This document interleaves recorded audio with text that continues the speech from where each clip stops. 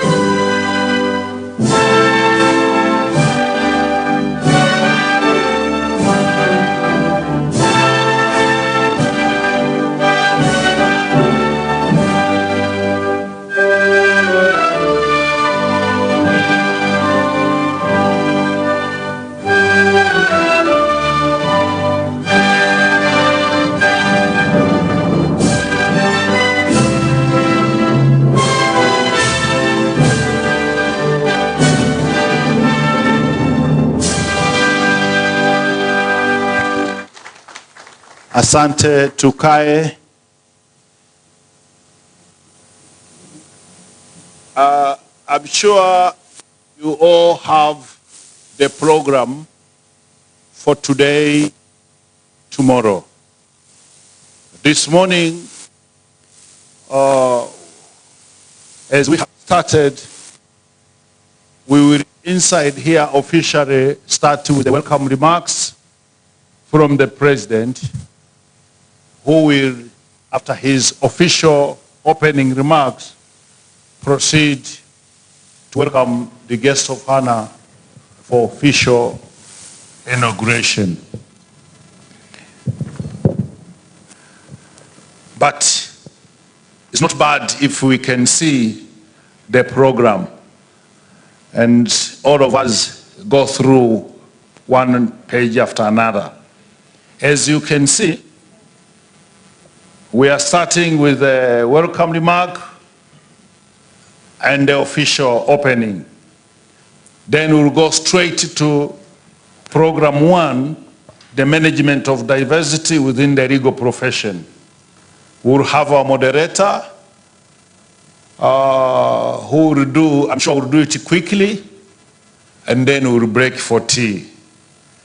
I know if we officially finish and then go for these things, maybe we may take longer than expected.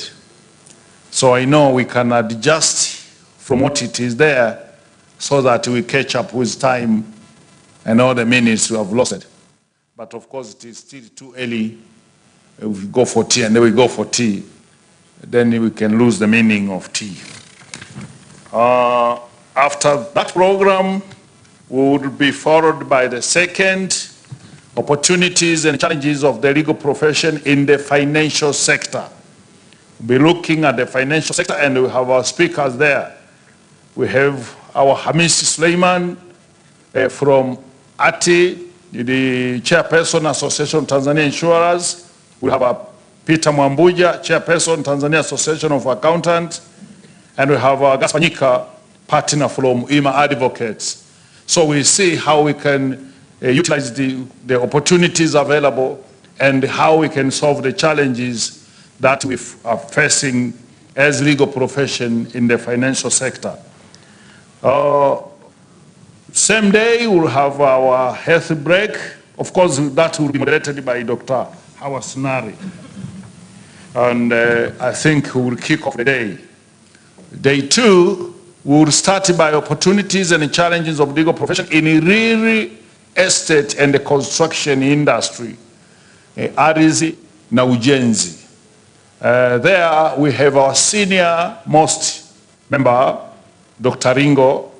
We have our Dr. David Makando, who is also an architect.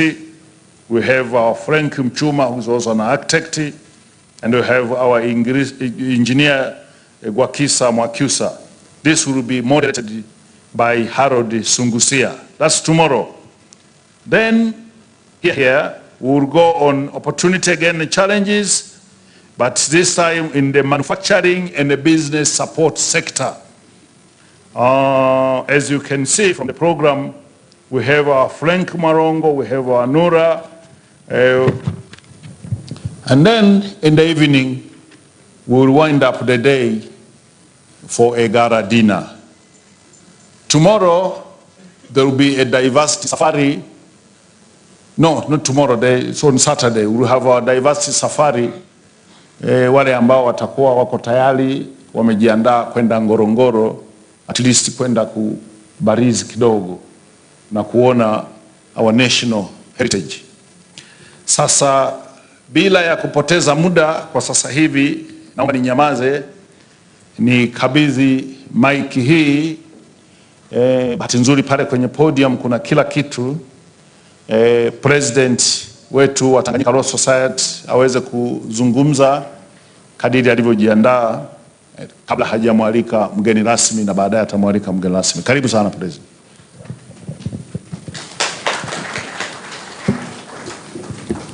Yeah, good morning everyone. Yeah, it gives me a lot of pleasure to have all of you in Arusha. And this is our first diversity conference that we have held. We are trying to see whether the legal profession, so the ways and means how the legal profession can interface and interact with the other professionals.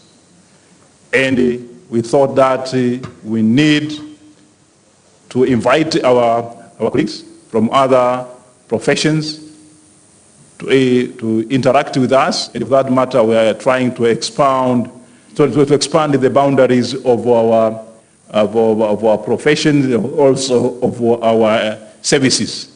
And other professions have tried to expand or even to also become lawyers and they basically undertake various legal services or offer legal services. And we lawyers, if we don't also seize the opportunity and also engage with the other professions, we might find ourselves marginalized or lose other opportunities that are available. So we thought this should be the first of its kind. And we are delighted that much as this is December, that all of you have heeded to our invitation and you have shown up in Arusha in good numbers. Such a good number of you have come here. So we say, asanteni sana and congratulations to all of us. So we have invited professions, we have invited accountants, architects, engineers, media people, and even from the hospitality services, and the police force, the prisons services force, then we have our bankers, and the other professionals. So we say thank you very much for coming and for heeding our call. So as you all know, this has been a challenging year. We were unable to hold our annual general meeting for reasons that were beyond our control, much as some other people might try to spin it off and they come up with the other meaning or other interpretation or other reasons, but basically we could not hold it because we never received the regulations for our annual general meeting and the elections on time. They were only released last month, much as they bear the date of the 3rd of July, 2020. I signed them on the 29th of June, and I was promised that they will be out by the following week. And we started following up, we wrote some letters, we are told just wait.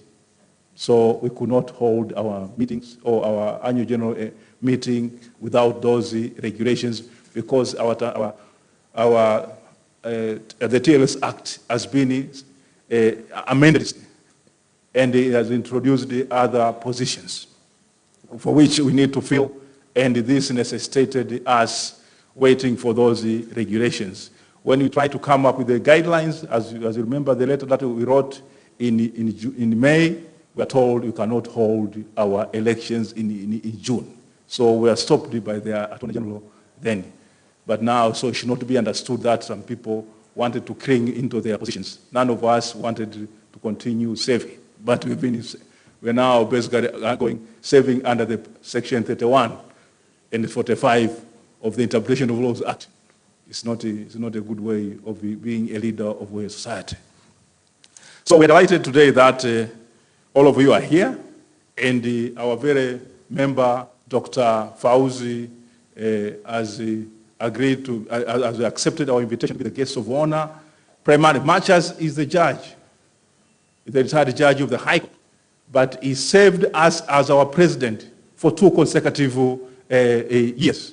I think from 2008, 2009, and 10. So he served us with distinction, and he went ahead and he started all this. Like when you are seeing the building that we have, and the acquisition of the land that we have in Dar es Salaam, he was intimately involved into its acquisition. So we thought that is more than is better placed to be our guest of honor and basically inaugurate this first ever diversity conference organized by Tanganyika Law Society.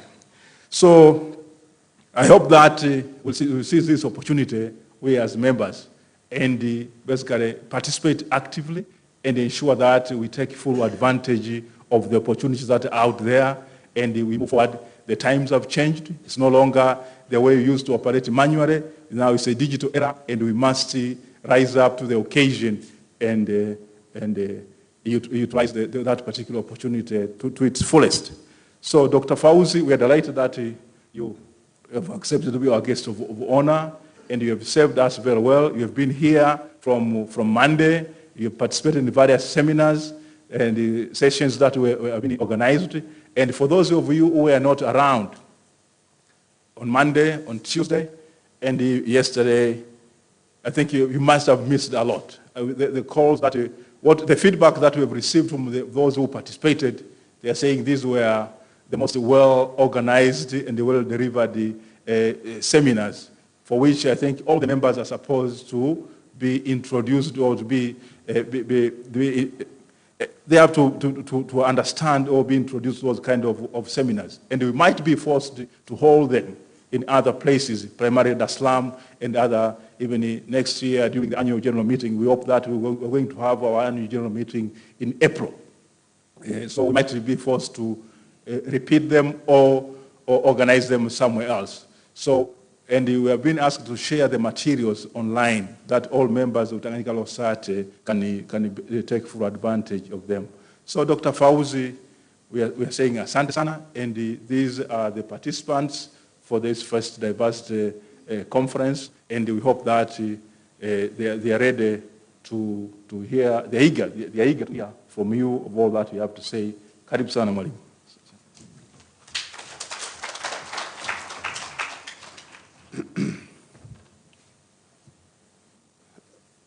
Distinguished President of the Tanganyika Law Society, Dr. Rugemeleza Nshala, the Executive Director of the TLS, Mr. Caleb Gamaya. I recognize the presence of some notable dignitaries here, learned Principal Judge, retired Faki Jundu, and Ambassador Rajabu Adadi.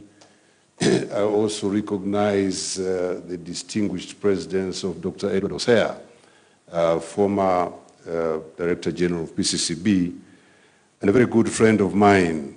For those of you who may not know this, we shared a very joyous and youthful moment with him when we were doing our graduate studies at Queen's University in Canada. And that time, when we were still very young, we were also very rioters. So those are moments that I cannot forget. Karibu sana, Edward. Mr. President, let me thank you and the Governing Council for the honor of inviting me to be the guest of honor this morning. The theme brings together several professionals within the legal sector and outside the legal sector. And for that reason, therefore, I must thank you once again and the leadership of the TLS and the Secretariat for coming up with this initiative and the momentous theme that you have chosen for the conference and exhibition. It is a very important one, and I think we will all benefit from it. Colleagues, within and without the profession, we operate in a very competitive environment. There are a few amongst us who are sufficiently competitive, but there are also many amongst us, especially the younger ones, who are not. It is therefore pertinent for advocates to first of all accept the fact that the environment has changed, and it is still changing at a very fast pace. We must also accept the fact that we also need to change. And we must also, thirdly, accept the fact that such change or diversification will involve a lot of sacrifice and a lot of risks. So we have to begin with the question as to whether we are completely satisfied with where we are. Is the position that we now hold, is the way we conduct our practice at this point in time satisfactory? If not, where would we want to be? And especially so in the longer term and not in the shorter term. The moment we have decided or determined that we need to diversify, and before we embark on that task, we should first of all do a bit of research. Try to find out how would we get where we want to be.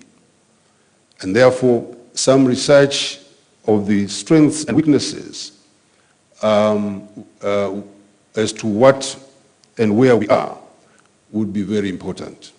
We should ask ourselves what we should add to whatever we have, what we can add to what we have, and how should we do it. Diversification will certainly entail changing the way we organize ourselves in our practices and the way we offer legal services. Diversification, the problem of technology. Diversification may also require us to go into new areas of practice by expanding the services that we offer, meaning quantitatively, what else can we offer? But in doing so, we should also not forget the necessity to maintain standards. And therefore, when we expand quantitatively, we should also ensure that the standards, the quality is also maintained at any cost. How do we, or could we do that? One of the ways of doing that is by enlarging or varying the range of services or the field of operation of our businesses. There have been talk, and I've seen this in the special WhatsApp group for law firms, where there is a discussion on how we could establish larger firms than what we have today. Do we merge one or two or more law firms coming together and establishing a single law firm? Should we maybe incorporate other practitioners so that we could have a bigger number within law firms so that we could more appropriately diversify our practices? All these are matters that each one of us would have to ask themselves and find out the best way of going about it. We should also try to see how we can collaborate with other professionals. And especially in this regard, for those who have attended this conference and exhibition, we might first start here by trying to see how we could work together with accountants, if there are accountants. How do we work together with tax practitioners? How had firms such as KPMG, PwC, how have they managed to bring together several professionals under one roof and working together as one? In this regard, we could also try to see whether we could, as advocates, add to our professional competence. I don't know whether he's here this morning, but Mr. Duhia, Nicholas Duhia, had given a presentation, I think it was on Tuesday, on tax practice. Mr. Duhia is a good example of how you could merge two professionals in one. He was an accountant and a tax practitioner, a tax consultant. Later on, did his LLB and became a lawyer and ultimately an advocate. So he's both a tax practitioner as well as an advocate at the same time. That kind of merger will assist those who want to diversify to do that in a more professional manner. Unfortunately, our rules, even though there are some limitations, also allow for such diversification. And I would refer you to Regulation 9 of the Advocates' Conduct and Etiquette Regulations of 2018, where an advocate who finds himself or herself not competent in a certain field and needs some expertise which is not legal, non-legal knowledge, is required to collaborate, or one of the options that one may opt for is to collaborate with an expert in another specialized field, in which case you find yourself confronted with a matter that require expertise in accountancy. You could collaborate with an accountant and carry out the task. Distinguished participants, and especially those who are coming from other organizations and institutions who have joined us this morning, and who will be with us today, I think, and tomorrow, I wish to welcome you all to this TLS Diversification Conference and Exhibition, the first one of its kind. And I hear that there are about 5 participating professional and other organizations showcasing their activities and see how we could collaborate with each other. I've seen some of the stalls there, and 1 or 2 of them have madawa ya asili. Madawa ya asili yale, nadhani kila mmojawapo lazima itakuwa na yale issue za kiume zile huwa zikosekani zile. So that is another way of collaborating with other professionals.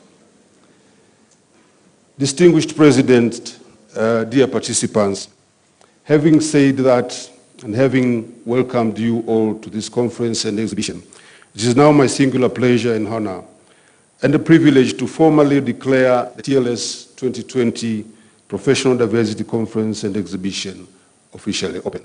I thank you for listening to me.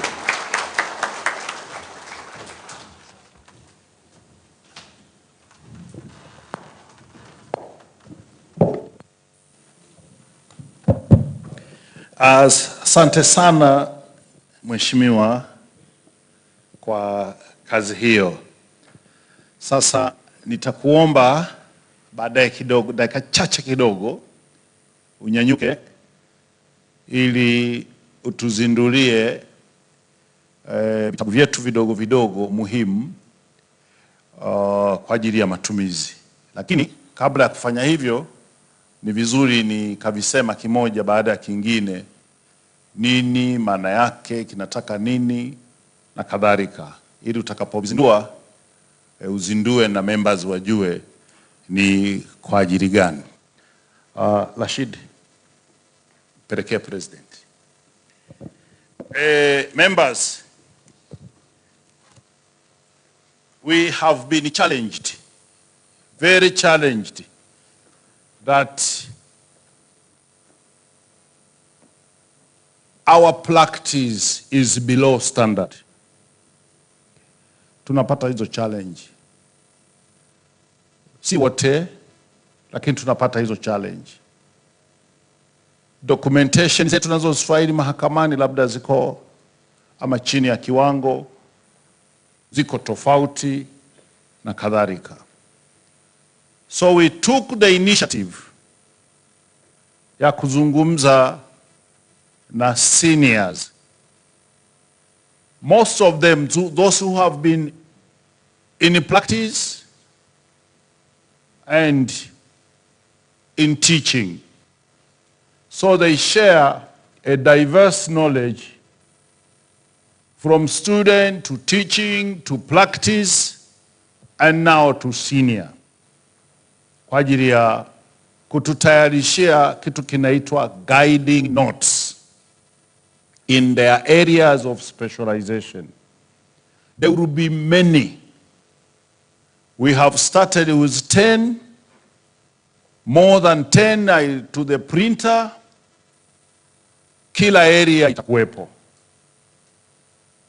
Na isingekuwa vizuri sasa tukamangamanga.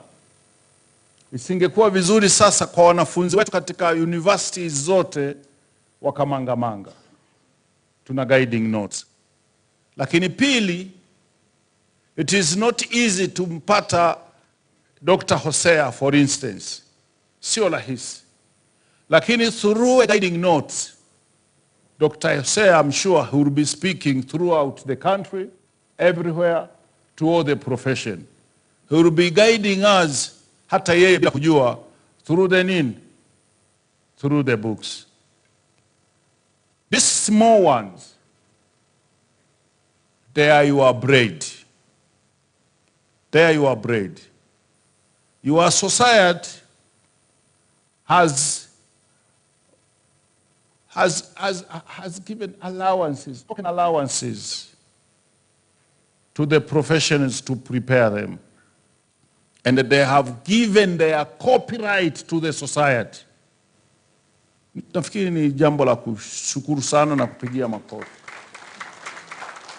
So they will remain the copyright of the society, a property of the society, but their names will be there, at least kujulikana hiki kimeandaliwa na nani.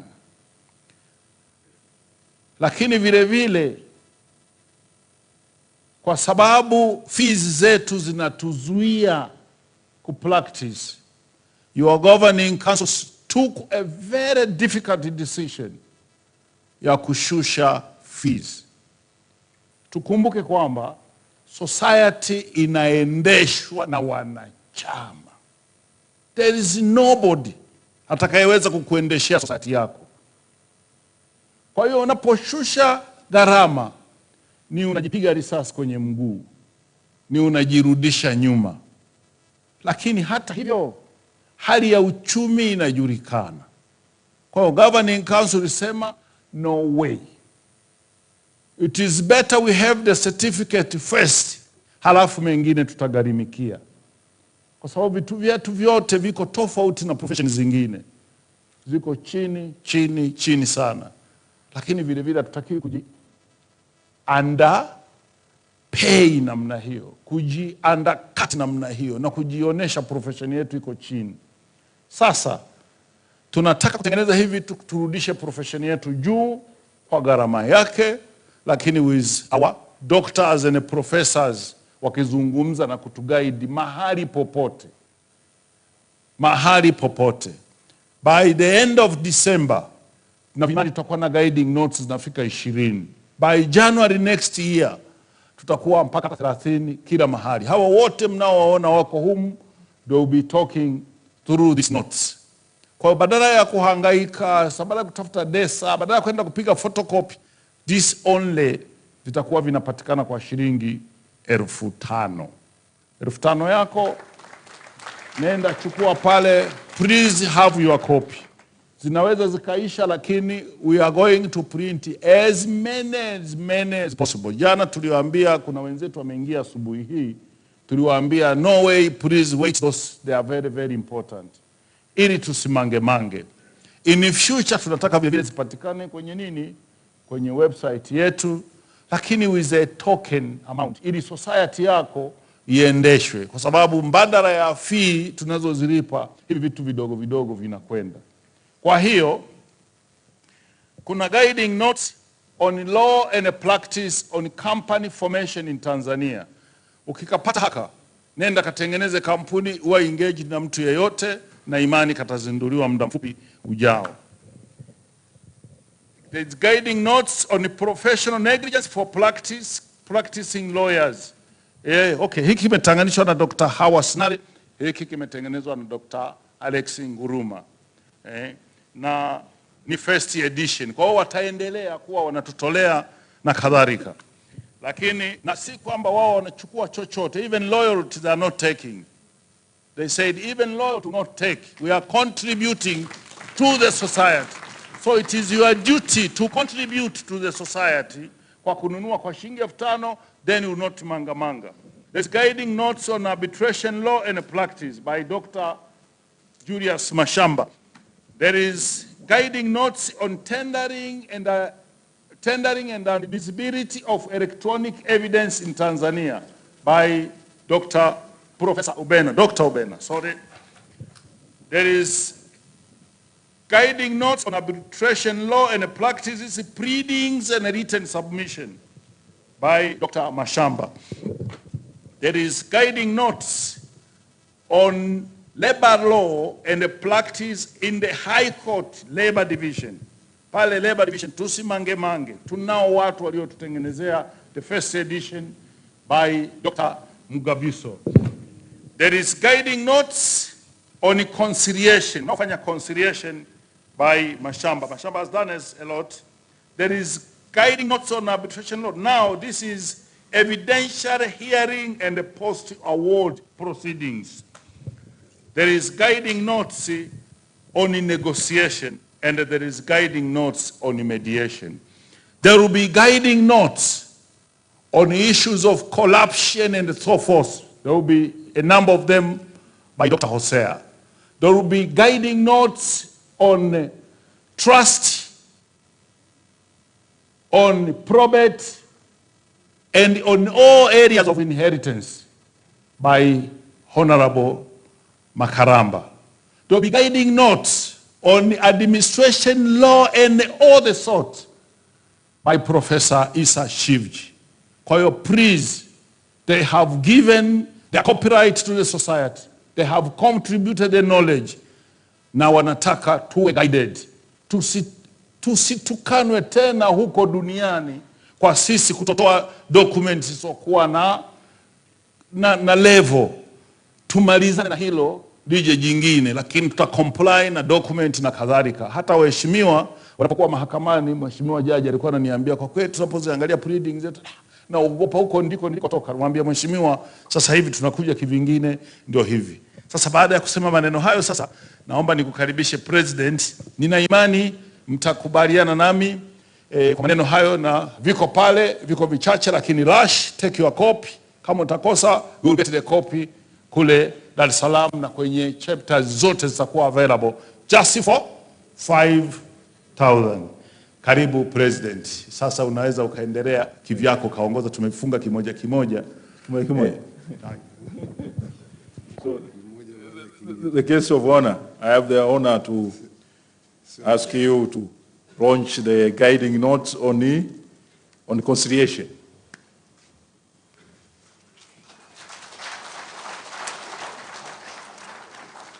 So this one is launched, asante sana. Then the second one is guiding notes on labor law and practice in the High Court Labor Division.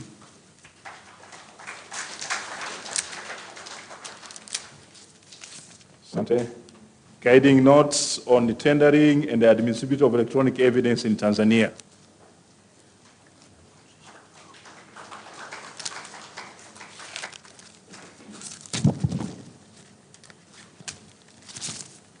Asante. Then we have guiding notes on arbitration law and the practice, part 1.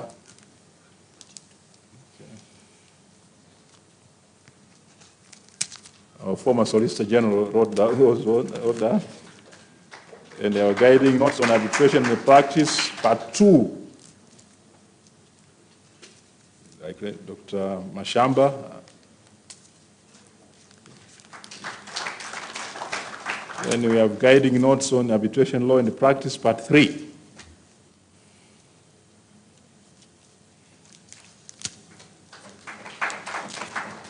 Guiding notes on professional negligence for practicing lawyers.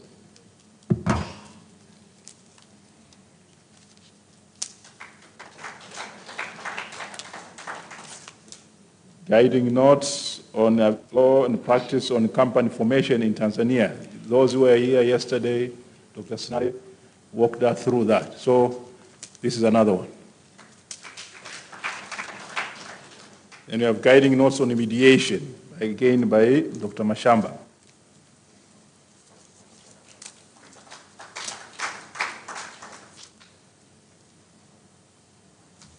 Guiding notes on negotiations, again by Dr. Mashamba.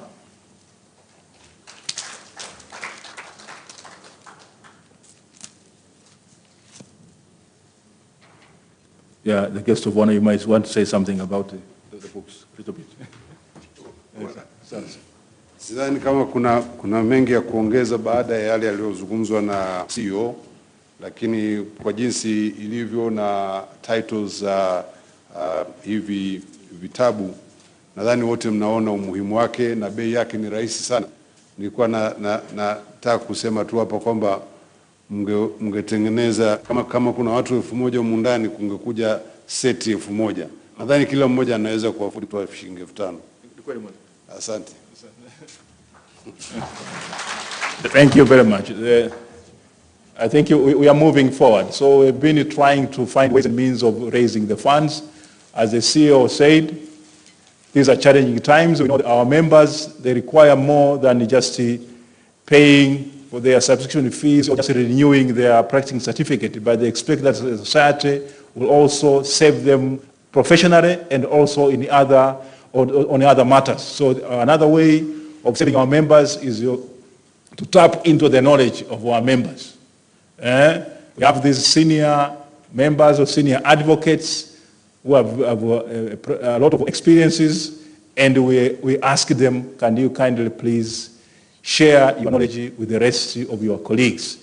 And they happily obliged. So we need to clap for them, please. I think after that CEO, on our part, we are done, aren't we? Oh, sorry.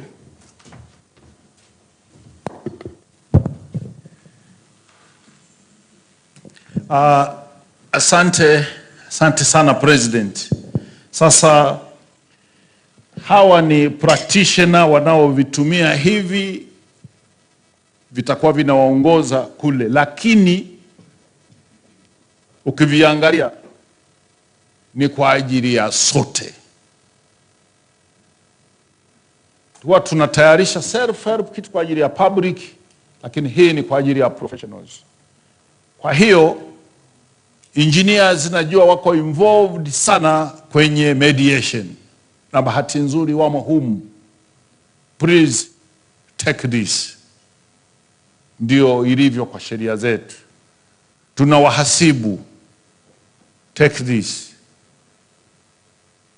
Tuna architect, take this.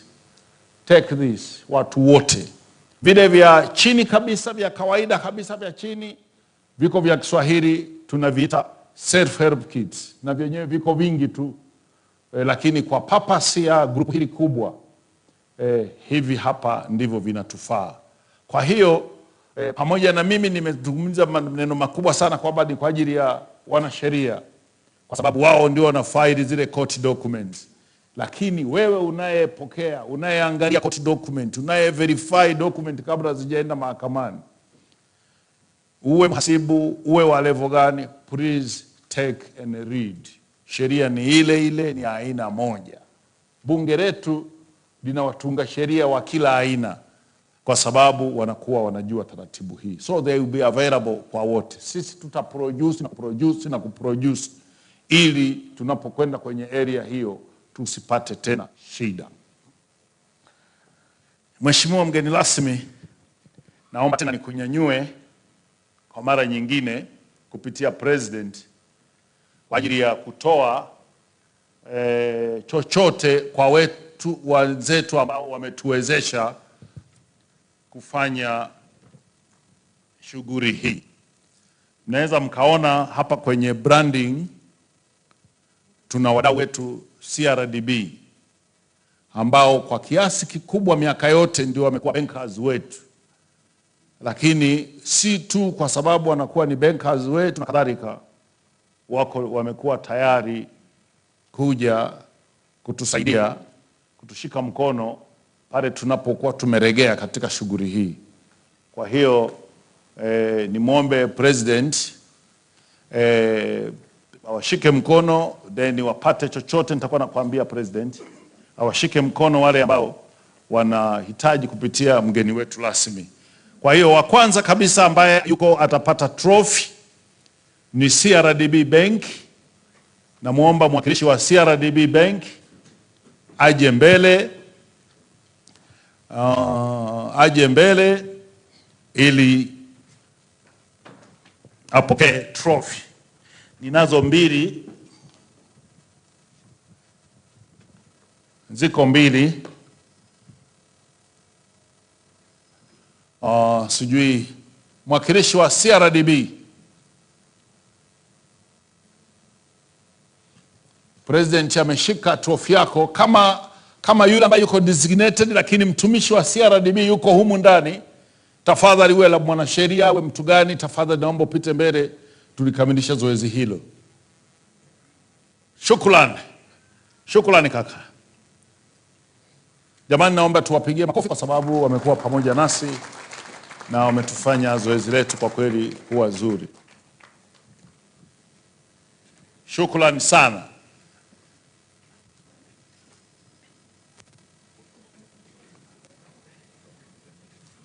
Hicho kiwe kielelezo chenu cha shukrani yetu kama wanasheria kwa kile ambacho umetufanyia. Thank you. Kuna box lake watakupatia. Naomba vile vile tuwaite wanasheria wenzetu Law Hill and Company Advocates. Law Hill and Company Advocates, naona nembo yao iko hapa na wako kwenye banda pale, wametushika mkono na kutusaidia kufanikisha shughuli hii. Asante sana, naomba upokee chochote kwa ajili ya moyo wako mzuri wa kutusaidia.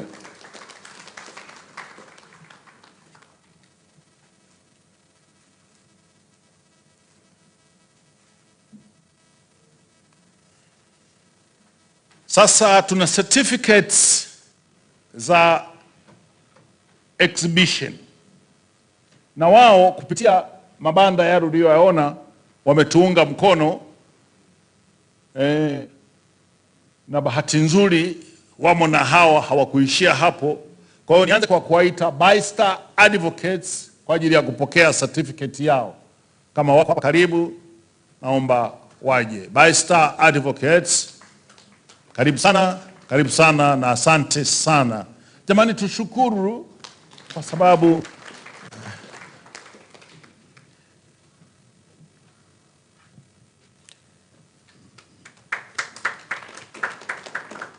bado CRDB wameendelea na kwenye exhibition wapo, wameendelea kutushika mkono.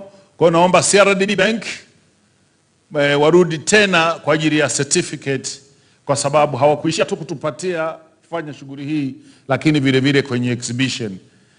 Samahani kwa kurudisha, naomba tu uje kwa mara nyingine. Asante sana, tumpigie makofi wakati anakuja.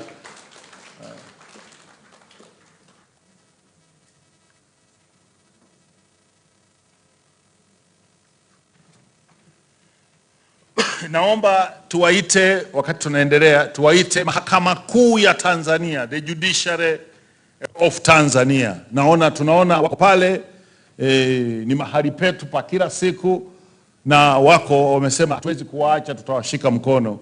Kwa hiyo naomba tuwapatie certificate. Mheshimiwa Jaji Mkuu atakapokuwa anaiona certificate, tunasema yes, tuko. Naomba tupige makofi jamani kwa ajili ya mahakama yetu.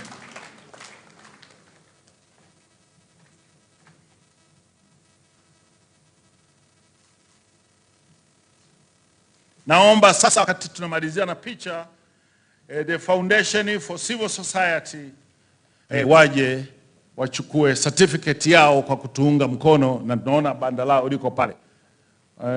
Karibu sana Foundation for Civil Society. Tujamani, tupige makofi. Foundation wamekuwa kila siku hapo na wamekuwa ni wenzetu wanatusaidia kwa shughuli zote.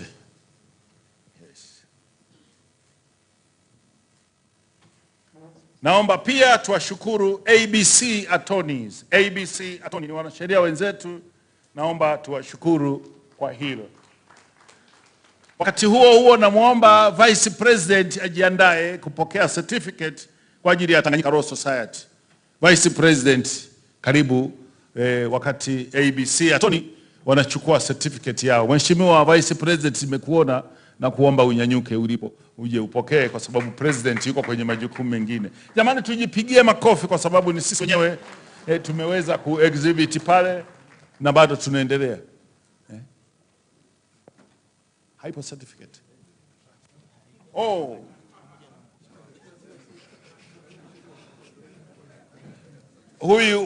Huyu kijana atajibu maswali kwa kumnyanyua President kuja hapa.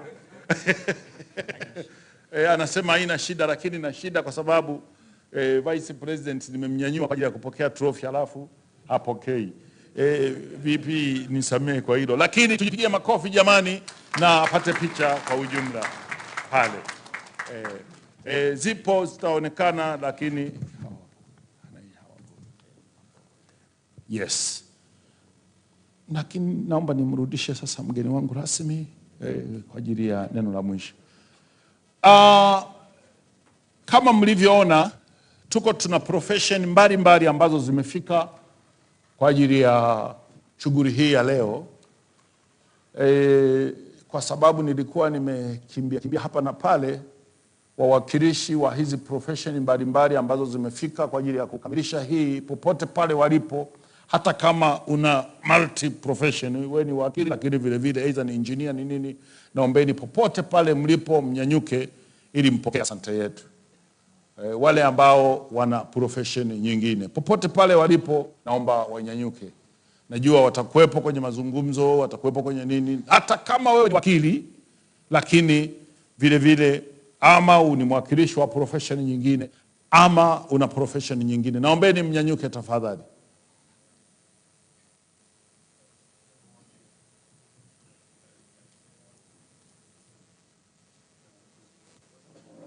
Wote ni okay, afadhali.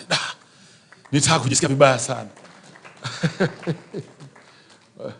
Asante sana. Najua tutatambulisha na atakuwa kwenye panel ya kuzungumza. Is it so?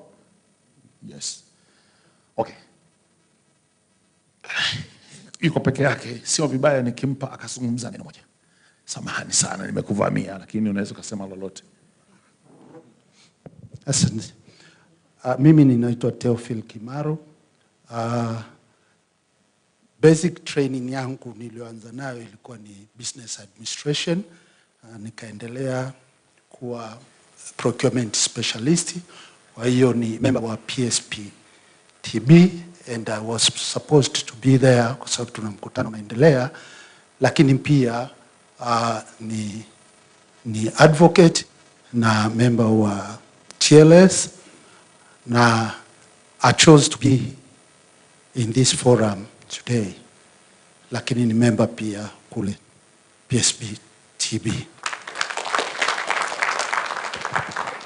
Asante sana. Nimechukua muda mwingi lakini nimemaliza. Nimalizie kwa kusema hivi. Mimi mnaniona hapa nimevaa t-shirt ya Tanganyika Law Society na kofia. Zinapatikana pale kwenye banda letu kwa shilingi 25,000 na shilingi 15,000. Kwa hiyo set hapa shilingi 40,000 utakuwa umesupporti society yako, lakini utakuwa more importantly utakuwa unaeneza visibility yetu. Lazima tuonekane tupo. Nasema lazima tuonekane tupo kwa sababu tunazidi kubaki wachache. Admission ya mwaka huu nina wasiwasi watakuwa 70-80. Kule tulikozoea 500, 700 no tena. Tutakuwa 70-80 maximum. Kwa sababu ya condition na compliance. Sasa hivi ile toka shule moja kwa moja kwenye practice, no. Tekeleza majukumu. Sasa sisi ambao tuko ndani bahati nzuri tulishaingia. Wenzetu ambao wako nje kidogo ndio shida. Because of compliance. Mheshimiwa Attorney General kwa kiasi kikubwa na yeye anajaribu kukusanya kondoo wake. Tumeona ile GN iliyotoka juzi tarehe 27 ngapi, karibia takribani 1,700 na kitu. Wale ni wanachama wetu lakini watalipa pesa ya membership tu, hawatalipa tena practicing certificate, kwa sababu ile commissioner na notary public watakuwa wana notarize kutumia muhuri wa serikali, na imani na pesa itaenda kwenye maduhuri ya serikali. Mnaona inavyopungua. Sasa hapo bado Mheshimiwa Jaji Mkuu na yeye, tumeona majaji ambao wako kwenye role, ukienda pale ukimwangalia Steven Magoiga anasema hafanyi, na wenyewe ni wengi hawalipi. Kwa hiyo na wenyewe wanafanya nini? Wanazidi kupunguza. Akinyosha mkono wake akaenda kule kwa magistrate, na yeye amewaambia siwapi practicing certificate, ni membership fee, na wenyewe ni wengi. Kwa basically tunapungua. Kwa neno nzuri zaidi ungekuwa mtu mbaya kusema decision ya kupunguza ada it was suicidal, lakini it wasn't, kwa sababu tunaweza kuiendesha society yetu kwa njia nyingine. Kwa yale mawazo ya kusema mimi sitaki kiasi kidogo kile, unaendesha society yako. Na sisi tumejitahidi kwenye level ya secretariat na uongozi wetu kuhakikisha kwamba kule Dar es Salaam ndio tuna jengo, lakini hapa Arusha tuna ofisi, na kwenye chapter zote tuna ofisi. Chapter zote zina ofisi na zina mtumishi, na by January utakachokipata Dar es Salaam utakipata pale kwenye ofisi yako. Sasa nini kinawezesha kupatikana hicho?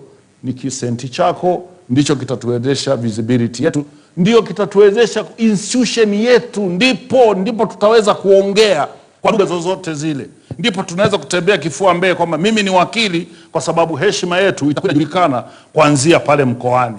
Ukienda pale Iringa, mahali popote pale palipo na chapter, zone na chapter ya kawaida, tuna ofisi, na lazima tuwe tuna ofisi, na lazima tuziendeshe, tulipie kodi na tulipie furniture zote. Kwa hiyo tuunge mkono ili society yako iweze kusimama. Together we will never fall. Nashukuru sana. Sasa President, sio vibaya kwa kweli nikikunyanyua utoke, ili tuweze kukaribisha shughuli nyingine, lakini nina wasiwasi kweli kwamba labda niombe consensus yenu. Nafikiri by saa 4:30 tutakuwa tumemaliza, lakini sasa saa 5 kasoro. Should we break for tea or should we finish for an hour then go for tea, ili tuite program nyingine iendelee? Go for the second session. Wangapi wanasema go for the second session? Ndio swali moja tu. Wangapi wanasema twende kwenye chai kwanza? Waliosema tumalizie saa 1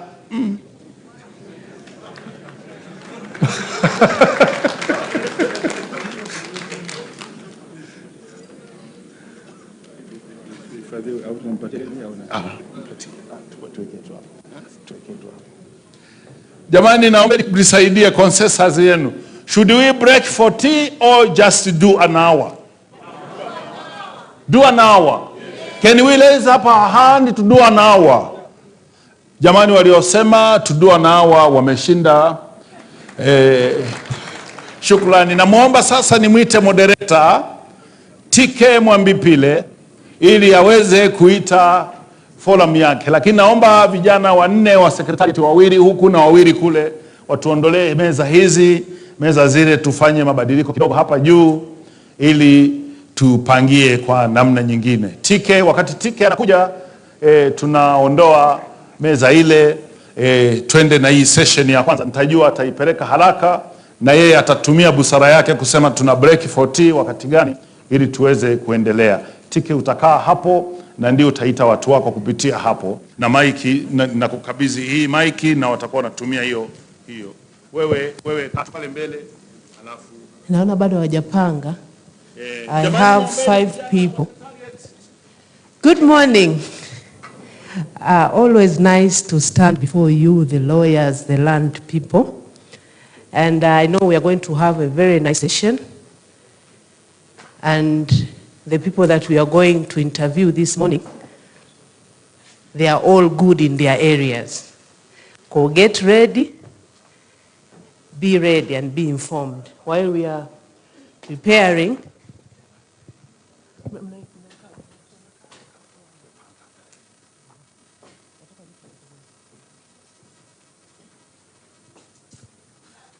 talk about diversity. Diversity can be defined as the condition of having or being composed of different elements, especially the inclusion of different types of people. Like we all know, as lawyers, we are depending on other people to do our work. But at the same time, we are also experts in different things. When we go to the university, we are learning about how to do business somehow. We are learning about accounting law, and I'm sure a majority of us, we never liked that, including myself, because of the mathematics. We are also engineers somehow, because when we are practicing, we are also helping the engineers. We all know that we do that. We have even lawyers here who are also accountants. I know I work with the Tanzania Women Lawyers Association. Our treasurer, she's also, before she became a lawyer, she was an accountant. So we have, within our own ways, we have diversified ourselves. But again, I'm going to repeat, we are also depending on other people to do our job. And this is why in this panel, I have expert people that some of them, they have been my mentors from far, and some of them have been my mentors nearby, and I'm sure a majority of you, they are also your mentors somehow, but also you have also been mentored by them, or they have been mentored by us. So we are going, this session, we are going to have, for them, they are going to speak, and later on, we are going to ask questions to them. From the panel, you ask also questions. So, since now we are now ready, the topic that we are going to discuss is the management of diversity within the legal profession. And I'm going to call my panelists. The first one is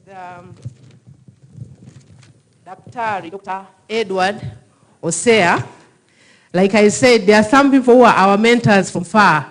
By just looking at them, what they have been doing, and I'm quite sure majority of you will know who is Dr. Osea. I've been working with women, so I've been talking a lot about she. So you bear with me. So he is a PhD holder, and we know that at some point, he was the Director General of PCCB, and he did a very good job. And I'm sure even the person that came next, he learned a lot from him. And he has also published a number of books. And in 1988, some of you, where were you? He also received a Queen Award from the Queen's University Awards. So I'm not sure whether you guys were, some of you were there, but he did receive 1988.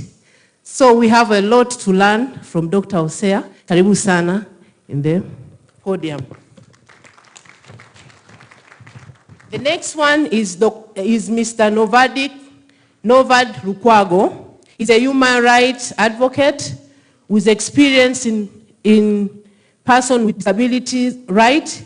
He has been a TLS practicing member since 2010. Currently, Mr. Novad is working as a program coordinator of Tanzania Sign Language and Interpretation at the University of Dar es Salaam, and is the chairperson of the TSL, member with Disability Committee. Before joining the University of Dar es Salaam, Mr. Novad worked as executive director of the Tanzania Federation of Disability People, Shivawata. Karibu sana, Mr. Lukwago. Yeah, we clap hands, it's allowed. And then we have Mr. Abdallah Gonzi. He is a lecturer at the University of Dar es Salaam, posted at the private law department.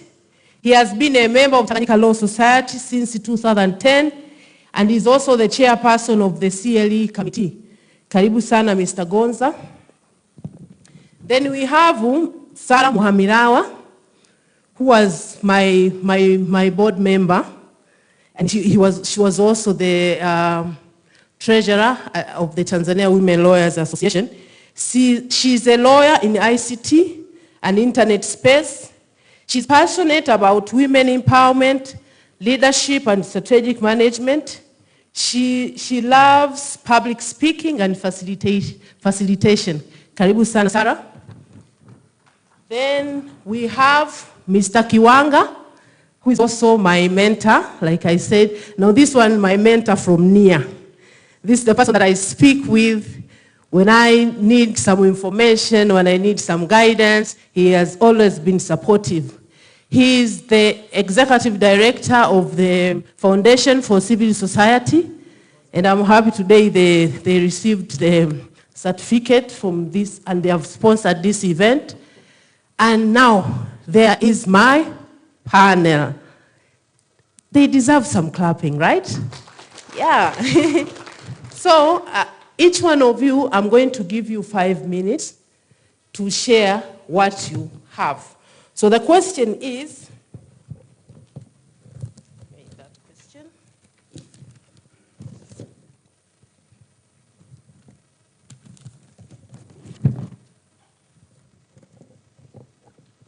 So I start with Dr. Osea. What could be the challenges facing our profession in the legal sector, as well as what are the opportunities to address the common challenges, bearing in mind we are talking about diversity? That's the question for you.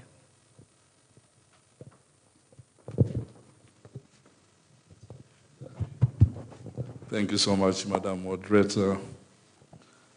First of all, let me thank the organizers of this important meeting, and thank you for inviting me to share my thoughts. I prepared my PowerPoint. I hope it will be distributed. So to me, when we talk about diversity in the legal profession, really we are talking about change management, because at the heart of this concept of diversity, to me, is about how do we process our thinking in terms of the things that we are used to do, but now given the complexity of our society, the way things are happening, the market, the legal market, how we manage, how we market our product, the economic challenges, the way we get clients. So all this goes into the process of change, and therefore we need to diversify, A, our thinking, 2, to try to embrace this change. And the change can be resisted, because change is change. So the important question that I'm trying to address here is, how do you move to a new house? How do you move to a new house that you have bought and leave the old house that you've been living for years, for ages? That transition is the issue that we'll be focusing here. And finally, I hope I'll be having another time to comment on. And finally, we have seen other jurisdictions that have gone through a similar process that we are going through. Therefore, there is a need to learn from others how they traveled the journey of change to include diversity. So I have some examples here of other big law firms, how they are able to diversify their focus and bring more people into their law firm in order to be competitive and market their products. And also, we are living in a financial crisis era.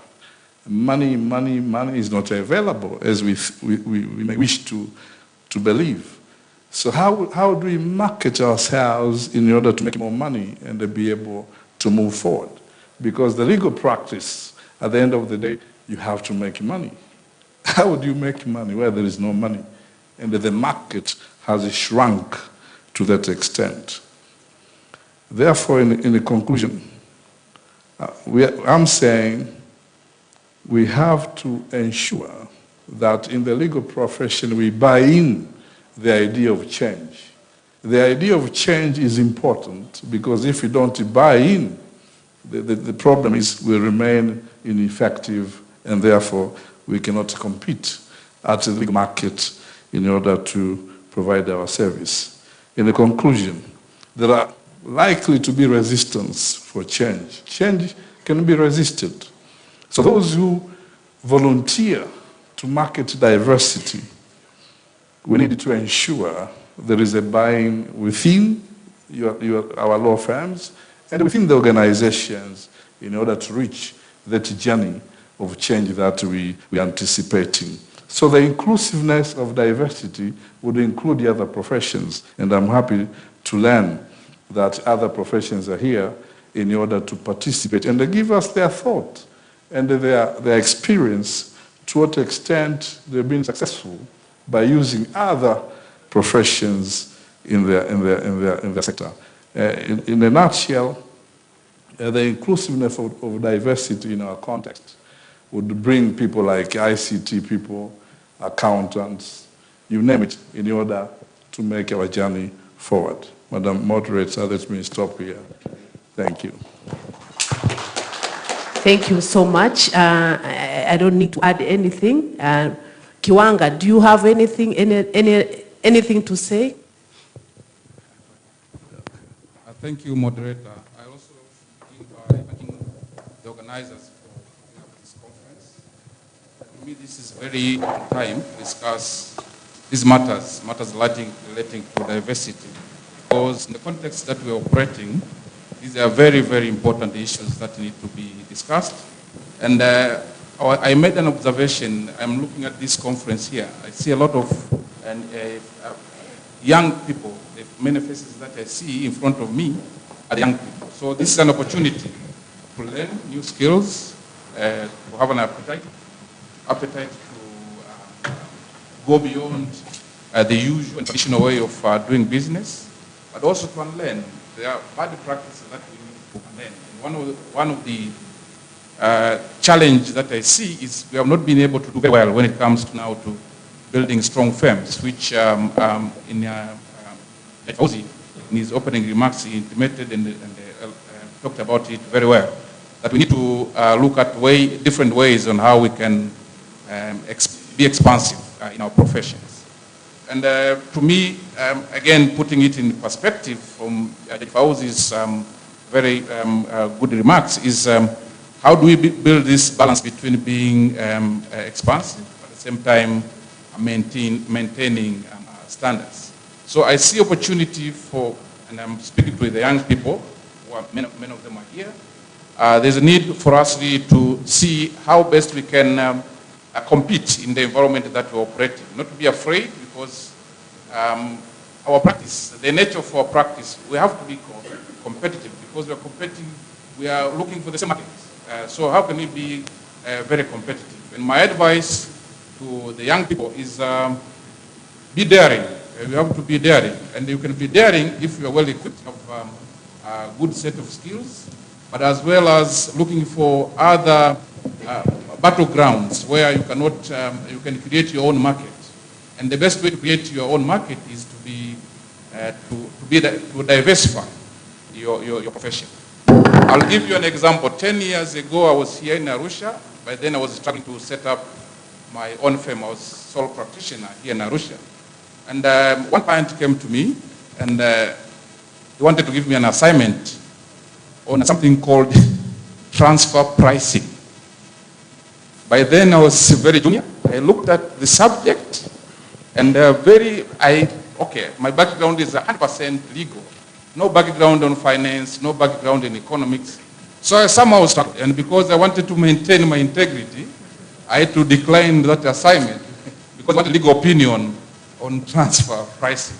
Now, if we were a big firm or we are linked, now I see a big opportunity in some of the local firms linking up with other big firms somewhere else. I'm seeing a very good opportunity currently, which is coming up in our practice, of some of a bit organized firms here in Tanzania linking up with other firms. These could be networks, regional networks. Some of these firms are working in Africa, some are working globally. So, putting again in my example, if I had an opportunity to work in a big firm with diverse professionals, that issue could not be an issue to me. It was an opportunity for me to take that assignment and deliver on the assignment. But because I was solo practitioner, I struggled, so I had to decline. So I missed that opportunity. So one of the lessons here is, if you want to diversify, let us look at ways in how we can team up, build strong firms. We should be able to be flexible with the other professions, and Judge Fauz has spoken about it very, very well.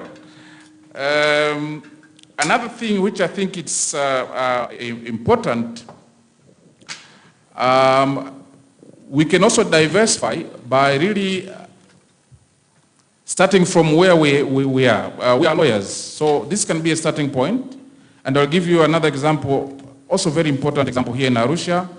I've not seen our colleagues from Mawala advocates. By then, Mawala came to Arusha and he looked around, there was so much competition. So what he did was to, build a firm, specialize on real estate, get in some other people who are knowledgeable on real estate, and I mean not only doing this normal legal issues relating to property, but going beyond. So he built a very strong model, which was very inspirational even to some of the advocates who are working here in Arusha. So to me, that is a very good example of diversity, and we can emulate some of these in building our profession, and that's the way to go, because the way I look at this, we don't have so much option at the moment in being comfortable on what we do and doing the same thing the way we do it. We have to change and be adventurous and expand our profession. I can end here for now. Yeah. Thank you, Mr. Kiwanga. And I think you've started talking about the strategies, how we can diversify. Now, maybe I should turn over to Mr. Lukwago. What strategies have you used to respond to diversity changes?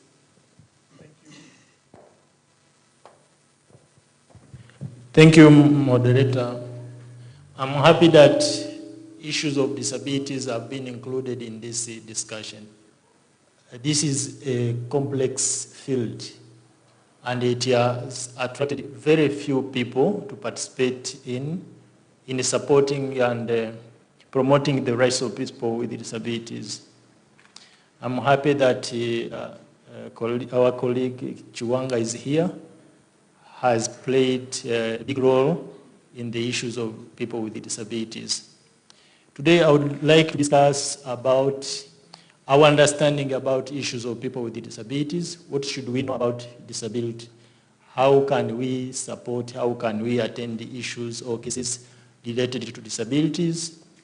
And which tools that are our disposal that we should use to ensure that people with disabilities access to justice, and also to at least acknowledge some institutions that have taken some initiative to ensure that issues of people with disabilities are taken care by different authorities, or ensure that those who are seeking support or access to justice have been supported and given the room to present their cases. Also, I would urge most of us in practice to ensure that we collaborate with the TLS to ensure that issues of people with disabilities are promoted, and legal assistance and legal services are provided to people with disabilities. First of all, we should know that accessibility is the key issue in supporting people with disability or attending their concerns. If they can't access to our courtrooms, it means that they can't represent themselves. And if they have not been given the relevant communication support, for example, we have deaf persons, they need sign language to present their issues. We have the people with the physical disabilities. They have to access a friendly environment. We have many courtrooms that are not accessible, including our High Court at Dar es Salaam. The upper rooms are not accessible, especially for people with the physical disabilities. If we have clients that need to attend any case at upper floor, it will be a challenge, which has not already been addressed. Also, we have the issues of having a person who is well versed with the issues of people with disabilities in guiding the courts, in guiding the magistrates, how people with disabilities can be afforded a chance to access services or justice. And given that recently, just last year, the judiciary issued the rules that provide the procedure how the cases involving vulnerable groups can be handled. And of course, it has given key issues or areas that was the barrier for a long time. For example, it establishes the desk in each court. We should have a person who is responsible to guide all players within the court how to attend the issues of people with disabilities.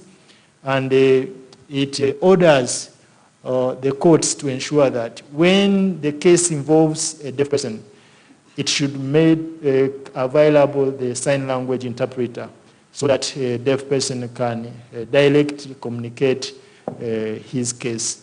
Also, these guidelines have been friendly to practitioners with disabilities because we have lawyers and advocates with disabilities. I wonder we don't have anyone here today, but you are here. I'm happy to know that you are here. Good. Yeah, my late brother Gideon Mendes is my mentor for more than 15 years when I started working with people with disabilities. And why he's alone? Because the environment or the field is not leveled. There are some who have faced barriers to afford participating in these forums, but we would wish every person with disabilities is practicing and is enjoying the service. And the challenge is that we still have the high cost in participating fully in the practices. And we have been urging the TLS at least to look at it and see if we can reduce the cost which we pay as a fee to lawyers and advocates for persons with disabilities.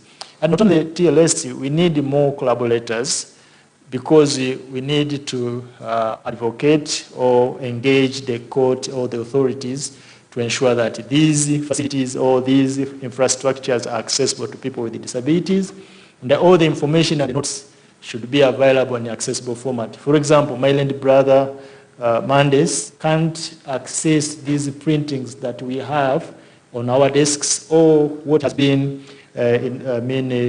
provided today in the morning or by TLS, that which is the number of copies of guiding notes, unless they are printed in accessible formats in braille prints. So we still have a long way to go, but we can't go alone. We need more collaborators to ensure that we promote and ensure people with disabilities access to justice. Thank you. Thank you, Mr. Lukwago. And now I turn to Mr. Gonza. How has diversity played a part in your career? Now we are getting personal. Well, good morning. To me, I'll come to answer that question in the course of my speaking. Don't worry. I am beginning with a quote. There is an author who is written about 1887 from America who said that laws and institutions are constantly tending to gravitate. Like clocks, they must be occasionally cleansed and wound up and set to their true time. So this author was telling us that, there is to gravitate in the pull of gravitation. I mean, laws and institutions tend to stick, to stagnate, while the society is changing. And therefore, from time to time, we needed to cleanse them. And like a clock, set them to their true times. So the point I'm making also is that we as lawyers tend as well to stagnate. And we need to change and reflect the realities of the societies we live in.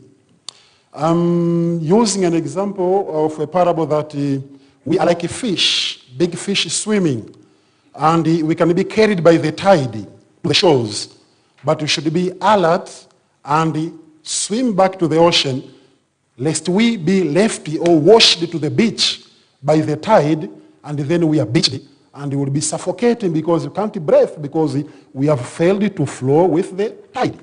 So lawyers should change. That is diversity to me. It means change. And the change which I'm talking about is at 2 levels, personal and professional. Personal change, it means at the personal level, and at the professional level, that's where now we talk about our legal practice. For example, we need to acquire or to learn new skills. Why can't you as a lawyer acquire negotiation skills, knowing that the majority of the disputes, the litigants or the parties to the dispute prefer ADR as a mode of dispute resolution to litigation. But you need to acquire the negotiation skills, complex negotiation skills, or drafting skills, or arbitration skills. Or you can learn new fields of the law, which you were not taught at the university or at the law school. For example, cyber law, oil and gas law. Or you can enhance or sharpen the existing skills which you have. Or you can also diversify by investing in non-legal business. Why can't you invest in the stock exchange? Why can't you invest, let's say, in modern agriculture? So that is at a personal level, diversify yourself. What I'm saying here that we need to change and to co-opt other professionals to help us in the course of our business. So one aspect of change also involves hiring or opting in our offices other professionals like the accountants, the engineers, record management, and so on. So we have to make use of services of other professionals to our advantage. And you asked about personal experience. Yes, I've been practicing law and I've had many cases in courts. And I can recall there was a criminal case in which diversifying helped me a lot because my client was charged at the Kidondon District Court with forgery. And we had a report from the police showing that the signature of the seller or the vendor had been forged. And my client said that he had not forged. Actually, the vendor had become tempted with a better deal and he sold the same house to another person and now is trying to avoid the earlier agreement. So how could we now confront the report from the police? We had to make use of an expert. We had to make use of an expert. An expert not from police now, but a private writings expert who took the signatures, went to his lab, did whatever he did, and came to give an opposing report, contradicting the report from the police. And it helped me or my client in his search to win the case. The truth was known that actually the vendor had actually colluded with the police. And they gave a false report. And the truth is, this same person had signed had signed 2 separate sale agreements for the same house. So diversity, making use of other experts to help you in legal matters. So that is personal. But I'm going on. So I'm saying we should change. And we should change at the personal level as well as the professional level. Change is difficult. And people are worried of changing. But I'm saying, and I'm quoting, we are told that the word difficult is the name of an ancient tool that was created purely to help us define who we are. It means when we encounter difficulties, we are transformed, we are maturing, we are made different people. If we encounter difficulties, that is where now we get experience. So we shouldn't be afraid of change. To me, diversity is all about change. And the change should be managed. Even where you have many professionals working with you, you have to allow them to flourish and allow them to grow. And what you have to do is to manage the change, to harness, is to combine harmoniously the power which flows from the different professions. You harness it into one harmonious, strong tool for your legal practice. So you can't be afraid of changing or adopting other professions.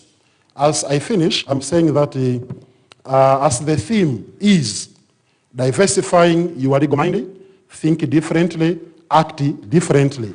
I have another quote here from a Brazilian author who had said the following words. He says that, and we are praised because we refuse to change, continuing instead in the direction which fate has chosen for us. This is wrong. The correct path is the path of nature, which is constantly changing. Those who think that the mountains don't change, they are wrong. The mountains are born out of earthquakes. They are eroded by wind and rain, and each day they are slightly different. Those who think that the trees don't change are wrong. The trees have to accept that they will be bare during the winter and clothed with leaves during summer. And through their roots and scattering seeds, they reach beyond the place where they were originally planted. Nature is telling us one message: change. And therefore, that is what I understand diversity in my mind. That is to say, we should change at the personal as well as professional levels. And we, in TLOS, through the CLOE committee, for which I'm the chair, and Dr. Hosea is a member of the CLOE committee, we are already spearheading this change. And this conference today is a vivid truth to the fact that we in TLOS are believing in change. Thank you very much. Thank you. And now we have one lady with us. And for sure, she's an example of diversity. When I was mentioning her, I said her interest, or she's been working on ICT. That's something new, especially for us lawyers. So my question to you, Sarah, is how would you advocate for diversity, equity, and inclusion in line with what you've been doing? Thank you, TK.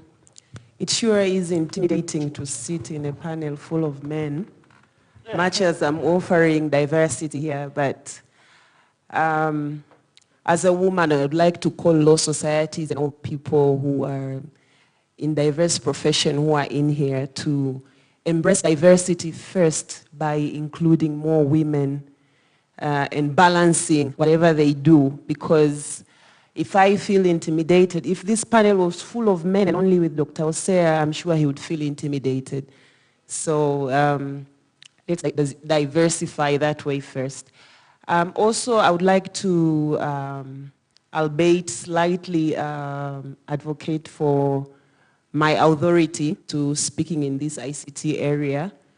I have worked as legal counsel and advisor to the board for TCRI-owned internet registry for domain names in Tanzania for 5 years. I also worked in different committees, ICT and Internet committees, at the International Corporation of Assigned Name and Numbers, ICANN. This, if you don't know ICANN, this is the US-owned corporation that literally controls the internet. In the coffers and corridors of the meetings of ICANN, there are very, very few lawyers. We are all needed there. Great thing, we are talking about ICT. You can attend the meetings virtually and you can offer a lot of knowledge there.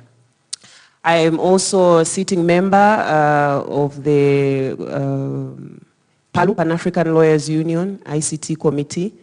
I have called many times on TLS to start an ICT committee. It has not yet started, but we are missing in action. We need that committee. And most recently, I've been director for Lexinergy. It's a UK-based company that was doing protection of intellectual property rights online. Why online?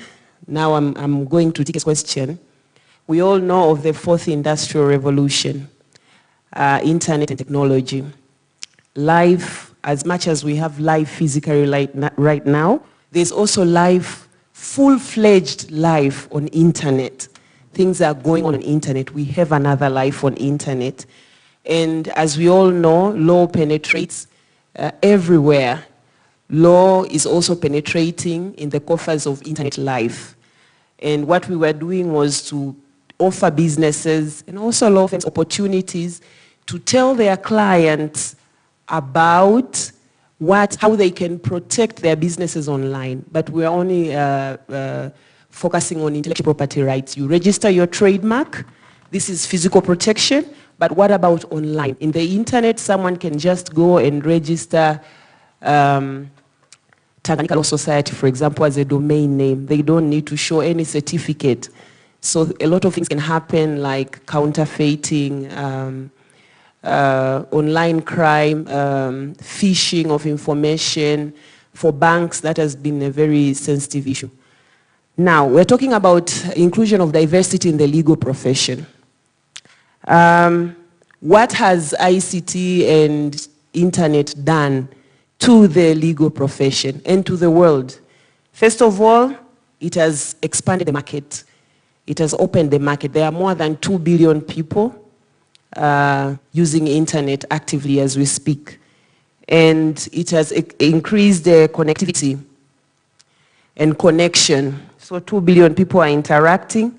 I listened to the president as he was inaugurating the parliament the other day. He said he's looking to ensuring there is 82% of Tanzanians online by 2025. That's another opportunity and maybe a risk, but we are looking at the legal profession. How do we diversify? How do we embrace what everyone has been talking about here, change? What has it done? It has provided access to information. There is a lot of information online. And on this, I would like to quote a certain article. I've seen it online. There's so much legal information online right now because of the fourth industrial revolution. So much details. Even when a client comes to you, they already have a lot of legal information freely available online. So somebody said, can I just read it as it's very short? The automation of the legal process and easy access to legal information has meant that non-lawyer service providers are able to provide services to clients instead.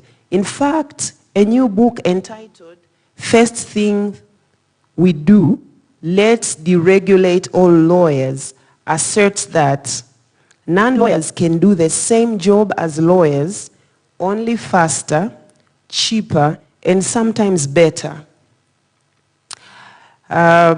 It further argues that the legal profession's monopoly on the industry gives rise to higher costs and poor services. This is worrying.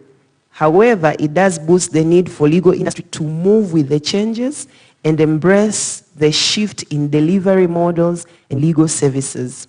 I'll end there. There's a lot that is being said there. What does this mean to us as professionals? What is out there that has come with the changes in ICT? To start, there's a lot of softwares that have been developed on case management, on tracking conflict of interest. There's also databases of information. I know maybe some of us have not incorporated, but I know big practices are using these legal databases. There's no issues with pleadings or contracts. They are high-pitched, high-quality products. Why? Because information technology has enabled people to pull up all this information. So there are people like LexisNexis who can enjoin maybe a law firm, and all you have to do when a client asks a question is pull up a document, customize it to your jurisdiction, and offer the service. This is why the top firms are also, domineering the market, because they are using these services. I will also pose the challenges as well, pose the opportunities, but as well pose the challenge. The challenge to this is there are many such services, but why are they not coming to third world countries and maybe a place like Tanzania? It's because of the costs. But this is also an opportunity for law societies to enter into joint ventures to see if we can have these databases also available for practitioners in Tanzania.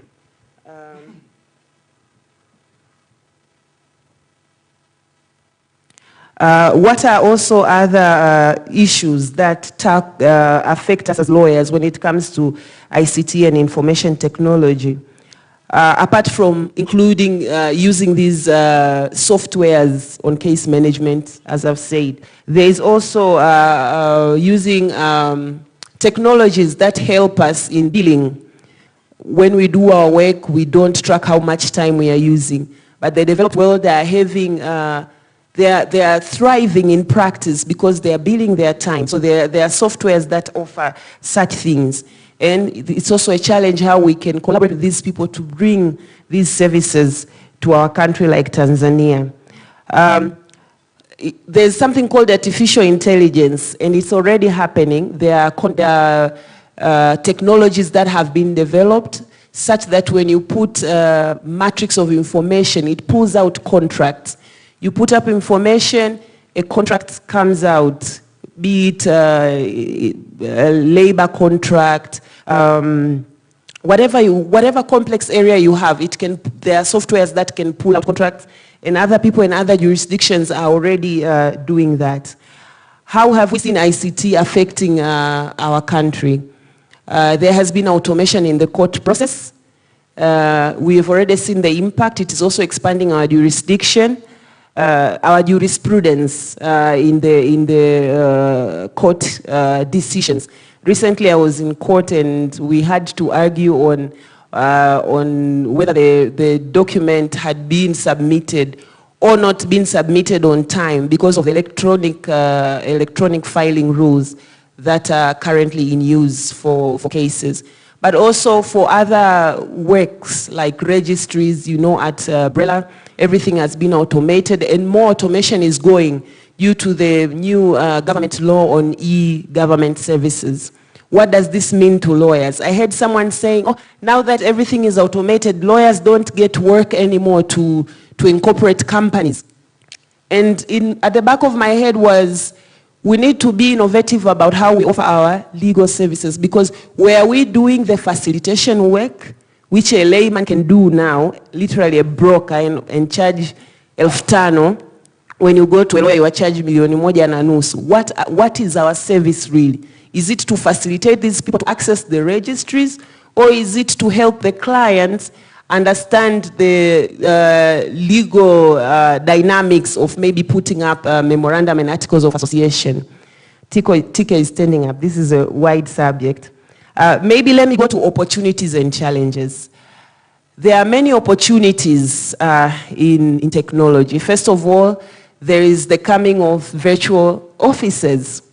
Internet and technology has opened that door. There are many people who no longer need to have a physical office to operate. They operate 100% virtually. What are we doing about that as a legal profession? How are we embracing that? Then there is an issue of emerging legal areas of practice. I know that OECD and the European Union are already putting up a draft on taxation for digital services. A lot of people are using the social media platform and internet to do a lot of business, including big multilateral companies, but they are not, how are they paying taxes or in those jurisdictions that they are working? Even individual businessmen who are working in the countries, how are they paying taxes? This is another area to look at that we as lawyers can diversify into. And then there's an issue of general data protection. Much as we are advocating to use the technology and internet, there's issue of data protection. And this is a big opportunity because even Tanzania does not, well, last time I checked, we do not have an operating data protection law. But there's very comprehensive regime in Europe, which affects even European businesses operating in the African, even Tanzanian markets. Are we aware of how to assist our clients in the area? And then, of course, to wind up, maybe,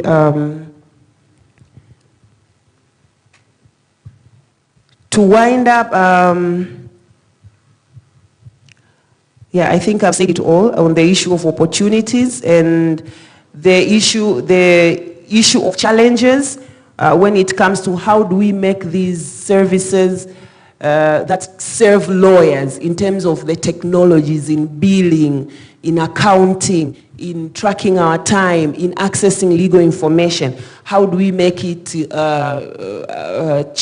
affordable for us lawyers in Tanzania? And so there's an issue of costing there. I think I've said quite a lot. I would like to end with a note, TK, if you allow me, on what a lawyer of 21st century should be in line with the opening up of internet and technology. Technology is playing me. I had it right here. Where is it?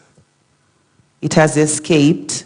But anyway, I'd like to conclude by saying that in the 21st century and with the opening up of internet and technology and ICT and so much competition coming up for us practitioners, we have to look at legal practice in more business mind orientation. We have to offer to our clients not more than just legal knowledge, because the clients are not interested in the legal problem per se. They are interested in these problems that have legal aspects. So the challenge is to see that we can offer both a business solution with legal mindset, but also utilizing with utmost expediency the opportunities that are there and the challenges as well that are posed and are offered with the coming of the fourth industrial revolution. Thank you. Thank you, Sarah. And I'm sure that we also want to hear what you wanted to tell us. We want to hear. And everyone will get 2 minutes to conclude. So I'm sure during your conclusion, you will share with us what you had. So now I'm opening the floor. And I'm going to take only 5 questions, and because of time, only 5 questions. So you just say your name and the person you are addressing your question to. So the floor is open, and I need someone to help me with passing the mic. I saw you, Mendes. Okay. Advocate Gideon Mendes speaking. I have a question. President was there, and the other can comment on my question. I need to know what the legal and policy framework, attitudinal and institutional change required so as to accommodate the diversity in our legal profession. Thank you.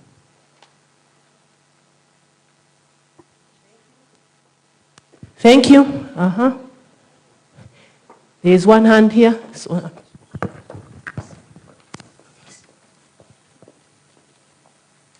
you very much, TK, my colleague, my friend. And thank you very much for the presenters on the subject of diversity. I'm glad that you, of course, address professional diversity, but I'm happy that at least we have one woman, Sarah. Thank you very, very much for representing us. I would like to say that I observed, since I came yesterday, that indeed, in addressing diversity, not only professional, but by diversity in terms of gender, diversity in terms of, I'm happy also that there is diversity on people with disabilities, because I'm also dealing with disability issues, especially in Zanzibar. And also, at the same time, I would say diversity also involved age difference, diversity. For example, I see that there are a limited number of seniors, counsel like me. I'm happy to see that the youth are in the forefront. They are doing great jobs. And in this diversity, we are learning from each other. It's not only that the youth are learning from us, but we are also learning from the youth. I met a very young counsel yesterday, and there are many things that I could learn from him. I took his number. I said, I want to meet you after this, because vijana wa siku hizi wanakimbia. So enzi zetu sisi, we are quite slack. But having said that, I must say that Tanganyika Law Society, it's us, it's our society. We have Tanganyika Women Lawyers Association, and being one of the founding members, we're doing a great job to address issues of women's rights, access to justice by women. But I think we need to pull our socks as members who have interest in gender justice and equality to see that even Tanganyika Law Society addresses this issue. So I think with that, I don't have a question, but this is an observation and a comment that I would like to address at this forum. I think this is an opportunity for us also. Thank you very much. Thank you. I take from this side. Someone is there?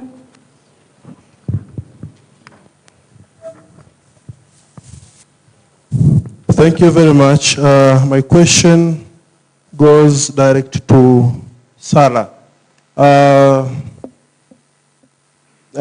Looking at our current reality, it's true, it's like every institution is trying to use internet to access its people, but we have observed some systems are not working for almost the entire week. You keep on waiting for the service, but unfortunately the system is not working. How could be your advice pertaining to internet problem, especially to developing countries like Tanzania? That could be a challenge, because you go to lodge your document online, but you take almost a week, the document is not processed because of the internet problem. What could be the solution, perhaps? But the last one is on ethical conduct. It's true, we are trying to diversify, but looking at our current practice, some of us perhaps, it's very, very, very inasikitisha, niseme, kwa msisitizo.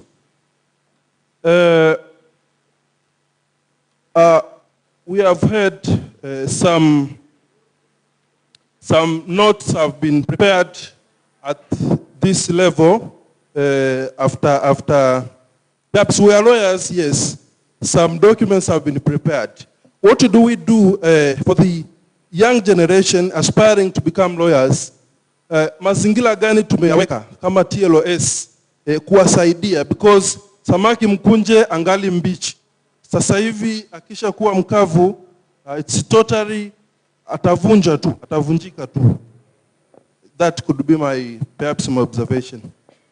Thank you. Thank you. And I believe your second question is to the panel, not to Sarah only, right? Okay, so I'm going the other side, I'm coming back. Let's go the other side. Any question from this side? I'm trying to do the inclusion, that everybody should take part. The other side, the other corner? Anyone? Okay, let me.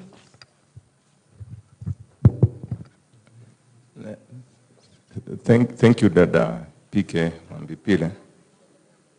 My name is Musa, I'm an advocate practicing Dar es Salaam. My rather comment or observations is that we are caught up in between the law in a changing society or the society in a changed law. That's where the problem is. You have a band of regulations coming up day and night.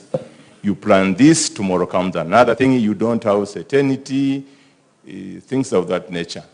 And when you try to group up, calling together in a diversified professions and build up something, you build up something or a company or a firm that way, it becomes very expensive to run it. And that expenses has to come from the general public who access the service to you. And again, you have the income shrinking because of the technology as addressed by my sister there, because people can now access a lot of information without getting to the doors of the lawyer who is going to charge the legal fees for consulting him or her. Now that being a case, Madam, my sister, don't you think technology now is a necessary devil for us to cope with, rather than to try maybe to divert from it?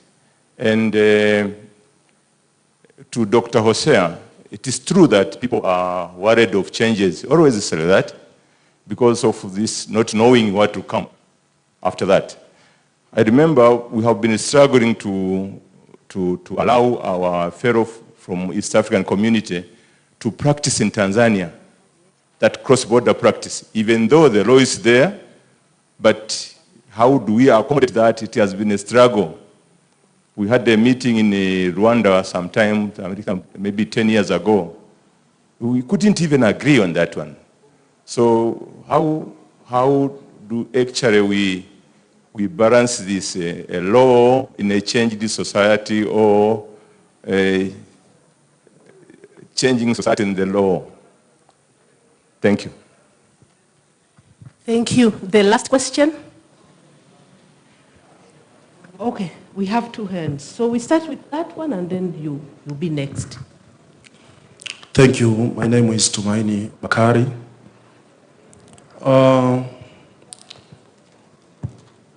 Thank you, presenters, for your good presentation.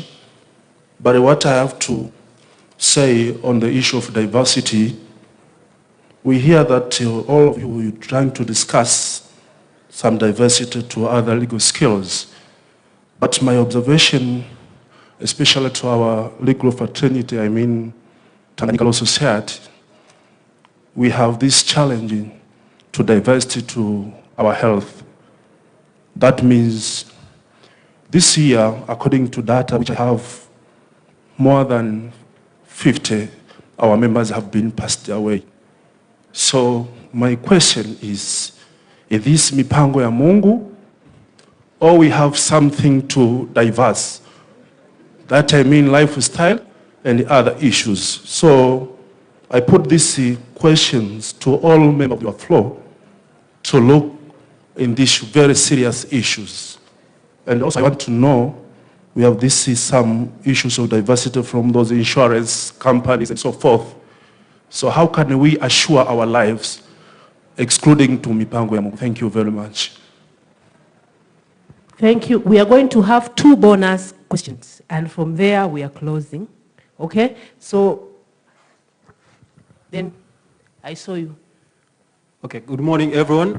First of all, I think I'd like to commend TLS for organizing this conference. I think I'm looking forward for this kind of conference going forward. But secondly, commend the panelists for provoking a discussion around diversity. For me, I think it would be more on the, not necessarily questions, but observations and contribution, which I think TLS and probably panelists, I think, may think are going forward. But more, I think more on the part of TLS. Looking on the key trends affecting legal profession globally. Number one, I think, is on the part of technology. Second is the issue of merger and acquisition amongst the law firms. And thirdly, because of the economic trend and again the pandemic of COVID-19, and then you see a lot of client relationship, trying to manage your portfolio. Around those two areas, technology and merger and acquisition, I think this is where I want to provoke thoughts on the part of TLS. And I would like to commend my line sister in terms of participating in technology and connecting that with our legal profession. It's undisputed that amongst the major trend in globally on the law firm, on the legal fraternity, is the dependence on technology. We're talking about artificial intelligence. It's here with us, and I think she's put it very well. And it's not on the part of the bar, but again also on the part of the bench. Today we are able to predict decision based on information or data collected to be able to advise our clients or to be able to make decisions. So I think for me the challenge of part of TLS, and I think this is very good starting on putting this conference. How do we prepare members? How do we prepare legal profession to be able to catch up with what is happening in technology? There's again another issue of blockchain. I know some of the areas of blockchain, for example, on the part of cryptocurrency is restricted by Bank of Tanzania, but it's happening worldwide. And again, you have investors coming in the market to just advise in terms of applicability of other areas of blockchain. Summarize, please. Yeah, so I think those are areas that I'm challenging TLS to be able to conduct this kind of awareness training, because before starting to get involved in these areas, we need to have those kind of training and awareness. But lastly, I think it's on the issue of diversity within our law firms.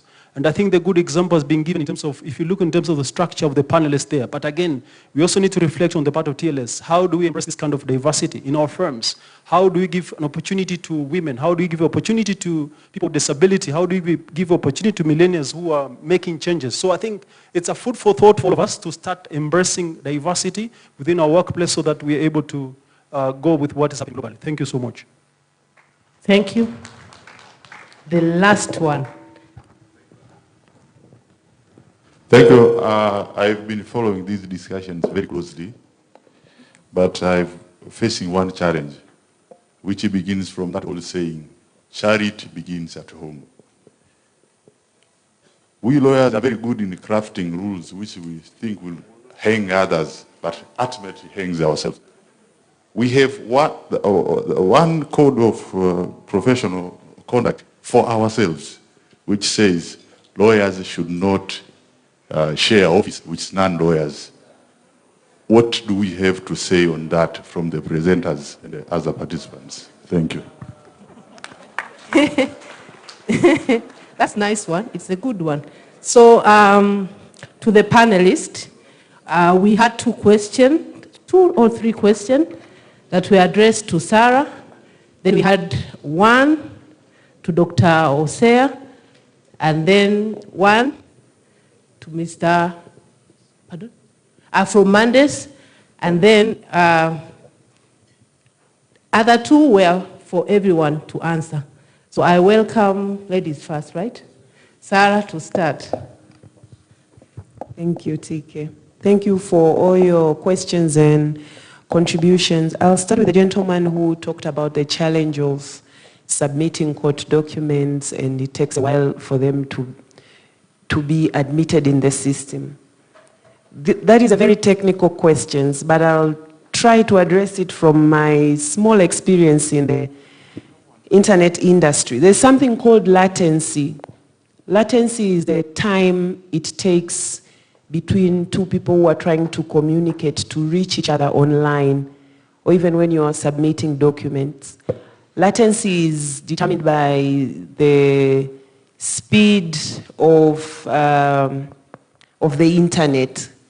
What determines it includes the server's location. For example, there are many people who have their websites in Tanzania, but their servers are located outside the country. So that means if a server of the court website is here in Tanzania, it's hosted in Tanzania, but you are sending your documents and your email address, your server is located in the US, that's where the latency is starting to be calculated. This email has to travel across the board kwa kutumia internet fibers, optic, some fibers under the sea, and then come back to Tanzania. But there's something that has been worked on to help in that situation by building internet exchange points. So people in the engineering field understand this better. And I also understand that in the country right now, it was a big priority in the fourth phase government. They laid down something called a fiber optic cable for internet in the whole country, Mkongo wa Taifa. And I heard Yuzi, the president, talking about continuing to work on that. And I say it is inevitable because the speed of internet and technology, if you don't embrace it, you'll be deemed irrelevant. And I think we're already seeing the effects. And with that note, I'll address swali la Kaka Musa. You have evidently said there is no option. We either adopt technology and embrace internet, or we are phased out. We can't be vugu-vugu. And the best way to start as professionals and from the law society point of view is to start an ICT committee. Let's start an ICT committee which will keep itself abreast with the trends, technological trends that affect our profession, make necessary collaborations to ensure that we catch up with the technologies, we adopt them in offering our services, and keeping up collaboration that make those services cheap. That is just one of a way out. That will also address the issue of affordability of information also. Our ability to attend to very important meetings. Day before, last week, was it? Last week, we had, for the first time, a virtual East Africa Law Society meeting. It was open. You know, there's CLE points to attend that. I don't know how many of us attend. It was virtual. You just go online, you attend. I also understand there's something LSK has started, Law Society of Kenya. It's called Lawyers Hub Kenya. They have a lot of very powerful trainings and presentations that are free and they are virtual on technology and technological trends that can affect lawyers. To answer the question on health and lifestyle and the number of advocates who are dying, apart from umesema to address not as kazi ya Mungu, it's not just us lawyers who are dying. Many people are dying. I'm not in a position to comment why, but I'm in a place, I believe I'm in a place to say that if we as professionals do not adopt healthy lifestyle, we will continue perishing. And I was just reading something the other day and it says, health and healthy lifestyle industry is a multi-billion-dollar industry in the world. There's 167 billion in trade in terms of healthy lifestyle and healthy living products that are going on. That is ahead of the movies industries and many, many industries that make a lot of money. Why? It means increasingly with the coming of technology, we are adopting very unhealthy lifestyles. So this is something that as a law society we have to also look into. How do we stay longer and live longer? Because our only capital, to be frank, is our health. And finally, on the question of diversity, women inclusion, I know the gentleman there said about inclusion of many things, including people with disabilities.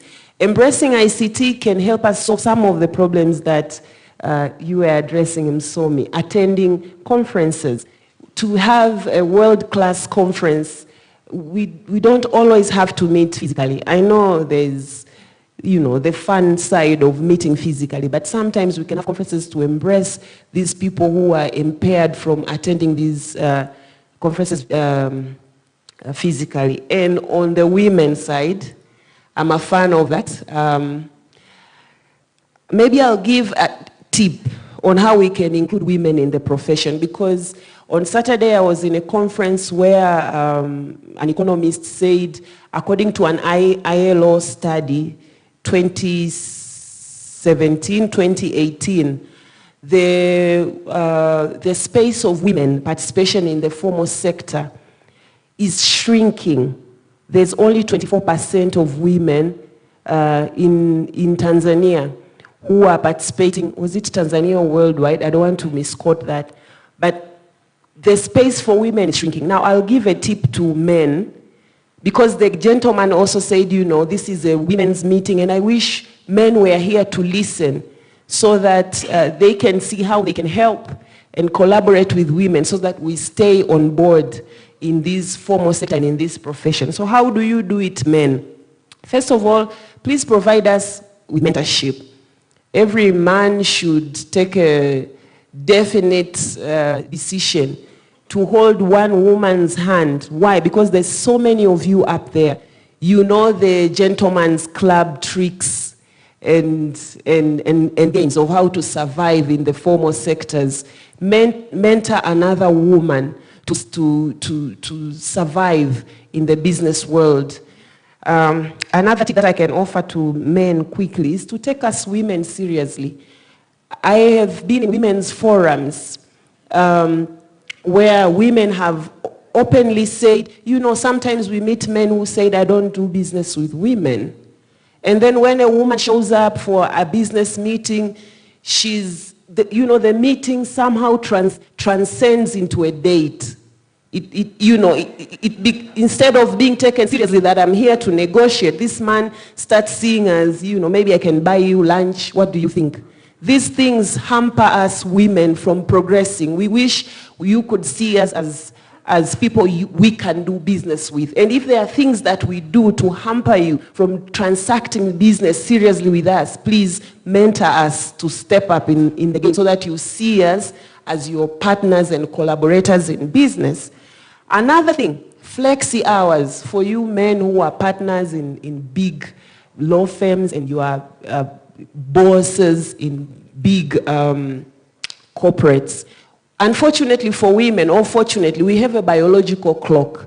Sometimes we are trying to balance, you know, the biological clock of having children, having a husband, and staying at work. So there might be this very important meeting which I have to attend, which collides with the date I have to take my daughter kwa ajili ya sindano ya chanjo ya miezi 9, you know.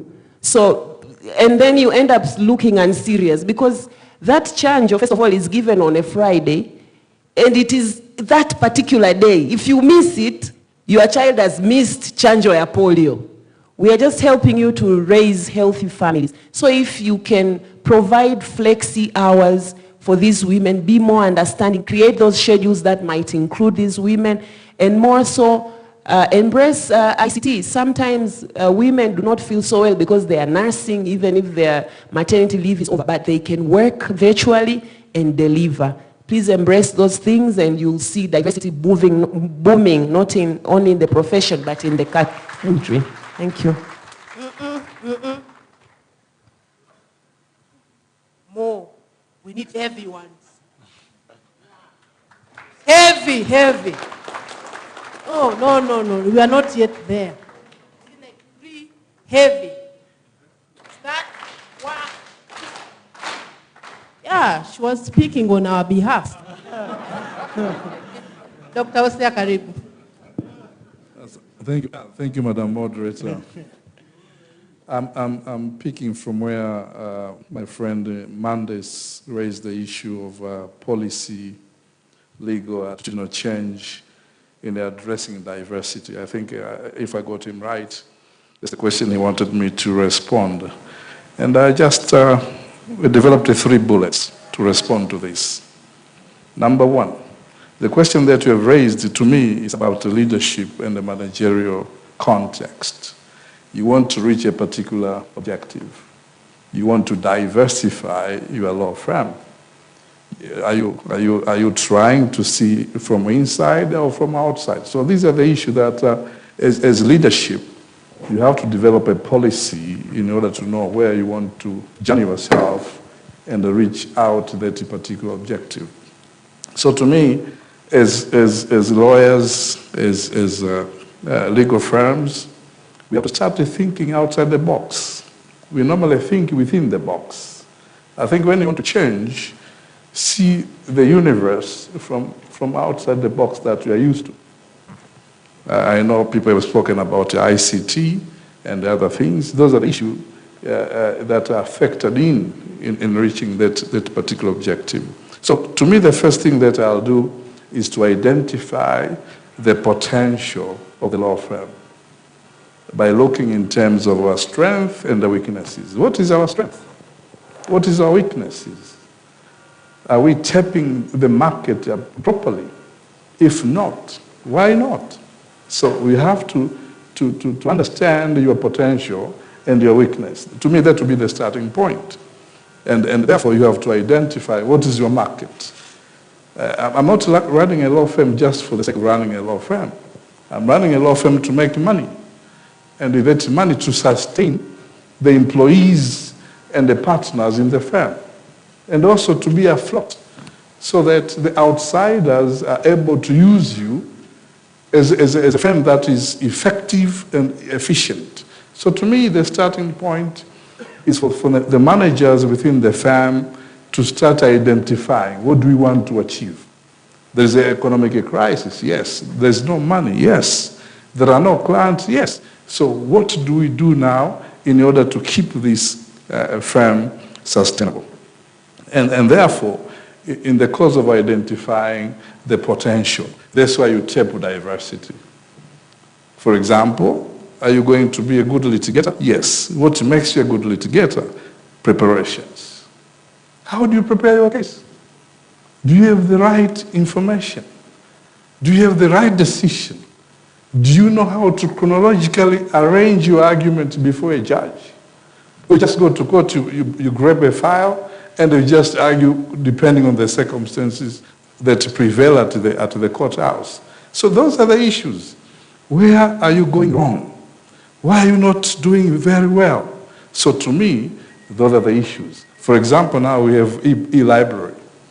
Are you investing in the e-library in order to get the current information, the jurisprudence on the issues that surface, in order to make yourself a good litigator?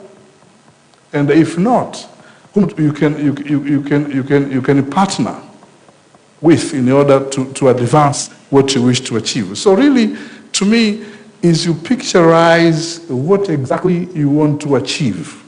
So as a firm, you need to be clear, very clear. What do you want to achieve in order to remain competitive and in order to be effective and efficient to manage the market forces? Whether we like it or not, we are running a global economy, whether in Tanzania or outside Tanzania. So we need to understand the internal and the external forces. If we pretend we are looking only at the internal forces, we are making a terrible mistake. Courts are changing. They are now putting court administrator to run the administration aspect and leave the legal mind to do the legal context. So advocates as well as law firms, we need to get out of the box and see how we're going to make big money and remain afloat. The second point that I wish to focus on is the issue of expertise. That's where the issue of diversity comes in. Do you have the relevant expertise and the knowledge to confront the challenges that you are facing?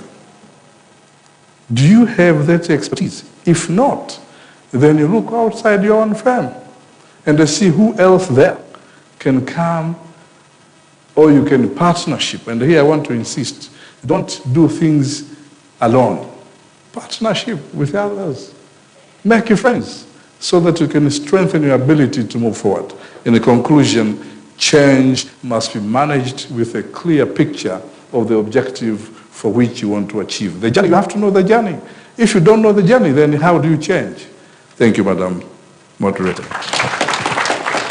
Thank you, Mr. Lukwago. Thank you, Moderator. I would like to add on what was commented by learned friend Gideon Mendes on how can we change the attitude in the legal profession, especially in the aspect of disabilities. I think, first of all, we need more awareness creation. Legal professionals need to know about issues of people with disabilities. There are legal tools that they should apply in taking up the cases from people with disabilities. And of course, TLS should also include in the CLE seminars about the issues of people with disabilities. They should know the diversity of disability, and they should take advantage of the rules that have been issued by the judiciary, which has made the work on litigating the issues of people with disabilities easy. There are a lot of support given by the court under these regulations.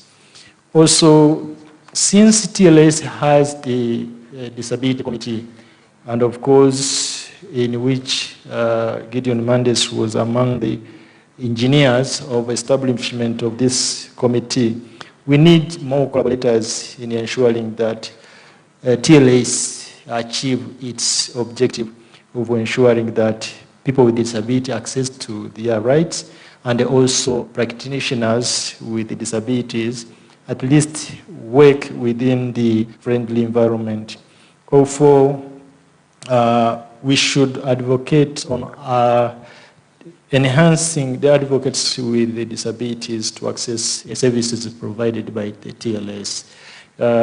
Lastly, we should also assist or support TLS to identify lawyers with disabilities. There are more lawyers who are not identified but are not in practice because of the challenges they are facing in doing their job. Thank you. Thank you very much. Mr. Gons, do you have anything to say?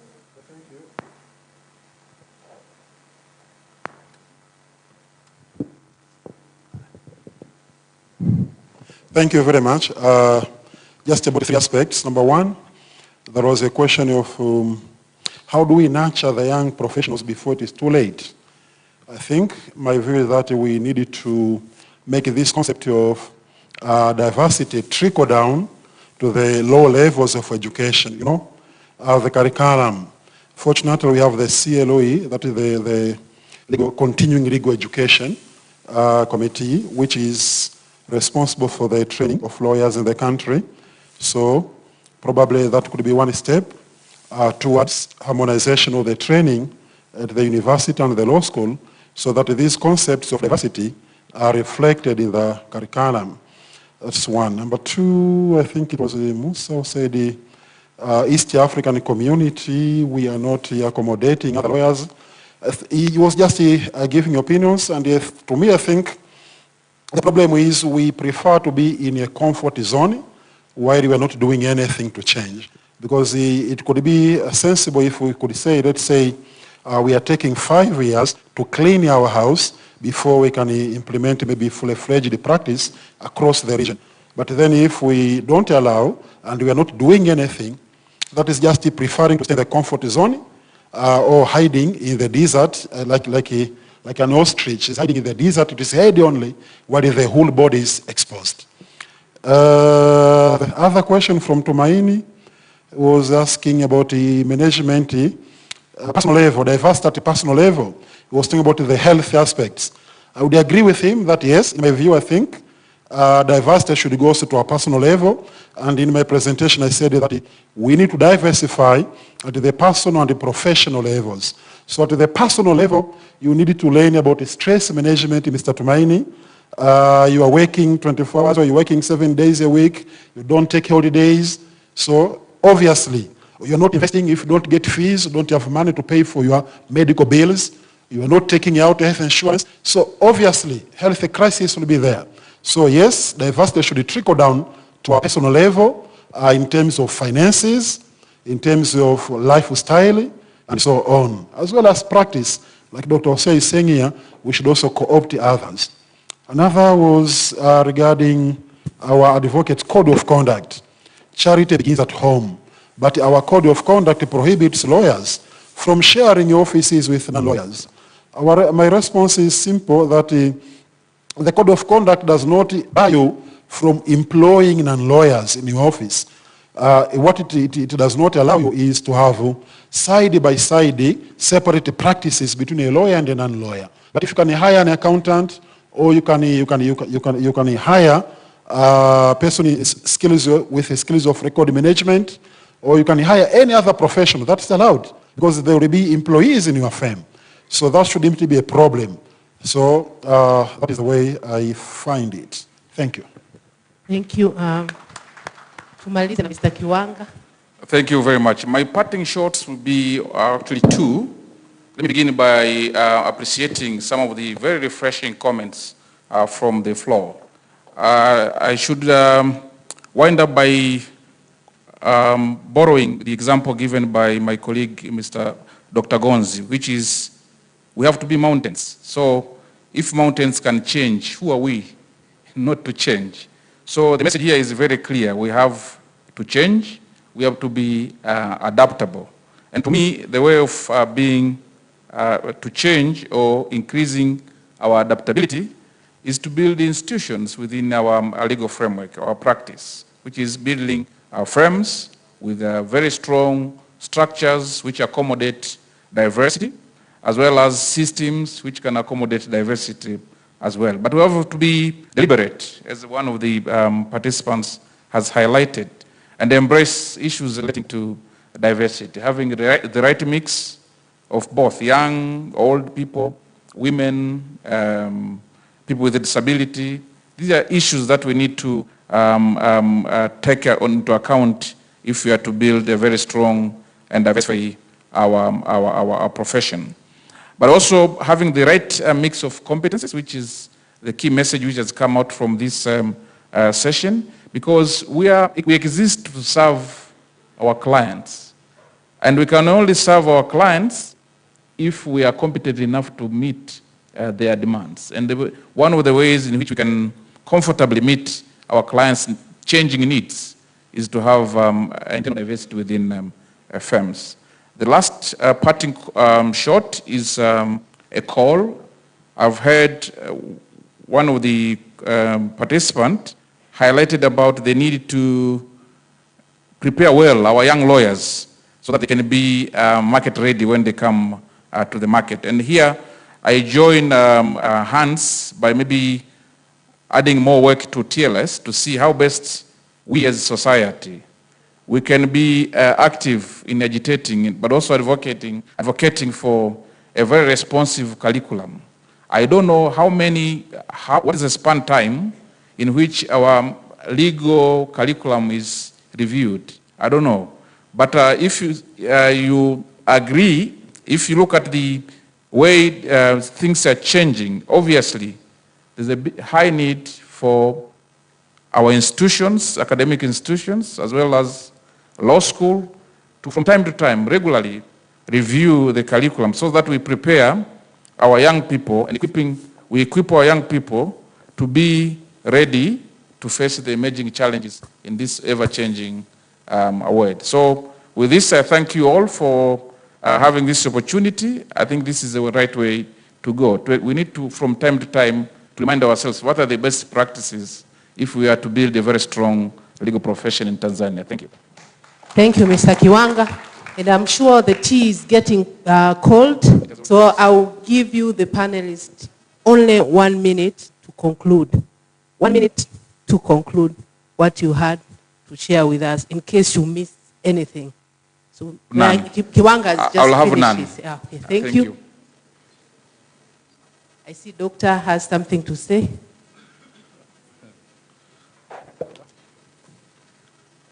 I want to say that not to change is not an option. Thank you.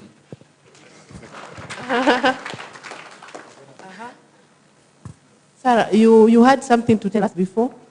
Or you said it already? Okay, thank you so much, panelists. And before I conclude, I I have like 3 take-home points that I wish all of us to take with us as we finish this session. The first one, the emphasis has been on change. Every panelist spoke about change, so we need to change. And we need to embrace the ideas from different professionals. And also, we need also to advance ourselves. We shouldn't concentrate only in us being lawyers, in us being advocates. We need also to venture into other professionals.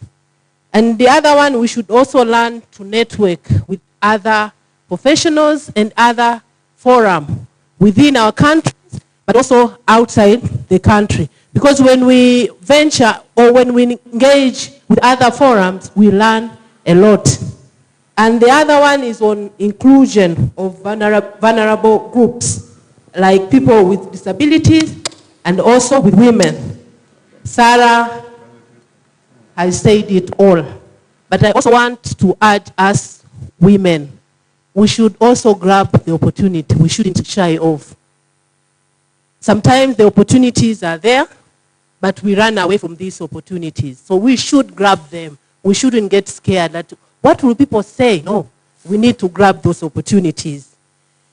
And at the same time, while we are grabbing opportunities now to all of us, we should also take care of ourselves, our health, our mind. And from that, let me ask our president to say something before we conclude. I'm sorry for taking your time. The issue of our colleagues who have passed away. We've been in the society as the leaders of the society for almost 1.5 years. The number is not good. I think you have seen the obituaries coming from TLS. Many people have passed away, over 60 or 65, from last year to this year, because we haven't held our AGM. So the issue of taking care of ourselves is of paramount importance. Health lifestyles, we need to exercise. Let us exercise. Please, let us do physical exercises. Then, as people are saying, we must ensure that we have healthy insurance.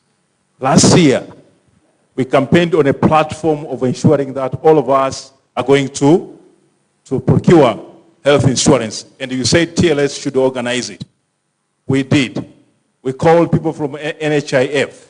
The annual general meeting last year resolved that all of us should procure NHIF, and we must list ourselves.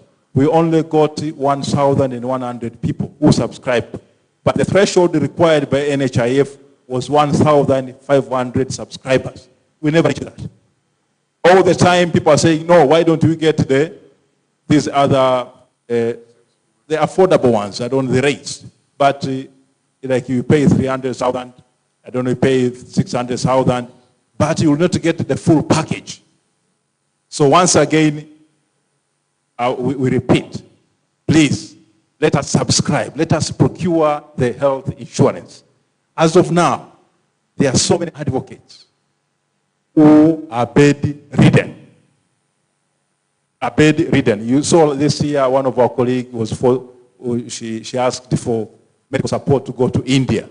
And another one, his wife was also, I think they're still in India.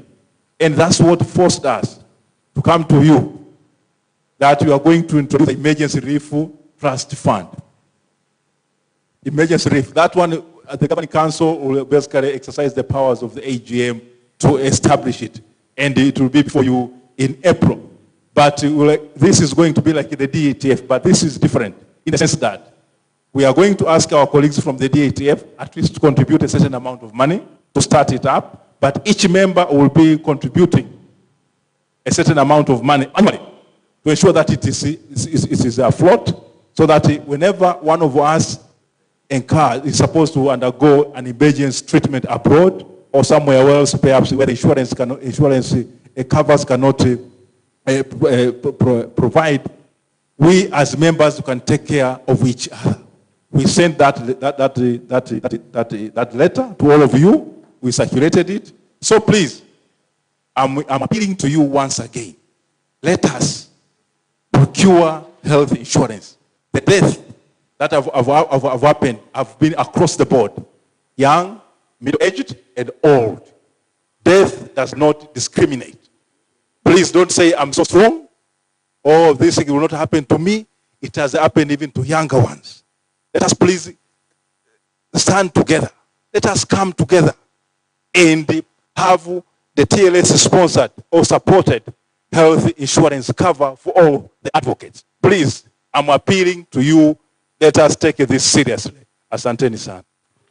Thank you, Mr. President, and to the panelists, thank you so much for allowing me, asking you those questions, and I'm happy to get the answers, and I'm sure everybody has learned.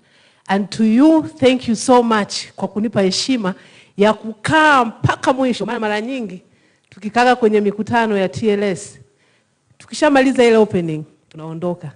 Lakini nashukuru kwamba all of us are still here, and I'm sure the discussion was very good, and it has opened our eyes. Otherwise, thank you so much and have a nice day. I think it is saved, so we are going the secretary.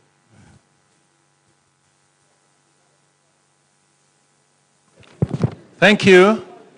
Thank you very much. Now we are going for tea.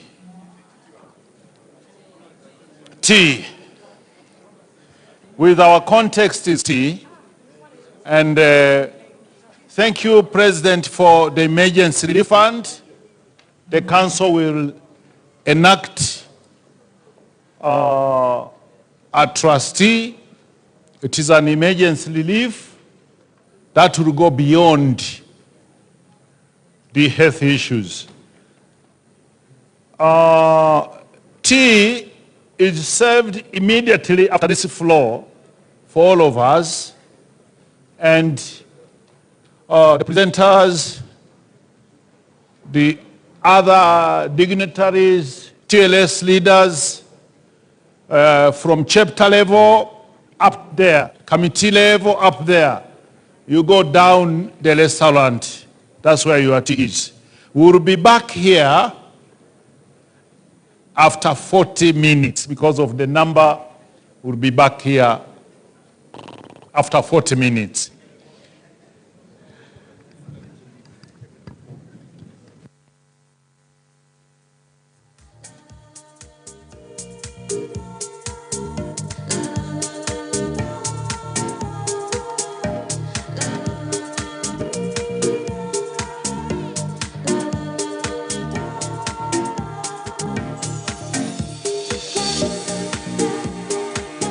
Katika jitihada za kuifikia jamii, chama cha mawakili Tanganyika TLS wanakuletea Wakili TV. Ndiyo, ni Wakili TV live kutoka Wakili House ndani ya Dar es Salaam. Kupitia Wakili TV utajuzwa mengi yakiwemo masuala ya upatikanaji wa elimu ya sheria kwa wananchi na wadau mbalimbali, kutoa tafsiri za sheria mpya na zile za zamani. Pia tutakujuza nini maana halisi ya chama cha mawakili Tanganyika, kazi zake pamoja na wadau wake. Bila kusahau, elimu itatolewa juu ya kuwasaidia wananchi wanaohitaji msaada wa kisheria kwa kuwaibua na kuunganisha na mamlaka husika ili waweze kupata msaada wa kisheria. Kwa elimu hizi na mengine mengi, usisahau kutembelea katika kurasa zetu za Facebook, Twitter, Instagram pamoja na YouTube channel. Wakili TV, kitovu cha sheria.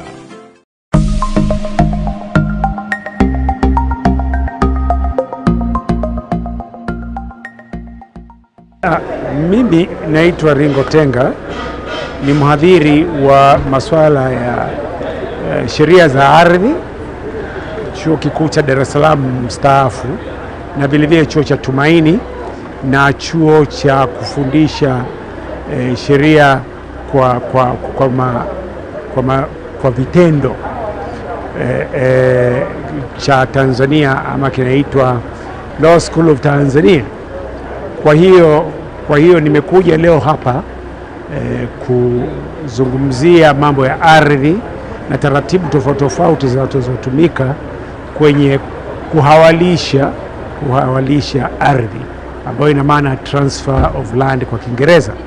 Kwa hiyo tumeongelea maswali haya, sio maswali mageni sana, ni maswali yanayofahamika, lakini inabidi tujikumbushe juu ya taratibu mpya, sheria zinazohusu na vile vile mambo yametokea ya siku hizi ya kwamba mwanasheria wakati akiwajibika kwenye kazi zake lazima ajihadhari asije akahusika kwenye maswali ambayo si ya kawaida, ni ya jinai ambayo yanaweza kumweka kwenye matatizo, hasa ukishughulika na mambo ya ardhi. Haya mambo yanaweza kutokea ukajikuta kwenye matatizo kwenye sheria za utakatishaji, kwenye sheria za uhujumu uchumi na sheria zingine ambazo zinaweza kuleta matatizo. Kwa hiyo tulikuwa tunajikumbusha tu, ambapo nadhani wengi wamefaidika na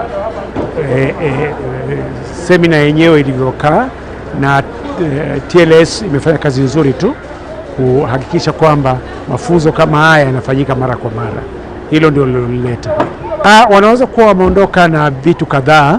Kwa kweli muda haukuwa mrefu sana ambao tungeweza kupitia zote zilizotakiwa, lakini tumeangalia sheria ya uuzaji wa ardhi na kuona kwamba kuna mambo ya kujihusisha na watu wengine wengi tu ambao ni wataalamu kwenye mambo ya ardhi wakati wakifanya kazi zao. Hicho ni kitu ambacho kinaonekana ni kipya sana kwa mawakili, lakini ni kitu kizuri. Siku hizi uwawalishaji wa ardhi ambao ndio transfer of land inafanyika na wataalamu wengine. Sasa wale wataalamu wako wengi sana, wako chuo cha ardhi, ambapo chuo kikuu cha ardhi hicho kinafundisha wataalamu wazuri wengi ambao wanafanya kazi vizuri kwenye wizara ya ardhi, kwenye mambo ya ardhi, na inabidi wanasheria nao wahusiane na wataalamu kama hawa kwenye kazi zao. Hicho ni kitu kipa cha kwanza. Kitu cha pili ilikuwa kuangalia uhusiano wa wanasheria, hasa kwenye soko la ardhi. Kisoko bado kuna mambo mapya yanaendelea. Serikali imeandaa sheria mpya ya kurasimisha soko la ardhi, na katika sheria mpya hiyo kunaweza kuwekwa taratibu mpya ambazo wanasheria nazo ni lazima wazijue. Hicho ni kitu cha pili ambacho ni kipya. Cha mwisho kabisa ni tahadhari ambazo zinazotakiwa kuwekwa wakati wakifanya kazi za manunuzi ya ardhi na taratibu zinazotakiwa. Hicho ni cha tatu. Asante. Mimi naitwa wakili Edwin Enos Swale, ni mwanachama wa chama cha mawakili TLS, lakini pia ni mbunge wa Jamhuri ya Muungano wa Tanzania kutoka jimbo la Lupembe ambalo liko mkoani Njombe. Na niko hapa, tumeanza rasmi leo semina mbalimbali kwa ajili ya kuboresha ujuzi wa mawakili ambao ni wanachama wa chama cha mawakili, lakini pia kwa minajili ya kuendelea kusaidia jamii ya Watanzania katika tasnia ya sheria na maendeleo ya nchi kwa ujumla. Naam, kwanza huu ni mwendelezo, huu ni mwanzo wa semina nyingine mbili ambazo bado zinakuja, ambapo tutakuwa na semina 3 mfululizo. Kwa mwanzo wa leo, kwa jinsi ambavyo nimeona leo, tumeanza na semina 2 asubuhi ya leo. Tulikuwa na semina ambayo inahusu masuala ya financial crimes pamoja na masuala ya ardhi na nyumba na kadhalika. Semina hizi zimekuwa ni semina nzuri sana ambazo zinafundishwa na watu ambao wana CV kubwa, ni wabobezi wakubwa. Tulikuwa na Dr. Hosea hapa na wote mnajua ni mtu mwenye uzoefu mkubwa katika masuala ya makosa ya jinai na TAKUKURU. Lakini pia tulikuwa na Dr. Tenga ambaye amekuwa ni mwalimu wa muda mrefu katika masuala ya ardhi na real estate. Kwa hiyo zimekuwa ni semina nzuri sana.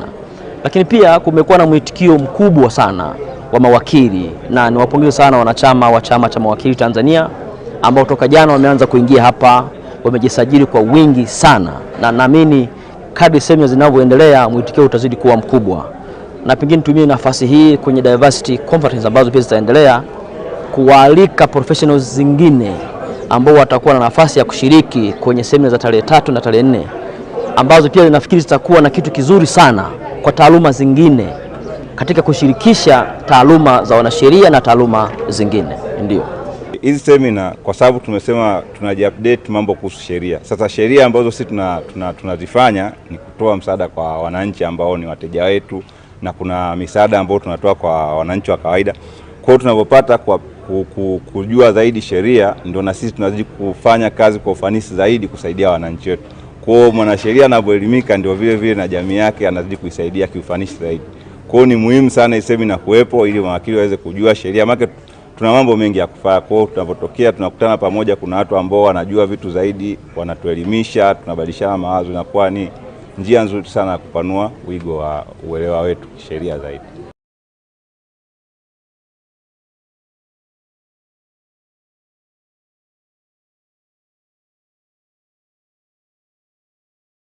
Naitwa Bwana Caleb Lameck Gamaya. Kwa kipindi hiki sasa hivi mimi ndio mkurugenzi mtendaji wa Chama cha Wanasheria Tanganyika. Kama mnavyojua, Chama cha Wanasheria Tanganyika kina majukumu mengi. Kuna jukumu lile ambalo, kuna majukumu mengi ambayo tumepewa kisheria. Na jukumu la kuisaidia serikali, tuna jukumu la kuisaidia mahakama, na tuna jukumu la kusaidia wananchi wa kawaida nje na mahakama, nje na kadhalika. Na tuna jukumu kubwa sana la kuisaidia bunge katika utungaji wa sheria.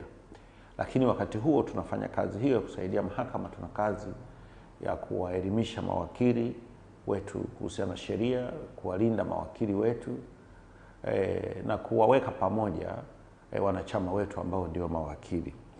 Sasa tumeanzisha chombo hiki cha Wakili TV ili kutoa elimu kwa umma, na ili kufanya kazi kwa urahisi zaidi katika kuisaidia mahakama kutoa elimu ya sheria, na katika kusaidia bunge kutoa ufafanuzi wa sheria mbalimbali ambazo zinatungwa, sababu watu wengi wanajua sheria zinatungwa lakini huwa hawazijui. Kwa tunataka kuwasaidia, kuwaelewesha tafsiri ya sheria jinsi inavyotaka, na wao kujua majukumu yao kwenye sheria. Wakili TV itakuwa kwenye makao makuu yetu hapa Dar es Salaam, lakini kutokana na hali halisi chama cha mawakili kina matawi sasa hivi tunavyoelekea karibu kila mkoa. Kwa hiyo kuna mahali tutakuwa tunakwenda mikoani kadhalika, lakini makao makuu yake na ofisi yake yatakuwa hapa hapa kwenye jengo lao la mawakili ambalo linaitwa ni Wakili House.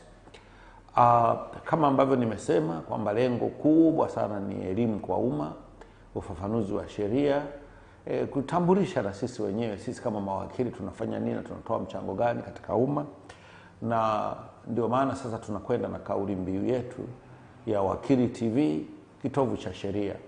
Tuko tuna maana kwamba tunataka tukufafanulie sheria yetu inasemaje na kadhalika. Na hili sasa linajibu hoja nyingi sana, na wakati huu wa tukio gumu linalosumbua dunia, tunafikiria ndivyo tutafanya kazi kubwa ya kutekeleza malengo ya wadau wetu. Wako wadau wa maendeleo ambao wanatusaidia hapa na pale, wako wanachama ambao huwa wanatoa hizo elimu, ambao ndio watakuwa msingi mkubwa katika kutumia chombo hiki kutoa elimu. Wako wadau wenzetu katika mashirika mbalimbali, wale wa kujitegemea na kadhalika. Hii ndio chombo chao ambacho tutakitumia. Tunayo timu ya watendaji ambao wengine wanasema ni washika bendera yetu, lakini mbali na timu ya washika bendera yetu, tuna wafanyakazi ambao wanafanya kazi hapa ambao ni mawakili na wengine kutokana na utaalamu wao, lakini tunao wanachama ambao ni mawakili, na wanachama hawa wako kwenye kazi binafsi, yani mawakili binafsi, wako kwenye serikali, yani mawakili wa serikali ambao ni mawakili tayari, wako watumishi wa umma, wako kwenye mahakama ambao wanatumikia kama majaji na kadhalika. Kwa hiyo hawa wanachama wote watatumika kutoa elimu kwa umma kulingana na nafasi zao. Lakini tuna wasaidizi wa kisheria nao ambao tayari, kwa sababu chama cha wanasheria awali walikuwa ndio peke yao wanaoweza kutoa elimu ya sheria na kufanya mambo mengine. Sasa wasaidizi hawa wa sheria tumewakubali, na bahati nzuri bunge liwatungia sheria na wako chini ya sheria, na msimamizi wao mkubwa na mwongozaji kuanzia kwenye kituo na kila mahali ni sisi mawakili mmoja mmoja, au wale ambao watakuwa wameingia nao mkataba. Kwa hiyo tutawatumia sana kutusaidia kutoa elimu ya jumla katika jamii yetu. Hivyo tunaikaribisha jamii kwa namna yoyote ile, kwanza kujifunza kupitia Wakili TV. Pili, kuitumia hii kama chombo cha upelekaji wa habari kwenye elimu ya sheria. Na hivyo kwa kifupi tunasema hapa ndipo penye kitovu cha sheria, elimu ya sheria, mgogoro wa sheria wa aina yoyote, ufafanuzi wa kisheria wa aina yoyote na kadhalika. Chombo hiki ndiko tunakitumia katika lengo hilo. Wakili TV kama ambavyo mnaiona ni wazo jipya. Tulikuwa tumeliweka kwenye mpango kazi wetu. Tukawa tumetenga pesa kidogo za mawakili, lakini mpaka uanzishe uwe na Wakili TV sio jambo dogo. Kwa hiyo katika kuuza habari na kueleza nini tunataka tufanye, wakajitokeza wadau wa maendeleo ambao kwa kweli walikuwa tayari sana. Hawa ni wadau wa maendeleo wanaotoka serikali ya Uingereza kupitia shirika lao la maendeleo UKAID, lakini kwa sasa hivi linasimamiwa chini ya mpango wa Act 2 na KPMG. Kwa tunawashukuru mno kwa sababu kwa asilimia takriban 80 wametusaidia kupata vifaa ambavyo kwa kiasi kikubwa sasa ndivyo tunaeneza kwa umma.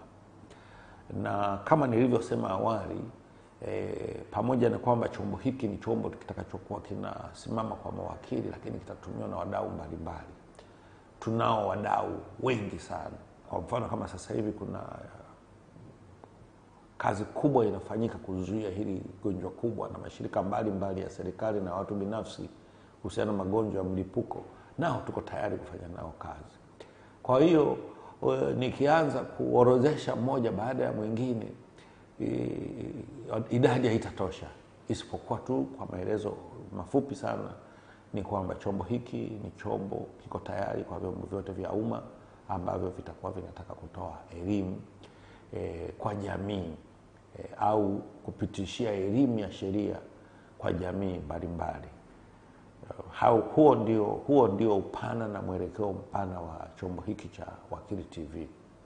Katika jitihada za kuifikia jamii, chama cha mawakili Tanganyika TLS wanakuletea Wakili TV. Ndiyo, ni Wakili TV live kutoka Wakili House ndani ya Dar es Salaam. Kupitia Wakili TV utajuzwa mengi yakiwemo masuala ya upatikanaji wa elimu ya sheria kwa wananchi na wadau mbalimbali, kutoa tafsiri za sheria mpya na zile za zamani. Pia tutakujuza nini maana halisi ya chama cha mawakili Tanganyika, kazi zake pamoja na wadau wake. Bila kusahau elimu itatolewa juu ya kuwasaidia wananchi wanaohitaji msaada wa kisheria kwa kuwaibua na kuunganisha na mamlaka husika ili waweze kupata msaada wa kisheria. Kwa elimu hizi na mengine mengi, usisahau kutembelea katika kurasa zetu za Facebook, Twitter, Instagram pamoja na YouTube channel. Wakili TV, kitovu cha sheria.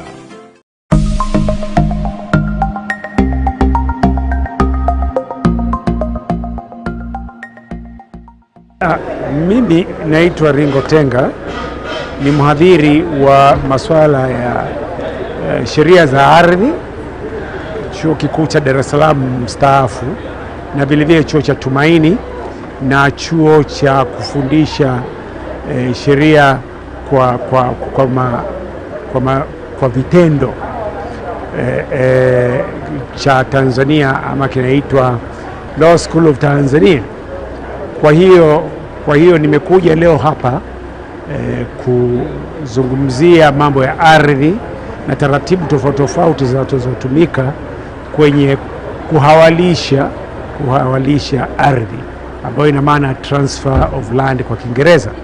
Kwa hiyo tumeongelea maswali haya, sio maswali mageni sana, ni maswali yanayofahamika, lakini inabidi tujikumbushe juu ya taratibu mpya, sheria zinazohusu, na vile vile mambo yametokea ya siku hizi ya kwamba mwanasheria wakati akiwajibika kwenye kazi zake lazima ajihadhari asije akahusika kwenye maswali ambayo si ya kawaida, ni ya jinai, ambayo yanaweza kumweka kwenye matatizo, hasa ukishughulika na mambo ya ardhi. Haya mambo yanaweza kutokea ukajikuta kwenye matatizo kwenye sheria za utakatishaji, kwenye sheria za uhujumu uchumi na sheria zingine ambazo zinaweza kuleta matatizo. Kwa hiyo tulikuwa tunajikumbusha tu, ambapo nadhani wengi wamefaidika na semina yenyewe ilivyokaa, na TLS imefanya kazi nzuri tu kuhakikisha kwamba mafunzo kama haya yanafanyika mara kwa mara. Hilo ndio lilileta. Wanaweza kuwa wameondoka na vitu kadhaa. Kwa kweli muda haukuwa mrefu sana ambao tungeweza kupitia zote zilizotakiwa, lakini tumeangalia sheria ya uuzaji wa ardhi na kuona kwamba kuna mambo ya kujihusisha na watu wengine wengi tu ambao ni wataalamu kwenye mambo ya ardhi wakati wakifanya kazi zao. Hicho ni kitu ambacho kinaonekana ni kipya sana kwa mawakili, lakini ni kitu kizuri. Siku hizi uwawalishaji wa ardhi ambao ndio transfer of land inafanyika na wataalamu wengine. Sasa wale wataalamu wako wengi sana, wako chuo cha ardhi, ambapo chuo kikuu cha ardhi hicho kinafundisha wataalamu wazuri wengi ambao wanafanya kazi vizuri kwenye wizara ya ardhi, kwenye mambo ya ardhi, na inabidi wanasheria nao wahusiane na wataalamu kama hawa kwenye kazi zao. Hicho ni kitu kipa cha kwanza. Kitu cha pili ilikuwa kuangalia uhusiano wa wanasheria, hasa kwenye soko la ardhi. Kisoko bado kuna mambo mapya yanaendelea. Serikali imeandaa sheria mpya ya kurasimisha soko la ardhi, na katika sheria mpya hiyo kunaweza kuwekwa taratibu mpya ambazo wanasheria nazo ni lazima wazijue. Hicho ni kitu cha pili ambacho ni kipya. Cha mwisho kabisa ni tahadhari ambazo zinazotakiwa kuwekwa wakati wakifanya kazi za manunuzi ya ardhi na taratibu zinazotakiwa. Hicho ni cha tatu. Asante. Mimi naitwa wakili Edwin Enos Swale, ni mwanachama wa chama cha mawakili TLS, lakini pia ni mbunge wa Jamhuri ya Muungano wa Tanzania kutoka jimbo la Lupembe ambao liko mkoani Njombe. Na niko hapa, tumeanza rasmi leo semina mbalimbali kwa ajili ya kuboresha ujuzi wa mawakili ambao ni wanachama wa chama cha mawakili, lakini pia kwa minajili ya kuendelea kusaidia jamii ya Watanzania katika tasnia ya sheria na maendeleo ya nchi kwa ujumla. Naam, kwanza huu ni mwendelezo, huu ni mwanzo wa semina nyingine mbili ambazo bado zinakuja, ambapo tutakuwa na semina 3 mfululizo. Kwa mwanzo wa leo, kwa jinsi ambavyo nimeona leo, tumeanza na semina 2 asubuhi ya leo. Tulikuwa na semina ambayo inahusu masuala ya financial crimes pamoja na masuala ya ardhi na nyumba na kadhalika. Semina hizi zimekuwa ni semina nzuri sana ambazo zinafundishwa na watu ambao wana CV kubwa, ni wabobezi wakubwa. Tulikuwa na Dr. Hosea hapa na wote mnajua ni mtu mwenye uzoefu mkubwa katika masuala ya makosa ya jinai na TAKUKURU. Lakini pia tulikuwa na Dr. Tenga ambaye amekuwa ni mwalimu wa muda mrefu katika masuala ya ardhi na real estate. Kwa hiyo zimekuwa ni semina nzuri sana. Lakini pia kumekuwa na mwitikio mkubwa sana wa mawakili, na niwapongeze sana wanachama wa chama cha mawakili Tanzania ambao toka jana wameanza kuingia hapa, wamejisajili kwa wingi sana, na naamini kadri semina zinavyoendelea mwitikio utazidi kuwa mkubwa. Na pengine nitumie nafasi hii kwenye diversity conference ambazo pia zitaendelea kuwaalika professionals zingine ambao watakuwa na nafasi ya kushiriki kwenye semina za tarehe 3 na tarehe 4, ambazo pia nafikiri zitakuwa na kitu kizuri sana kwa taaluma zingine katika kushirikisha taaluma za wanasheria na taaluma zingine. Ndio hizi semina, kwa sababu tumesema tunajiupdate mambo kuhusu sheria. Sasa sheria ambazo sisi tunazifanya ni kutoa msaada kwa wananchi ambao ni wateja wetu, na kuna misaada ambayo tunatoa kwa wananchi wa kawaida. Kwa hiyo tunapopata kujua zaidi sheria, ndio na sisi tunazidi kufanya kazi kwa ufanisi zaidi kusaidia wananchi wetu. Kwa hiyo mwanasheria anapoelimika, ndio vile vile na jamii yake anazidi kuisaidia kiufanisi zaidi. Kwa hiyo ni muhimu sana hii semina kuwepo ili mawakili waweze kujua sheria, maana tuna mambo mengi ya kufanya. Kwa hiyo tunapotokea tunakutana pamoja, kuna watu ambao wanajua vitu zaidi, wanatuelimisha, tunabadilishana mawazo, na kwa ni njia nzuri sana ya kupanua wigo wa uelewa wetu sheria zaidi.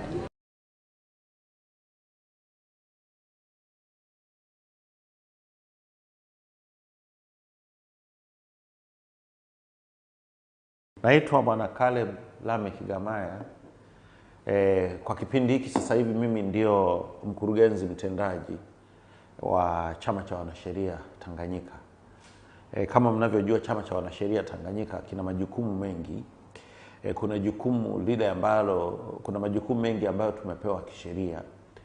Na jukumu la kuisaidia serikali, tuna jukumu la kuisaidia mahakama, na tuna jukumu la kusaidia wananchi wa kawaida nje na mahakama, nje na kadhalika.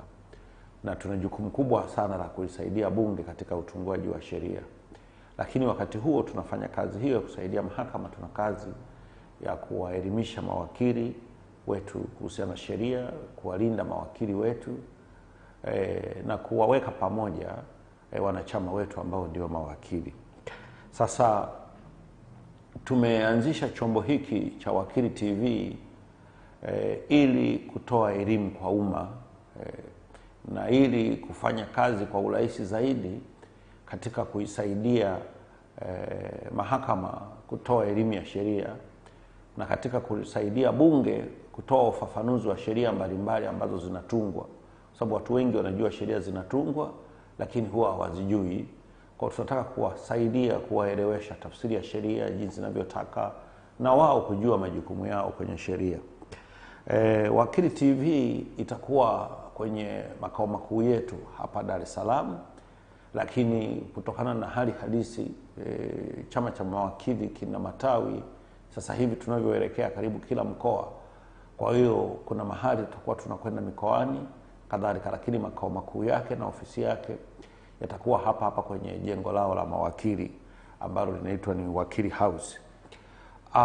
Kama ambavyo nimesema kwamba lengo kubwa sana ni elimu kwa umma, ufafanuzi wa sheria, kutambulisha na sisi wenyewe, sisi kama mawakili tunafanya nini na tunatoa mchango gani katika umma. Na ndio maana sasa tunakwenda na kauli mbiu yetu ya Wakili TV, kitovu cha sheria. Tuko tuna maana kwamba tunataka tukufafanulie sheria yetu inasemaje na kadhalika. Na hili sasa linajibu hoja nyingi sana, na wakati huu wa tukio gumu linalosumbua dunia, tunafikiria ndivyo tutafanya kazi kubwa ya kutekeleza malengo ya wadau wetu. Wako wadau wa maendeleo ambao wanatusaidia hapa na pale, wako wanachama ambao huwa wanatoa hizo elimu, ambao ndio watakuwa msingi mkubwa katika kutumia chombo hiki kutoa elimu. Wako wadau wenzetu katika mashirika mbalimbali wale wa kujitegemea na kadhalika. Hii ndio chombo chao ambacho tutakitumia. Tunayo timu ya watendaji ambao wengine wanasema ni washika bendera yetu, lakini mbali na timu ya washika bendera yetu tuna wafanyakazi ambao wanafanya kazi hapa ambao ni mawakili na wengine kutokana na utaalamu wao, lakini tunao wanachama ambao ni mawakili, na wanachama hawa wako kwenye kazi binafsi, yani mawakili binafsi, wako kwenye serikali, yani mawakili wa serikali ambao ni mawakili tayari, wako watumishi wa umma, wako kwenye mahakama ambao wanatumikia kama majaji na kadhalika. Kwa hiyo hawa wanachama wote watatumika kutoa elimu kwa umma kulingana na nafasi zao. Lakini tuna wasaidizi wa kisheria nao ambao tayari, kwa sababu chama cha wanasheria awali walikuwa ndio peke yao wanaoweza kutoa elimu ya sheria na kufanya mambo mengine. Sasa wasaidizi hawa wa sheria tumewakubali, na bahati nzuri bunge liwatungia sheria na wako chini ya sheria, na msimamizi wao mkubwa na mwongozaji kuanzia kwenye kituo na kila mahali ni sisi mawakili mmoja mmoja au wale ambao watakuwa wameingia nao mkataba. Kwa hiyo tutawatumia sana kutusaidia kutoa elimu ya jumla katika jamii yetu. Hivyo tunaikaribisha jamii kwa namna yoyote ile, kwanza kujifunza kupitia Wakili TV, pili kuitumia hii kama chombo cha upelekaji wa habari kwenye elimu ya sheria. Na hivyo kwa kifupi tunasema hapa ndipo penye kitovu cha sheria, elimu ya sheria, mgogoro wa sheria wa aina yoyote, ufafanuzi wa kisheria wa aina yoyote na kadhalika. Chombo hiki ndiko tunakitumia katika lengo hilo. Wakili TV kama ambavyo mnaiona ni wazo jipya. Tulikuwa tumeliweka kwenye mpango kazi wetu. Tulikuwa tumetenga pesa kidogo za mawakili, lakini mpaka uanzishe uwe na Wakili TV sio jambo dogo.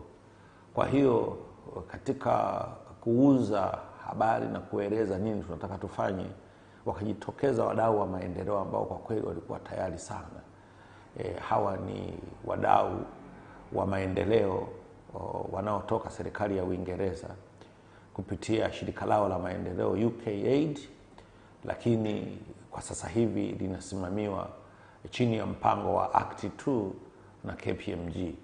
Kwa tunawashukuru mno kwa sababu kwa asilimia takriban 80 wametusaidia kupata vifaa ambavyo kwa kiasi kikubwa sasa ndivyo tunaeneza kwa umma. Na kama nilivyosema awali, pamoja na kwamba chombo hiki ni chombo kitakachokuwa kinasimama kwa mawakili, lakini kitatumiwa na wadau mbalimbali. Tunao wadau wengi sana.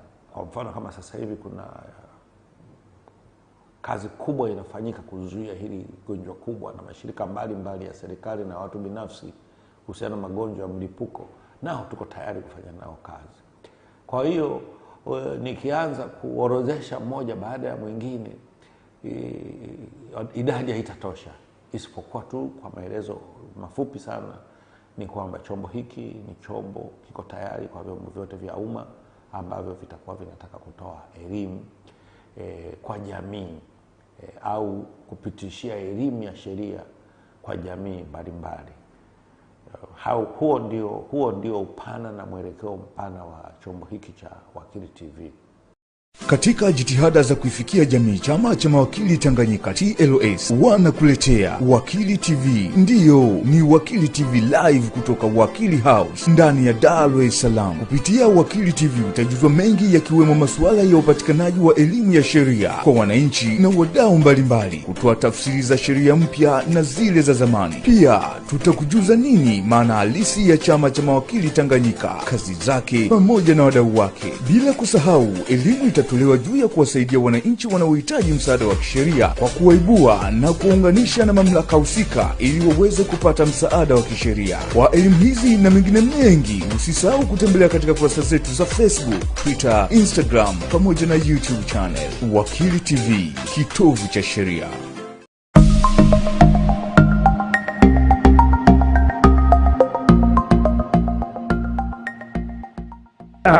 Mimi naitwa Ringo Tenga, ni mhadhiri wa masuala ya sheria za ardhi Chuo Kikuu cha Dar es Salaam mstaafu, na vilevile chuo cha Tumaini na chuo cha kufundisha sheria kwa vitendo cha Tanzania, ama kinaitwa Law School of Tanzania. Kwa hiyo nimekuja leo hapa kuzungumzia mambo ya ardhi na taratibu tofauti zinazotumika kwenye kuhawalisha ardhi, ambayo ina maana transfer of land kwa Kiingereza.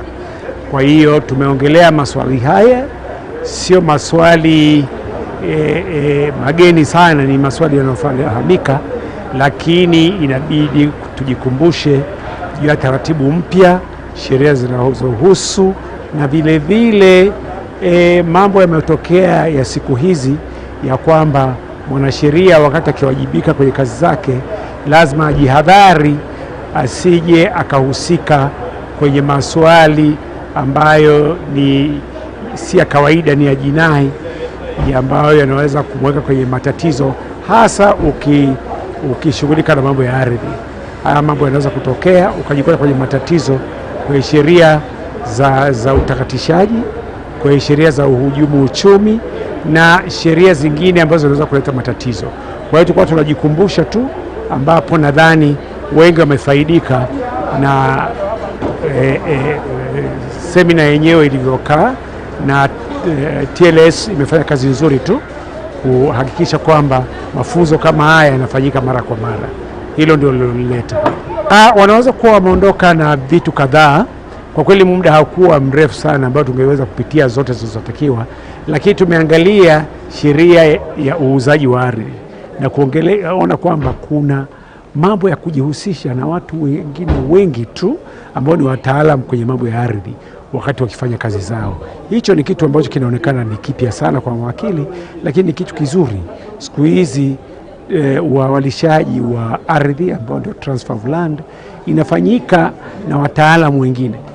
Sasa wale wataalam wako wengi sana, wako chuo cha ardhi, ambapo chuo kikuu cha ardhi hicho kinafundisha wataalamu wazuri wengi ambao wanafanya kazi vizuri kwenye wizara ya ardhi, kwenye mambo ya ardhi, na inabidi wanasheria nao wahusiane na wataalamu kama hawa kwenye kazi zao. Hicho ni kitu cha kwanza. Kitu cha pili ilikuwa kuangalia uhusiano wa wanasheria, hasa kwenye soko la ardhi. Kisoko bado kuna mambo mapya yanaendelea. Serikali imeandaa sheria mpya ya kurasimisha soko la ardhi, na katika sheria mpya hiyo kunaweza kuwekwa taratibu mpya ambazo wanasheria nazo ni lazima wazijue. Hicho ni kitu cha pili ambacho ni kipya. Cha mwisho kabisa ni tahadhari ambazo zinazotakiwa kuwekwa wakati wakifanya kazi za manunuzi ya ardhi na taratibu zinazotakiwa. Hicho ni cha tatu. Asante. Mimi naitwa wakili Edwin Enos Swale, ni mwanachama wa chama cha mawakili TLS, lakini pia ni mbunge wa Jamhuri ya Muungano wa Tanzania kutoka jimbo la Lupembe ambalo liko mkoani Njombe. Na niko hapa, tumeanza rasmi leo semina mbalimbali kwa ajili ya kuboresha ujuzi wa mawakili ambao ni wanachama wa chama cha mawakili, lakini pia kwa minajili ya kuendelea kusaidia jamii ya Watanzania katika tasnia ya sheria na maendeleo ya nchi kwa ujumla. Naam, kwanza huu ni mwendelezo, huu ni mwanzo wa semina nyingine mbili ambazo bado zinakuja, ambapo tutakuwa na semina 3 mfululizo. Kwa mwanzo wa leo, kwa jinsi ambavyo nimeona leo, tumeanza na semina 2 asubuhi ya leo. Tulikuwa na semina ambayo inahusu masuala ya financial crimes pamoja na masuala ya ardhi na nyumba na kadhalika. Semina hizi zimekuwa ni semina nzuri sana ambazo zinafundishwa na watu ambao wana CV kubwa, ni wabobezi wakubwa. Tulikuwa na Dr. Hosea hapa, na wote mnajua ni mtu mwenye uzoefu mkubwa katika masuala ya makosa ya jinai na TAKUKURU. Lakini pia tulikuwa na Dr. Tenga ambaye amekuwa ni mwalimu wa muda mrefu katika masuala ya ardhi na real estate. Kwa hiyo zimekuwa ni semina nzuri sana. Lakini pia kumekuwa na mwitikio mkubwa sana wa mawakili, na niwapongeze sana wanachama wa chama cha mawakili Tanzania ambao toka jana wameanza kuingia hapa, wamejisajili kwa wingi sana, na naamini kadri semina zinavyoendelea mwitikio utazidi kuwa mkubwa. Na pengine nitumie nafasi hii kwenye diversity conference ambazo pia zitaendelea kuwaalika professionals zingine ambao watakuwa na nafasi ya kushiriki kwenye semina za tarehe 3 na tarehe 4, ambazo pia nafikiri zitakuwa na kitu kizuri sana kwa taaluma zingine katika kushirikisha taaluma za wanasheria na taaluma zingine. Ndio hizi semina, kwa sababu tumesema tunajiupdate mambo kuhusu sheria. Sasa sheria ambazo sisi tunazifanya ni kutoa msaada kwa wananchi ambao ni wateja wetu, na kuna misaada ambayo tunatoa kwa wananchi wa kawaida. Kwa hiyo tunapopata kwa kujua zaidi sheria, ndio na sisi tunazidi kufanya kazi kwa ufanisi zaidi kusaidia wananchi wetu. Kwa hiyo mwanasheria anapoelimika, ndio vile vile na jamii yake anazidi kuisaidia kiufanisi zaidi. Kwa hiyo ni muhimu sana hii semina kuwepo ili mawakili waweze kujua sheria, maana tuna mambo mengi ya kufanya. Kwa hiyo tunapotokea tunakutana pamoja, kuna watu ambao wanajua vitu zaidi, wanatuelimisha, tunabadilishana mawazo, na kwa ni njia nzuri sana ya kupanua wigo wa uelewa wetu sheria zaidi.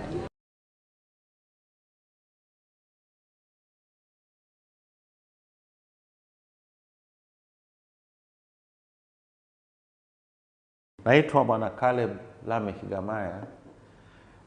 Kwa kipindi hiki sasa hivi mimi ndio mkurugenzi mtendaji wa Chama cha Wanasheria Tanganyika. Kama mnavyojua, Chama cha Wanasheria Tanganyika kina majukumu mengi. Kuna jukumu lile ambalo, kuna majukumu mengi ambayo tumepewa kisheria. Na jukumu la kuisaidia serikali, tuna jukumu la kuisaidia mahakama, na tuna jukumu la kusaidia wananchi wa kawaida nje na mahakama, nje na kadhalika. Na tuna jukumu kubwa sana la kuisaidia bunge katika utungaji wa sheria. Lakini wakati huo tunafanya kazi hiyo ya kusaidia mahakama, tuna kazi ya kuwaelimisha mawakili wetu kuhusiana na sheria, kuwalinda mawakili wetu, na kuwaweka pamoja wanachama wetu ambao ndio mawakili. Sasa tumeanzisha chombo hiki cha Wakili TV ili kutoa elimu kwa umma na ili kufanya kazi kwa urahisi zaidi katika kuisaidia mahakama kutoa elimu ya sheria na katika kusaidia bunge kutoa ufafanuzi wa sheria mbalimbali ambazo zinatungwa, kwa sababu watu wengi wanajua sheria zinatungwa lakini huwa hawazijui.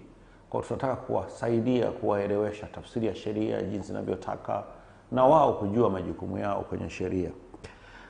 Wakili TV itakuwa kwenye makao makuu yetu hapa Dar es Salaam, lakini kutokana na hali halisi chama cha mawakili kina matawi sasa hivi tunavyoelekea karibu kila mkoa. Kwa hiyo kuna mahali tutakuwa tunakwenda mikoani kadhalika, lakini makao makuu yake na ofisi yake yatakuwa hapa hapa kwenye jengo lao la mawakili ambalo linaitwa ni Wakili House. Kama ambavyo nimesema kwamba lengo kubwa sana ni elimu kwa umma, ufafanuzi wa sheria, kutambulisha na sisi wenyewe, sisi kama mawakili tunafanya nini na tunatoa mchango gani katika umma. Na ndio maana sasa tunakwenda na kauli mbiu yetu ya Wakili TV, kitovu cha sheria. Tuko tuna maana kwamba tunataka tukufafanulie sheria yetu inasemaje na kadhalika. Na hili sasa linajibu hoja nyingi sana, na wakati huu wa tukio gumu linalosumbua dunia tunafikiria ndivyo tutafanya kazi kubwa ya kutekeleza malengo ya wadau wetu. Wako wadau wa maendeleo ambao wanatusaidia hapa na pale, wako wanachama ambao huwa wanatoa hizo elimu ambao ndio watakuwa msingi mkubwa katika kutumia chombo hiki kutoa elimu. Wako wadau wenzetu katika mashirika mbalimbali wale wakitegemea na kadhalika. Hii ndio chombo chao ambacho tutakitumia. Tunayo timu ya watendaji ambao wengine wanasema ni washika bendera yetu, lakini mbali na timu ya washika bendera yetu tuna wafanyakazi ambao wanafanya kazi hapa ambao ni mawakili na wengine kutokana na utaalamu wao, lakini tunao wanachama ambao ni mawakili, na wanachama hawa wako kwenye kazi binafsi, yani mawakili binafsi, wako kwenye serikali, yani mawakili wa serikali ambao ni mawakili tayari, wako watumishi wa umma, wako kwenye mahakama ambao wanatumikia kama majaji na kadhalika. Kwa hiyo hawa wanachama wote watatumika kutoa elimu kwa umma kulingana na nafasi zao. Lakini tuna wasaidizi wa kisheria nao ambao tayari, kwa sababu chama cha wanasheria awali walikuwa ndio peke yao wanaoweza kutoa elimu ya sheria na kufanya mambo mengine. Sasa wasaidizi hawa wa sheria tumewakubali, na bahati nzuri bunge liwatungia sheria na wako chini ya sheria, na msimamizi wao mkubwa na mwongozaji kuanzia kwenye kituo na kila mahali ni sisi mawakili mmoja mmoja au wale ambao watakuwa wameingia nao mkataba. Kwa hiyo tutawatumia sana kutusaidia kutoa elimu ya jumla katika jamii yetu. Hivyo tunaikaribisha jamii kwa namna yoyote ile, kwanza kujifunza kupitia Wakili TV, pili kuitumia hii kama chombo cha upelekaji wa habari kwenye elimu ya sheria. Na hivyo kwa kifupi tunasema hapa ndipo penye kitovu cha sheria, elimu ya sheria, mgogoro wa sheria wa aina yoyote, ufafanuzi wa kisheria wa aina yoyote na kadhalika. Chombo hiki ndiko tutakitumia katika lengo hilo. Wakili TV kama ambavyo mnaiona ni wazo jipya. Tulikuwa tumeliweka kwenye mpango kazi wetu. Tukawa tumetenga pesa kidogo za mawakili, lakini mpaka uanzishe uwe na Wakili TV sio jambo dogo. Kwa hiyo katika kuuza habari na kueleza nini tunataka tufanye, wakajitokeza wadau wa maendeleo ambao kwa kweli walikuwa tayari sana. Hawa ni wadau wa maendeleo wanaotoka serikali ya Uingereza kupitia shirika lao la maendeleo UKAID, lakini kwa sasa hivi linasimamiwa chini ya mpango wa Act 2 na KPMG. Kwa hiyo tunawashukuru mno kwa sababu kwa asilimia takriban 80 wametusaidia kupata vifaa ambavyo for this day.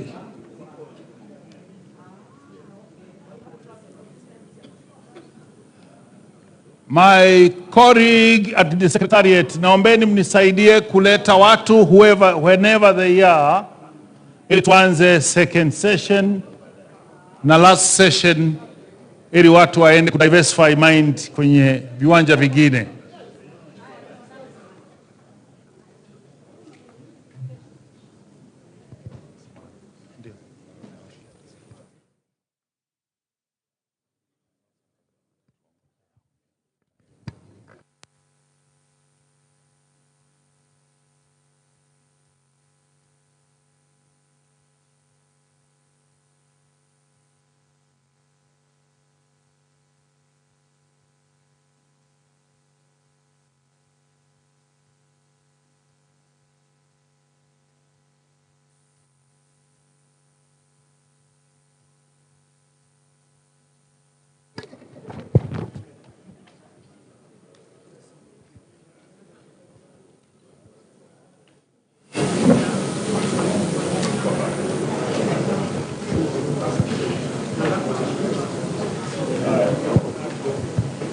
Hello.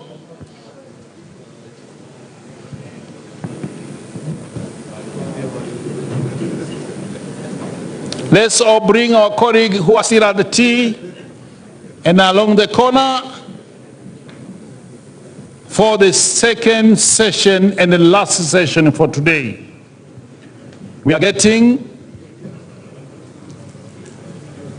into opportunities and challenges kwenye financial sector. Very fortunate, our moderators for this day, first day, are ladies. Na sasa hivi atamoderate Dr. Hawa. Kabla sijampa maiki kuita speakers wake, naomba sote tuingie ndani kwa ajili ya kujiandaa kwa shughuli hii. Lakini labda nitumie muda huu kusema maneno mawili matatu ambayo yanaendelea kwenye society yetu. La kwanza ambalo liko kidogo related vile vile na hivi, our CRE programs ikiwezekana from next year zitafuata mtindo wa specialization. Tumekuwa Tanganyika Law Society watu wanagombania, ni vizuri lakini wanagombania uongozi, tunagombania vitu na kadhalika. Sasa TLS imetengeneza institutions za kutosha ndani mwake. Kuna kitu kinaitwa TIAC, Tanzania International Arbitration Center. Pale kwenye jengo letu tutakuwa tunafanya arbitration. Tuna big halls, tumepata vyumba vya kutosha, center yetu itakuwepo pale. Tunaombeni mawakili, mnapokuwa mnaandika mikataba kwa wateja wenu, inapofika kwenye dispute, ile kipengele cha dispute settlement, moja ni vizuri kusema tutamediate wapi? Tanzania. Lakini sio tu kaishia hapo, kasema ikiwezekana kwenye arbitration center, kwa sababu huwezi kuwalazimisha parties wakachoose wapi to settle their dispute. Lakini ikiwezekana waambie Tanganyika Law Society, ile TIAC inaitwa Tanzania International Arbitration Center.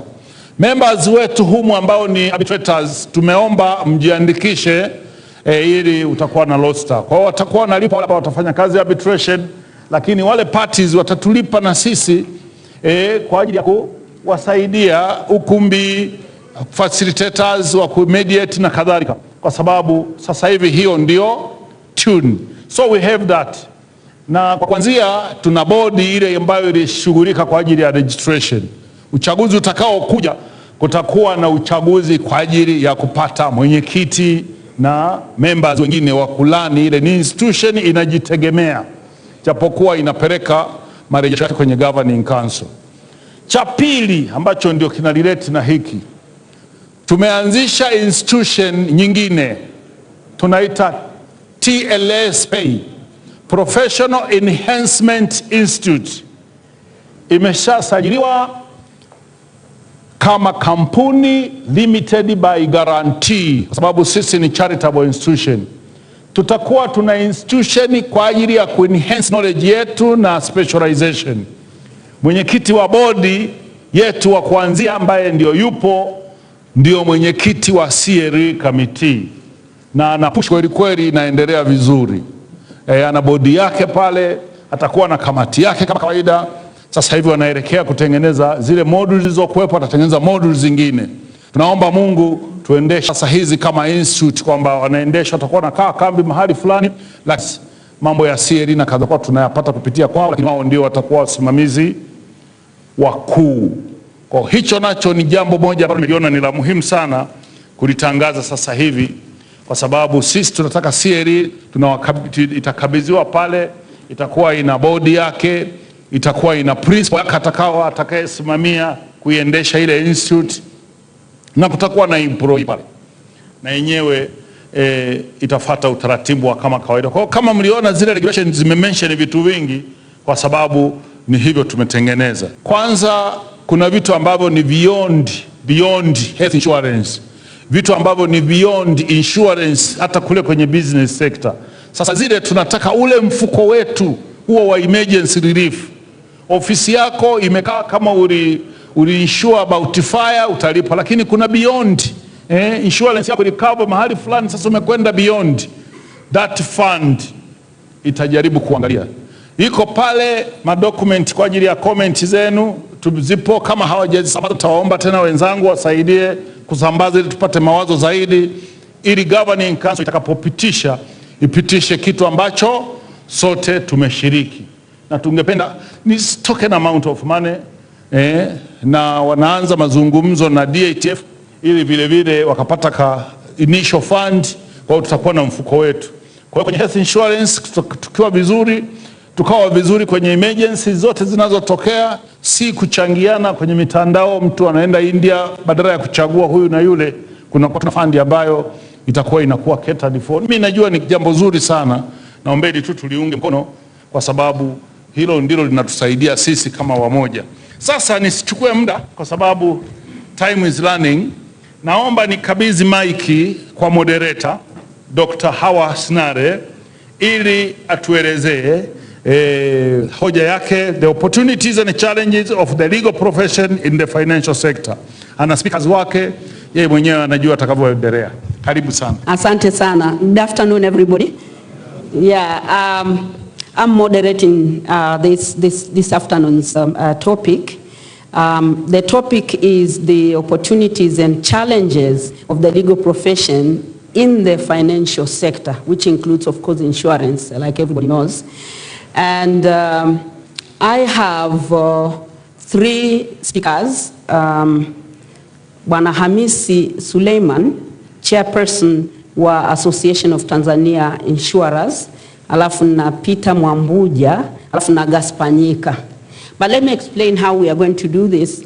I intend to give each one of them 10 minutes so that they have sufficient time kuelezea experience yao. Kama huyu wa kwanza ana 32 years of experience kwenye hii industry, 26 of which yuko kwenye senior management. Kwa hiyo ameshaona yote. I would like them to have 10 minutes each. Baada ya hapo tunaenda kwenye discussions, alafu na maswali na vitu vingine. Is that okay? Nashukuru sana. Sasa nasikia hii seminar ilikuwa imepangwa for 14:30. So one of the participants hayuko, huyo ambaye tunamtegemea Mwambuja hajaingia. Lakini nitaita, mimi naona ni vigumu sana kuweka tu watu tumeshawaambia waje alafu tunawaweka tu wanamsubiri mtu mmoja. Kwa hiyo akija atatujoin kama atawahi. Kwa hiyo let me take the time kuinvite kwenye podium. Na unaona hii inatakiwa iwe gender friendly. Hii inapendezea kwa wanaume wenye suruali. Sasa kina mama mpaka utafute kitambaa au kikanga kufunika. So we have always been fighting against this type of arrangement. Lakini ipo kwa leo watafanya. Na leo na wanaume tu, diversity ni mimi moderator. Yeah, so let me ask ndugu yangu Hamisi Suleiman aje mbele. Hamisi Suleiman, karibu. Hayupo?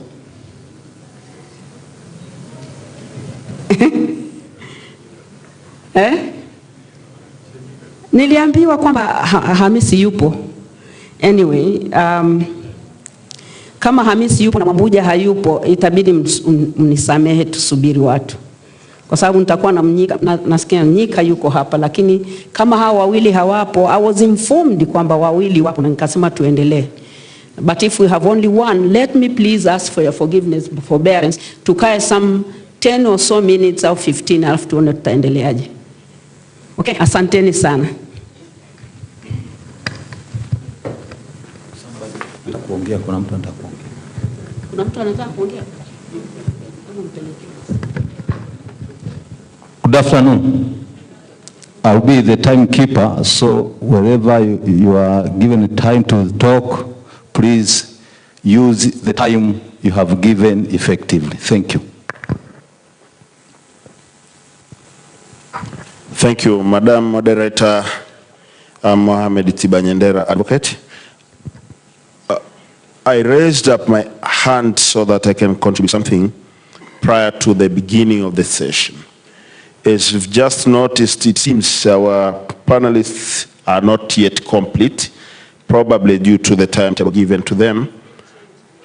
I would advise that from Monday until yesterday, or even until this morning, we've been discussing pertinent issues touching on our legal profession, challenges and things that are cropping up.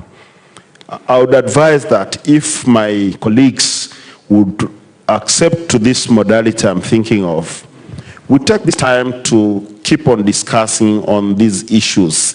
And if that is something allowed, I would suggest to discuss issues regarding our lifestyle. Maybe I'm one of the vulnerable people to that, and I would like to make a discussion on how are we planning to fare out and make sure we combat sudden deaths. Death is obvious, we should meet it, but sudden deaths I think are not something we should appreciate. There is the issue of insurance. The president was talking this morning, and NHIF offered us something. I think we need a more debate on that to know why is it not picking up. We are always told to register, to be insured at the best rates offered by the insurance companies for our health, but we haven't taken it on board. I think it will be better. Thank you.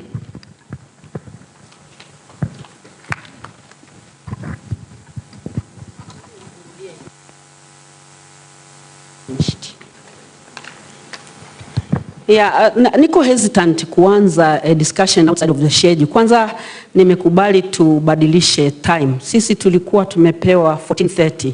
Na ndio maana unaona sasa hivi nimekuwa na kasoro ya mtu. Sasa kuanza kudiscuss hizi topic ambazo zinahitaji zipewe time. Mimi ningeomba hiyo kwa session hii tusiingize. Sasa Bwana Hamisi ameingia, Bwana Nyika uko hapa. Tuna wawili kama Mwambuja akituwahi basi atatujoin, lakini mimi nafikiria tuanze na wako mbele hapo.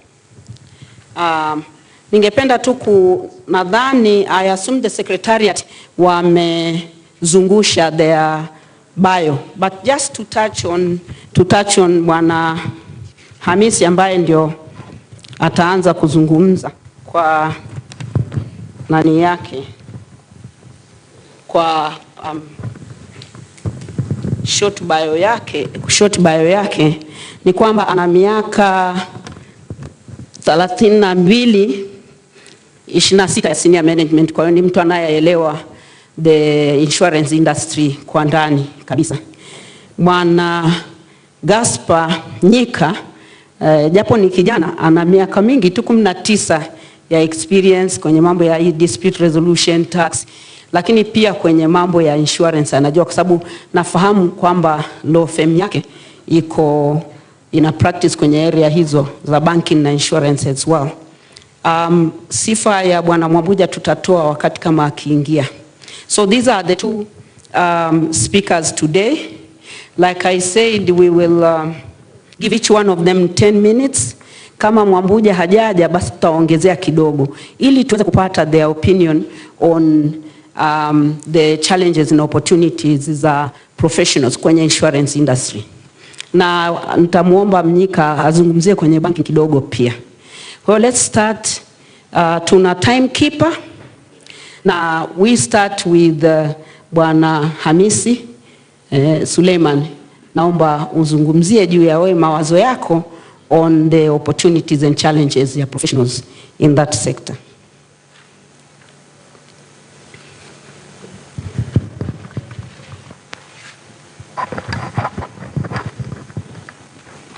Thank you, moderator. My name is Hamid Suleiman. I'm a CEO of Salam General Insurance and chairman of ATI. 2 months ago, I was heading Salam Life, and then I was sold on loan to Salam General. For those who follow football, they know what does it mean when you are sold on loan to another company. I will not discuss challenges because we create challenges. Rather, I will discuss opportunities, and I will limit myself, because of time, to what I'm seeing in the market, but my literate legal professionals who sometimes are not enumerate, they are not seeing the opportunities. If you have time to read Insurance Act number 10 of 2009, with its respective regulations, there are some job profiles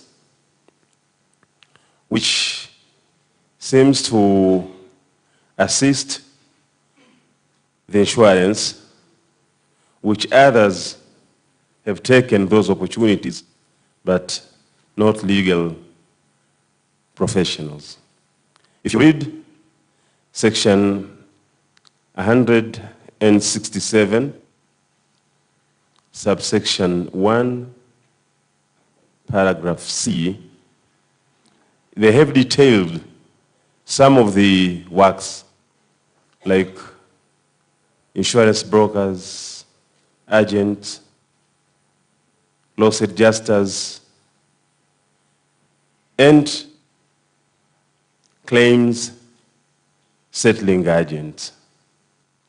Very unfortunately, in TZ, we have none at the moment.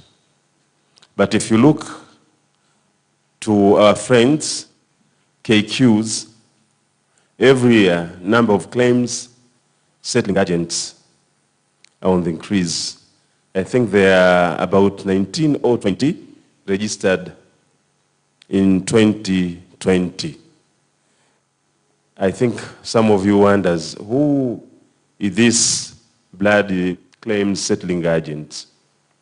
You know, when you take insurance, you have property, you have third parties or liabilities, and you have crime-related claims, your fidelity guarantee, money, and burglary. You would expect all third-party claims, all liability claims, to be dealt with a person who knows how to handle liability. And nobody knows how to handle liabilities nicely than legal professionals. I cannot go and bargain with somebody who has been injured, or an administrator of an estate of someone who's been killed out of accident. But a lawyer can handle it nicely. So what insurers normally do, they give their liability portfolio to a legal firm to look at it. They negotiate on behalf of the insurance company. So you are like an insurance department of an insurance company.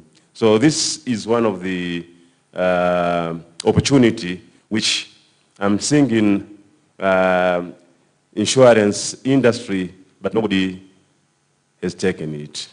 Take a time, go and look at the Act and its respective regulation and see if you can use out of it. And there is a market for that. I've researched in 2017, if I'm not mistaken, Tanzania is ranked number 6 in terms of many motor traffic accidents. We have about, in 2018, 19,000 deaths out of motor accidents. Our friends Kenya have got 13,000, they are number 17, and Uganda is 11,000, they are number 15. I have not mixed the numbers. They've just taken the number of accidents as it relates to the population. And I can assure you, out of these 19,000 road victims, maybe only 10% or 20%, they may have been able to get compensation from insurance companies, because some of them, they cannot access to legal services because they don't have money, they don't know, they are not aware of it. For those who have practiced in Kenya or who are following what Kenyans are doing, you must have heard about the story of ambulance chasers. Immediately when there is an accident, you just go to the bus, you try to find victim, you go to the hospital, you take the numbers, you said you will assist them. So you need to be proactive sometimes. Those kind of opportunities don't come in a plate. You have to find for it. Another opportunity which I'm seeing is on recovery, especially when insurer want to exercise their subrogation right. In many of the claims, you will have a negligent party which you need to follow. And it takes ages for insurance company to follow those kind of to follow those kinds of claims, because they don't have expertise within their department. So if you have a law firm specifically, or which specializes on as a recovery agent, then you'll have extended your wings and offer, and that's an opportunity for you in insurance industry. So we've got claims settling agent, claims recovery, and also if you can offer assistance to those not necessarily only road victims, but all other parties who are involved in an accident. And sometimes some of the victims, they are losing their rights because they don't know how to follow for those rights. Maybe the last item, because I'm in insurance industry, I got an opportunity in 2017 to discuss with the lawyer during one of your events, and we throw an opportunity, because when I went here, you were discussing about life insurance, credit rates, and things like that. Out of 5,000 legal professionals, I don't think you have 10% who have any type of insurance. And very fortunately, for those few who have, they have not come and claim, because they are not dying, I think. Because in insurance, you are only rich when you are dead. So you have an opportunity to secure your own life. I call it an opportunity. And also have an opportunity to secure your business in terms of taking PI cover.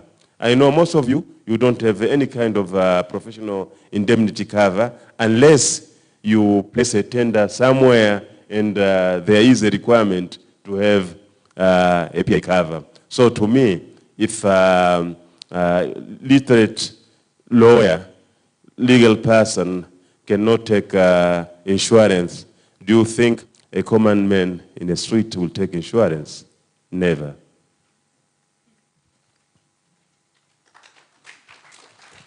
Thank you very much. Jamani, tumpigie makofi. During the discussions, I think quite a number of other issues and follow-up questions will come up. Let me now turn to Gaspar Mnyika.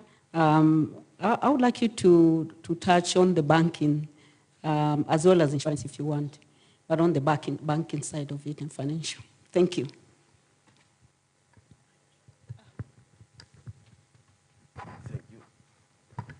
Thank you, Dr. Hawa, the moderator. By the way, my name is Mnyika. Whenever you say Mnyika, I always remember, you remind me of Mnyika the Mbunge. So my name is Gaspar Mnyika. Always people confuse me to Mnyika. So throughout this session in the morning and whenever I speak to colleagues, I think the sentiment is our cake is becoming smaller and smaller. And when I say the cake, I mean the cake in the practice. My view is the problem is not the cake. I think the cake is enough. I think what we are lacking innovation. And when we talk about the financial sector, of course the concentration is we all look at the banking industry. But the financial sector is wide. It's not only the banking industry. When you talk about the financial sector, you can think about things like bonds, securities, financing in commodities. All of those do not relate to the banking sector. So the financial sector is wider than what a lot of people believe. So when you ask a colleague, if I was to ask a colleague, a lot of people say, when I'm thinking about the financial sector, I'm thinking about the banking industry. And when I think about the banking industry, I'm thinking about the bank giving me instructions to prepare security documentation when they're lending. I'm thinking about the bank giving me instructions to recover when there is a default. And also I'm thinking about the bank giving me instructions to take customers or to handle litigation. And even in these areas alone, still there is innovation lacking. For example, when you get instructions to recover, a lot of people just think of going to sell the assets as a receiver. I have seen very few people who goes and think about the Chapter 11 in the Companies Act, putting the business in administration instead of killing it. The administrations I've seen being filed at the Commercial Court is only for defaulters or for businesses trying to enjoy the moratorium provided under the Companies Act. It is not intended to revive the business. So one of the opportunities which we as lawyers or we as practitioners need to look as far as banking practice is concerned is let us leave out of that traditional lawyering. The traditional lawyering is, oh, there's a default, I'm going to sell this asset. We need to go out of that. There is a default, yes, it is a hotel. Why should I sell a hotel? Why can't I find a manager as a receiver to run this hotel, recoup the money, and pay the loan? If it's a commercial building, why should I sell it? Why can't I use the provision of the Land Act to appoint a receiver manager to receive the rent and pay the debt? So you see, we are lacking innovation. When the bank instructs you to prepare security documentation, a lot of people just run, prepare a mortgage, a debenture, and register. They're done. How many of you goes further and prepare an opinion, an enforceability opinion? An enforceability opinion will add $2,000 to your bill. So instead of you billing $1.5 million for preparing a security documentation, you can go further and issue an opinion to the bank. Now, why am I saying we lack innovation? Because you can only be innovative if you know your client. We don't know our client. We don't know our client needs. If you know your client's needs, you'll be able to say, yes, I understand that your idea is for me to sell the property, but I will tell you, we shouldn't be selling this property. We should be receiving rent. Okay? I understand your instructions for me to go and register this mortgage, but I think I should go further and give you an enforceability opinion. So that is the innovation I'm talking about. If you go, for example, to financing of commodities, the agricultural sector, cotton, cashew nuts, there's a lot of financing in that sector. And the financing I'm talking about is not the financing from banks. There are special vehicles worldwide which finances crops and commodities business.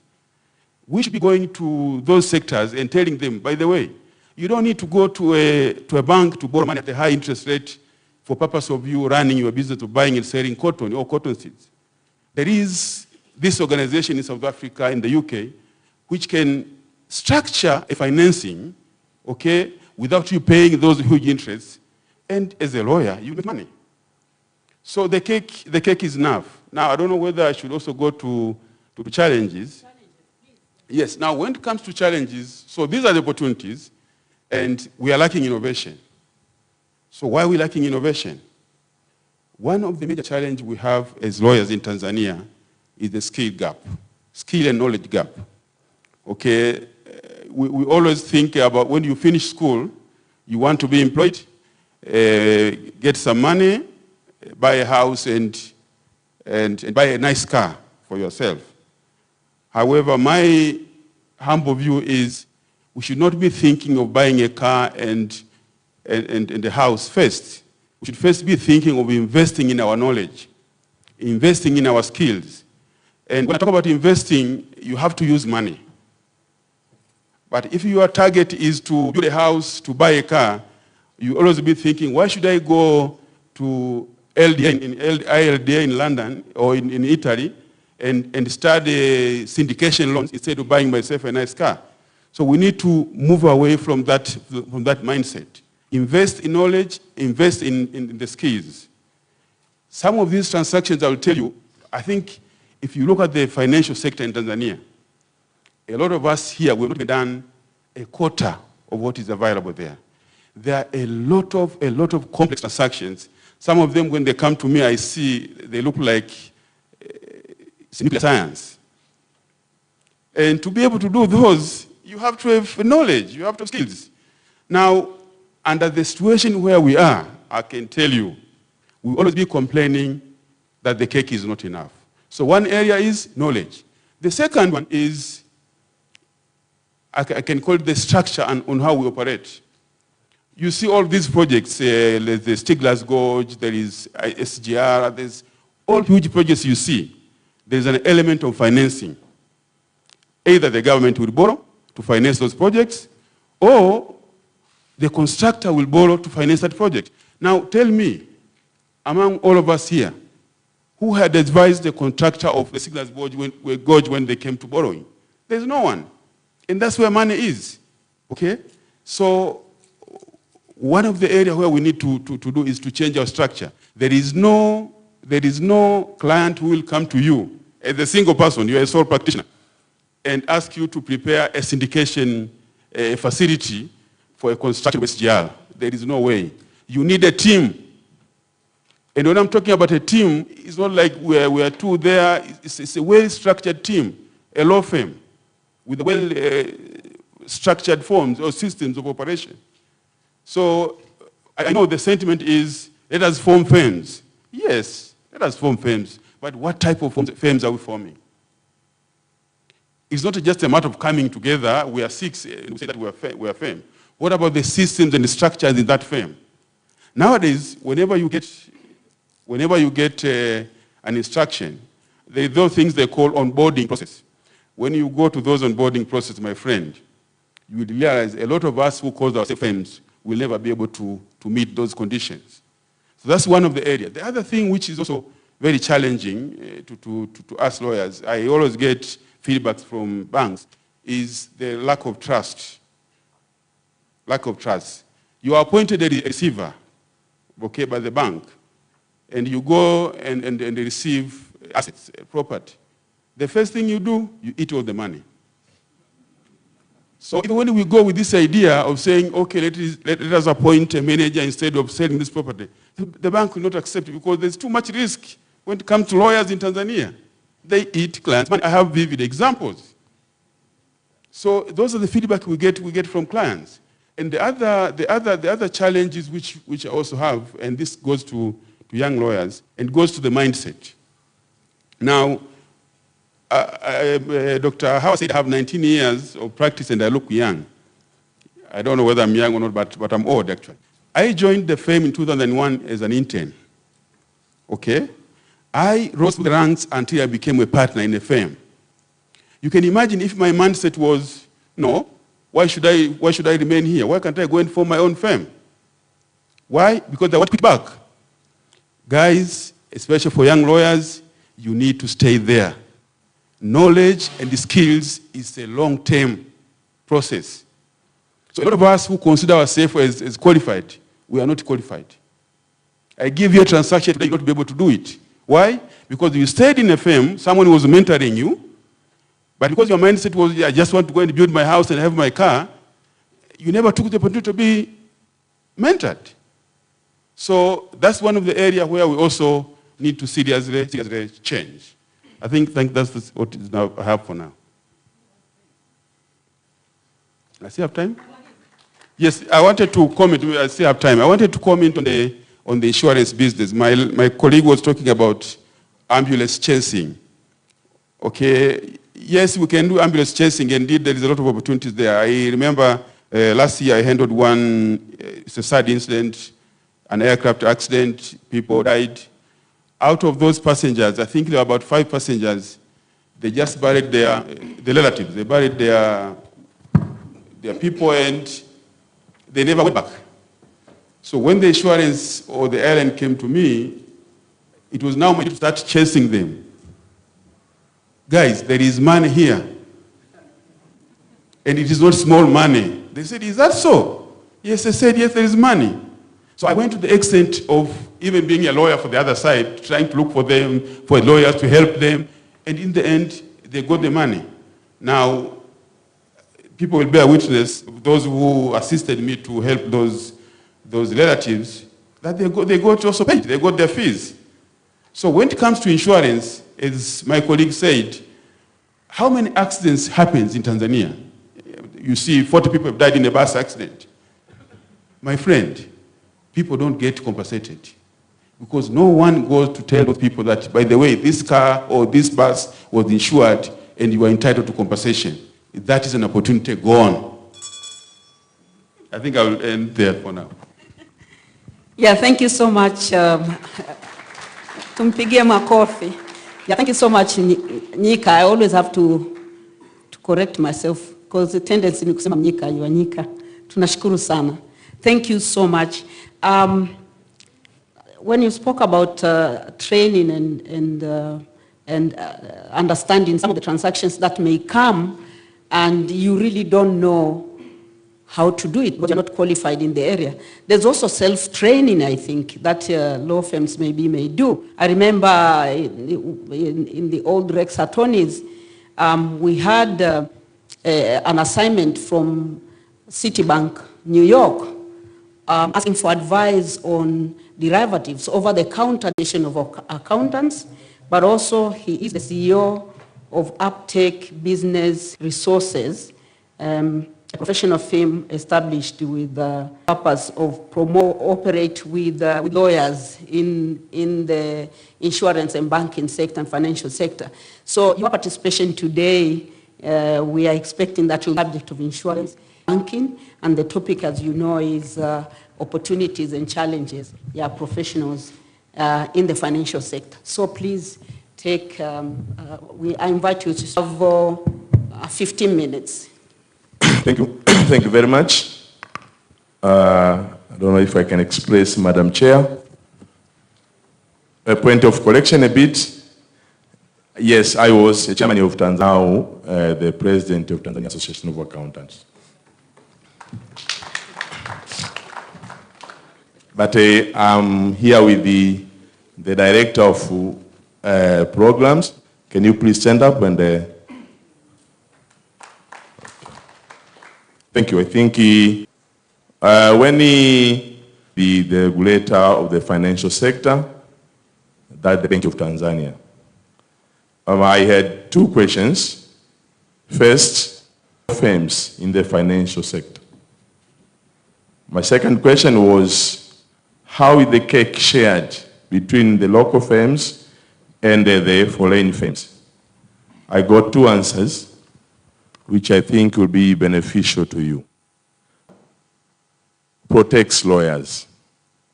That means foreign lawyers are not permitted to practice anything, any matter relating to financial sector,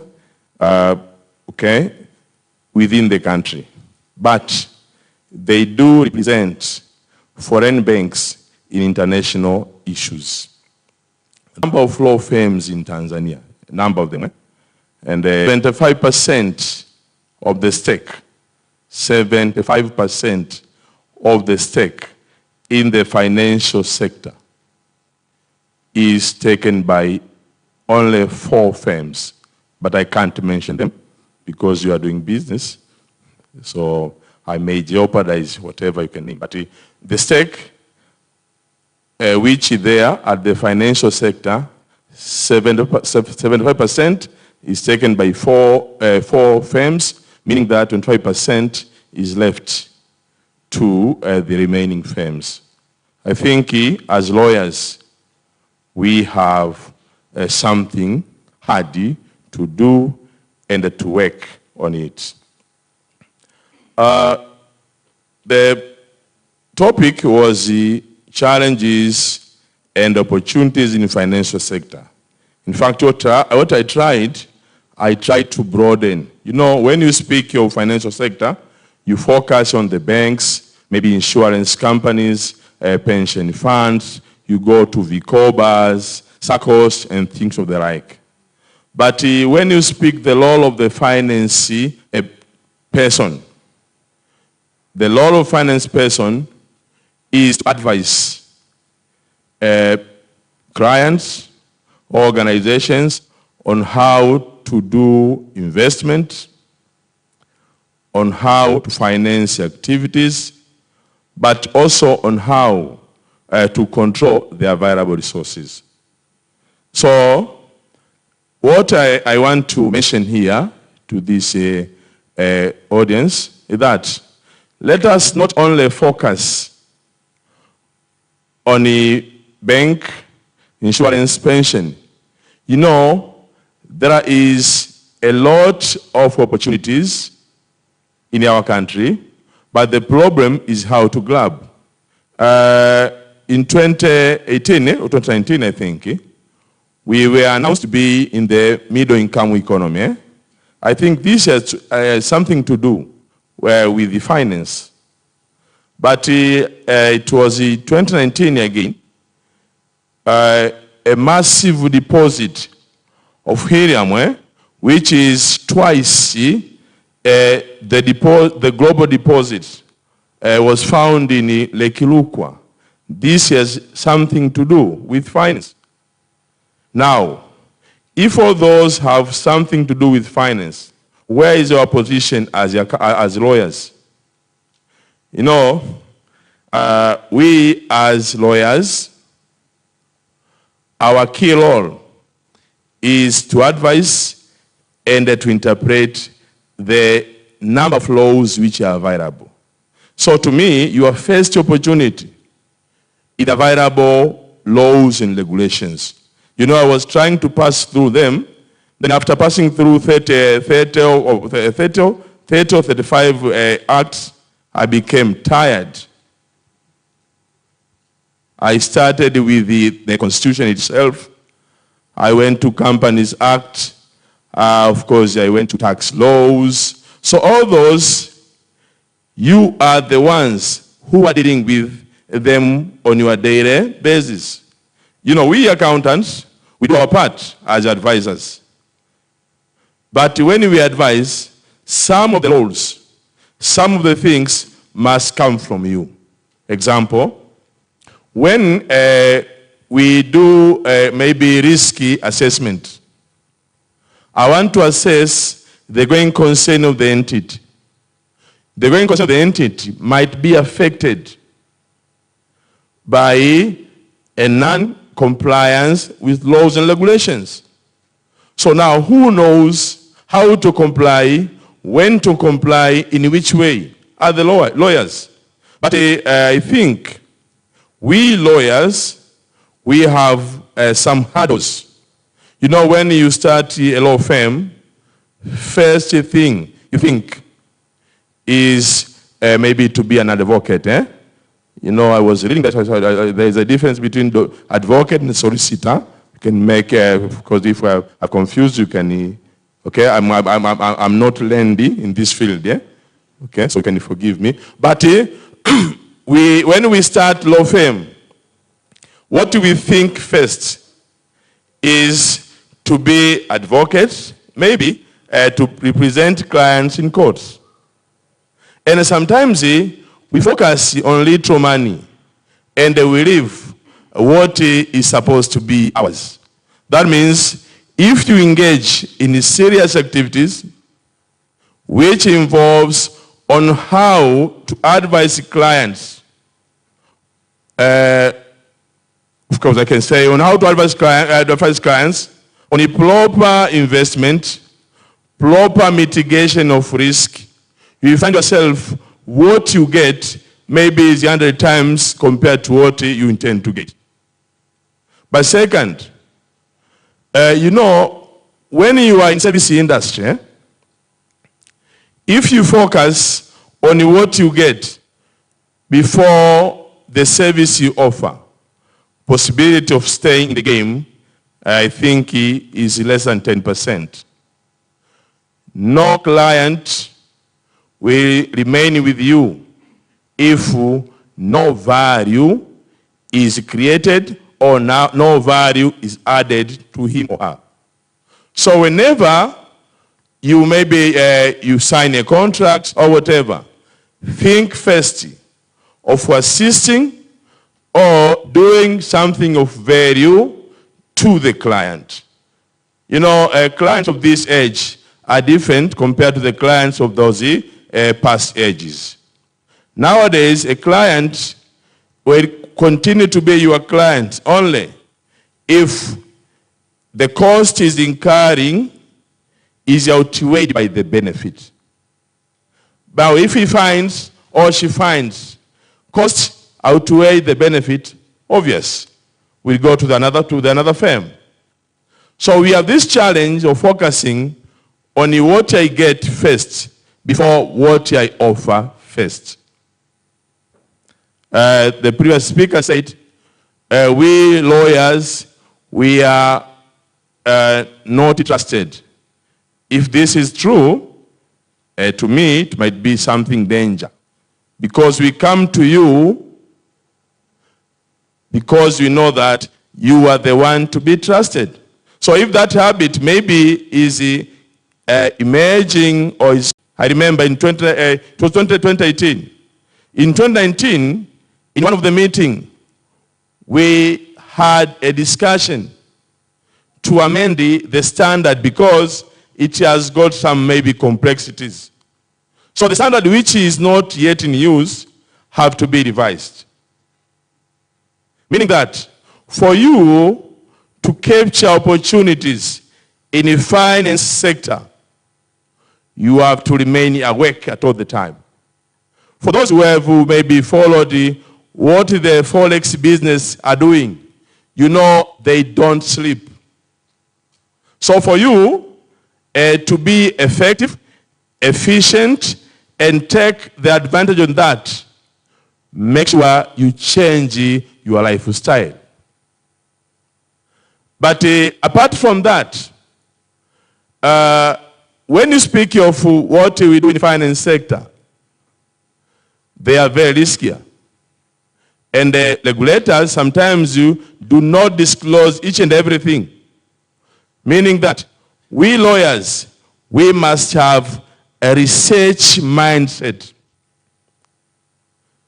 You have to do research as part of your life because information relating to financial sector are not available readily. Apart from that, a financial sector is totally affected by the technology. You know, we are now in the 4th industrial revolution. We have this artificial intelligence, we have cloud computing, we have big data, and a number of things. So for you, lawyer, to take advantage of that, don't lag behind in terms of technology. Now, because time is running out, let me speak a little bit on opportunities. You know, I thought I would project. So my presentation was in picture form. I can explain some more. I said, the first opportunity which we have is that the land is fertile, is virgin land.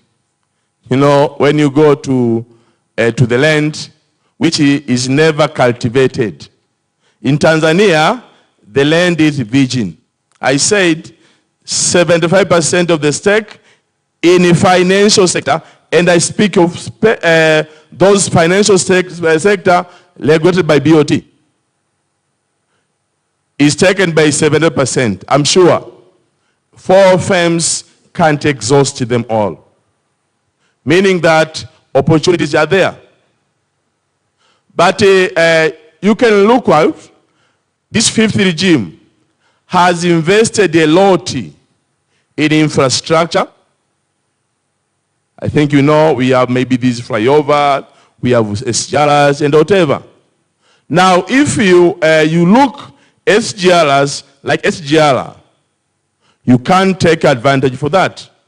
But if you look in the entrepreneurial mind, meaning that you link between financial aspects of financial impact to those infrastructures.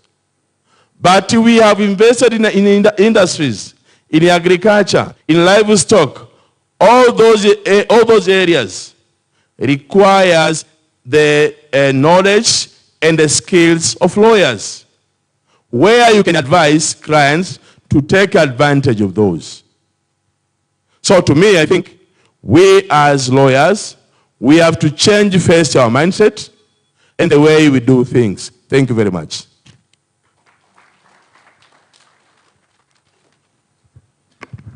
Thank you, Mr. Mwambuja. Mwambuja, thank you. We've come to the end of the presentation, and we'll now move on to panel discussion.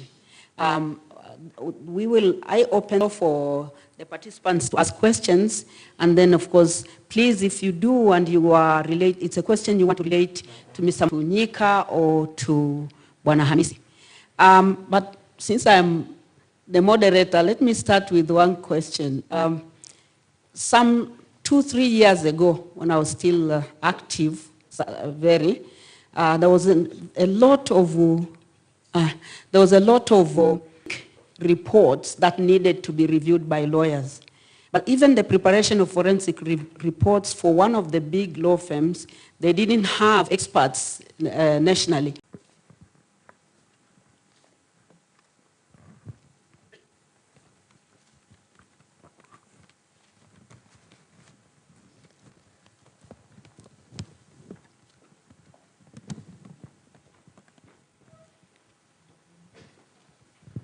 Please say your name. My name is Judith Wikesi, advocate. My question goes to the first speaker, the insurance expert. I was intrigued by your statement that in insurance, one is only rich when he or she is dead. Now, I was asking myself, how come? Because we have so many types of insurances where one is not required to be dead in order to be indemnified. Insurances like, say, health insurance or property insurance. I don't think that one needs to be dead to get indemnified in those areas. I would like to get more understanding on that. Thank you.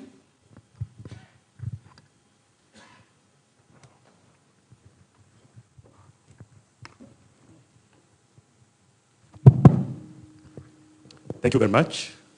My name is Advocate Gwajima. The pastor? Advocate Gwajima, not Gwajima Mbunge, no. Of course, he's my brother. That is Askof, myself, I'm an advocate. Yes. So I have one problem. Actually, I address to all the panelists, if not to all of us. It seems that the problem on financial skills is big. And I have heard all the panelists that are just like blaming the lawyers, advocates. So then I'm asking myself, who is to be blamed? Is it the legal fraternity or the legal institutions? So then I appeal to you guys.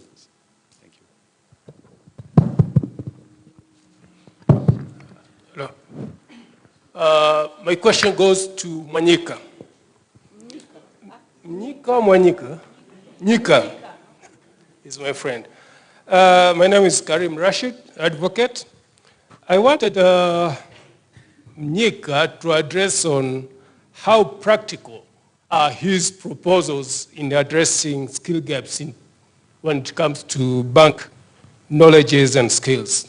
Because he has been addressing about taking courses abroad. We know that most of the lawyers are the law-born, and taking courses abroad comes with a price. It's pricey, highly price tags attached to that, of which most of the lawyers or advocates would not afford it. But again, attaching yourself to a law firm, again, from the sound of it, most of the law firms do not employ, but some of them which employs, they will end up using and abusing these advocates rather than giving them the skill. So I also wanted to have his take on about Tanzanian lawyers being jack of all trades. When you go to the college, we learn everything. When you finish, you become an advocate, then you can take any types of case. So we find most of the advocates, we have a general knowledge on everything. So we don't have the details. This one which we call fires to be assigned these financial matters. So what is his take about the institutions, about the legal institutions in terms of the colleges and the universities, narrowing down, having these specializations, rather than having a lawyer in Tanzania doing everything, being jack of all trades, and then so that we can have these trainings right here in Tanzania than going to abroad, which most of the advocates will not afford. Thank you. One more question, and then the panelists will respond to those questions and the ones that I had posed.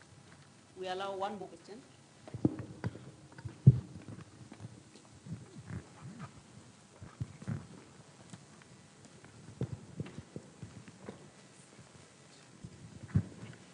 Thank you so much. Actually, mine is not a question, but rather a comment that goes to Nyika. I was really pleased with what you presented. It was really, really nice. For us who are, my name is Fatma, an advocate and a banker. For us who have been to a banking industry, we see how things can be difficult, especially when you don't have this knowledge. So I was actually asking you if you can get time to be available to make us understand these knowledges, at least basic knowledge on financials and how to handle the financials, whether individual or being in a firm or being a company. If you can, you can have time and make it available to all of us.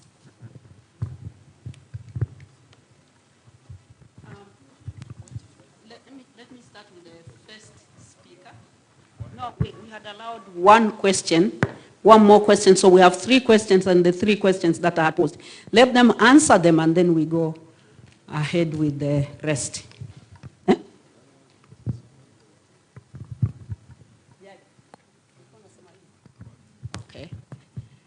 Okay, so let me start with the first speaker, please.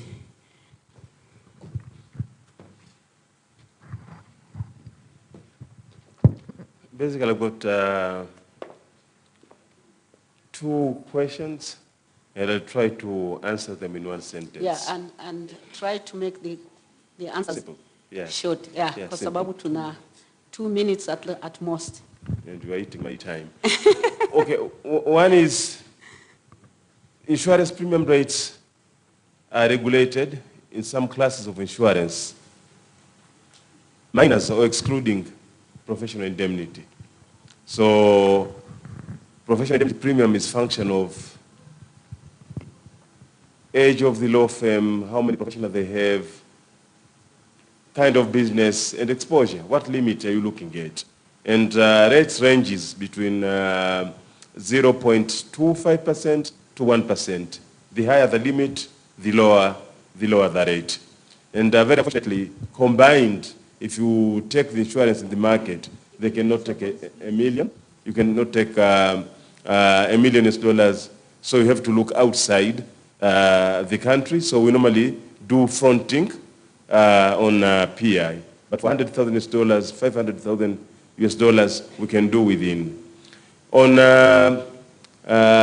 statement I gave that you are rich when you are dead, thus refers only to life insurance cover. And life insurance cover, you have 3 segments. You've got protection is when you are protecting your family, so when you are dead. Maturity, which goes to you, it's only when you are alive. Your policy can mature, you can get the money. And investment, where you get out of what you have put forward when the policy comes to an end. So it only refers to life policy when you are dead, because you're not going to enjoy the money in the coffin. It's your relatives which will enjoy the money. Thank you. Nika? Yes, so I'll address question first from my colleague there, where he asked for a question to do with the pricing of these courses. First of all, not all courses requires you to travel. We know of a lot of online courses where you can join virtually. They can give you a lot of material to read. They can give you exam moot course. They can even do sometimes moot course. So you don't need to travel in all the courses I'm talking about. However, I repeat, education is expensive, okay? And you will see a lot of people complaining that I cannot spend $1,000 to go to Uganda and attend a course at the Institute of Legal Development Center, but he can afford, okay, to buy enough matofali kujenga nyumba. What he's forgetting is, instead of building the house first, he should first invest in his knowledge and he'll make more money. So yes, there are challenges of pricing here and there, but we also need to commit. We need to commit, even in law firms, okay? You should invest in our people. You talk about partners abusing trainees or associates.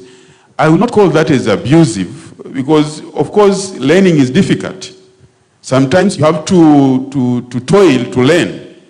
In Europe, if you go to a law firm, you pay to be a trainee. I don't pay you.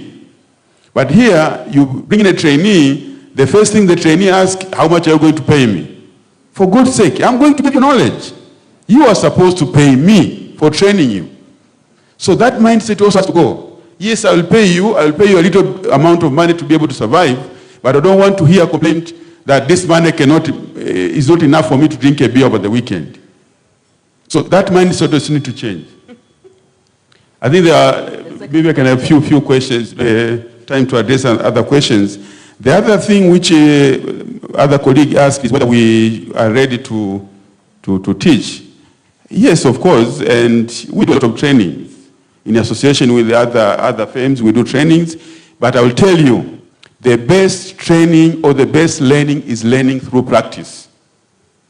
Attached to a law firm, don't be greedy, spend time, learn. The last one is to do with the curriculum, the institutions my colleague was talking about. I think we need to do something with our curriculum at the law school. The curriculum and who is teaching. We need to see more experienced people, specialized people, teaching, and it should be teaching practice. So the first thing I expect when I go to the law school is in financing, I expect someone to tell me, okay, here's the problem question, let's draft a syndicated documentation, loans for the syndicated documentation. I don't expect someone to say, in theory, you know, we don't need that. So the curriculum need to change at the law school. Thank you, Bwana Mwambuje. Thank you. Okay, I think my question is one, but there was one general question. Let me start with general question, then go to the question from the madam. The question was, who is to be blamed on the lack of financial skills? I think the answer is all of us are to be blamed, and because of two reasons. First, our selfishness. Tunakwenda kujifunza, mimi naweza kwenda Uingereza, Marekani na penginepo. Nikijifunza najifungia na knowledge yangu. Kwa matokeo yake ni kwamba nakuwa nayo mimi tu, kwa sababu nadhani wakijua na wengine tutaanza kunyang'anyana keki. Keki yenyewe ni kubwa. So first ni ubinafsi wetu. Second, kwa nature ya makuzi, nature ya kuzaliwa, hatuna creativity mind. Creativity mind. Kwamba uweze kuona kitu, ukiangalia namna ambavyo kinaweza kuwa transformed kuwa pesa. Na bahati mbaya, transformation ya kitu kuwa pesa haichukui siku moja.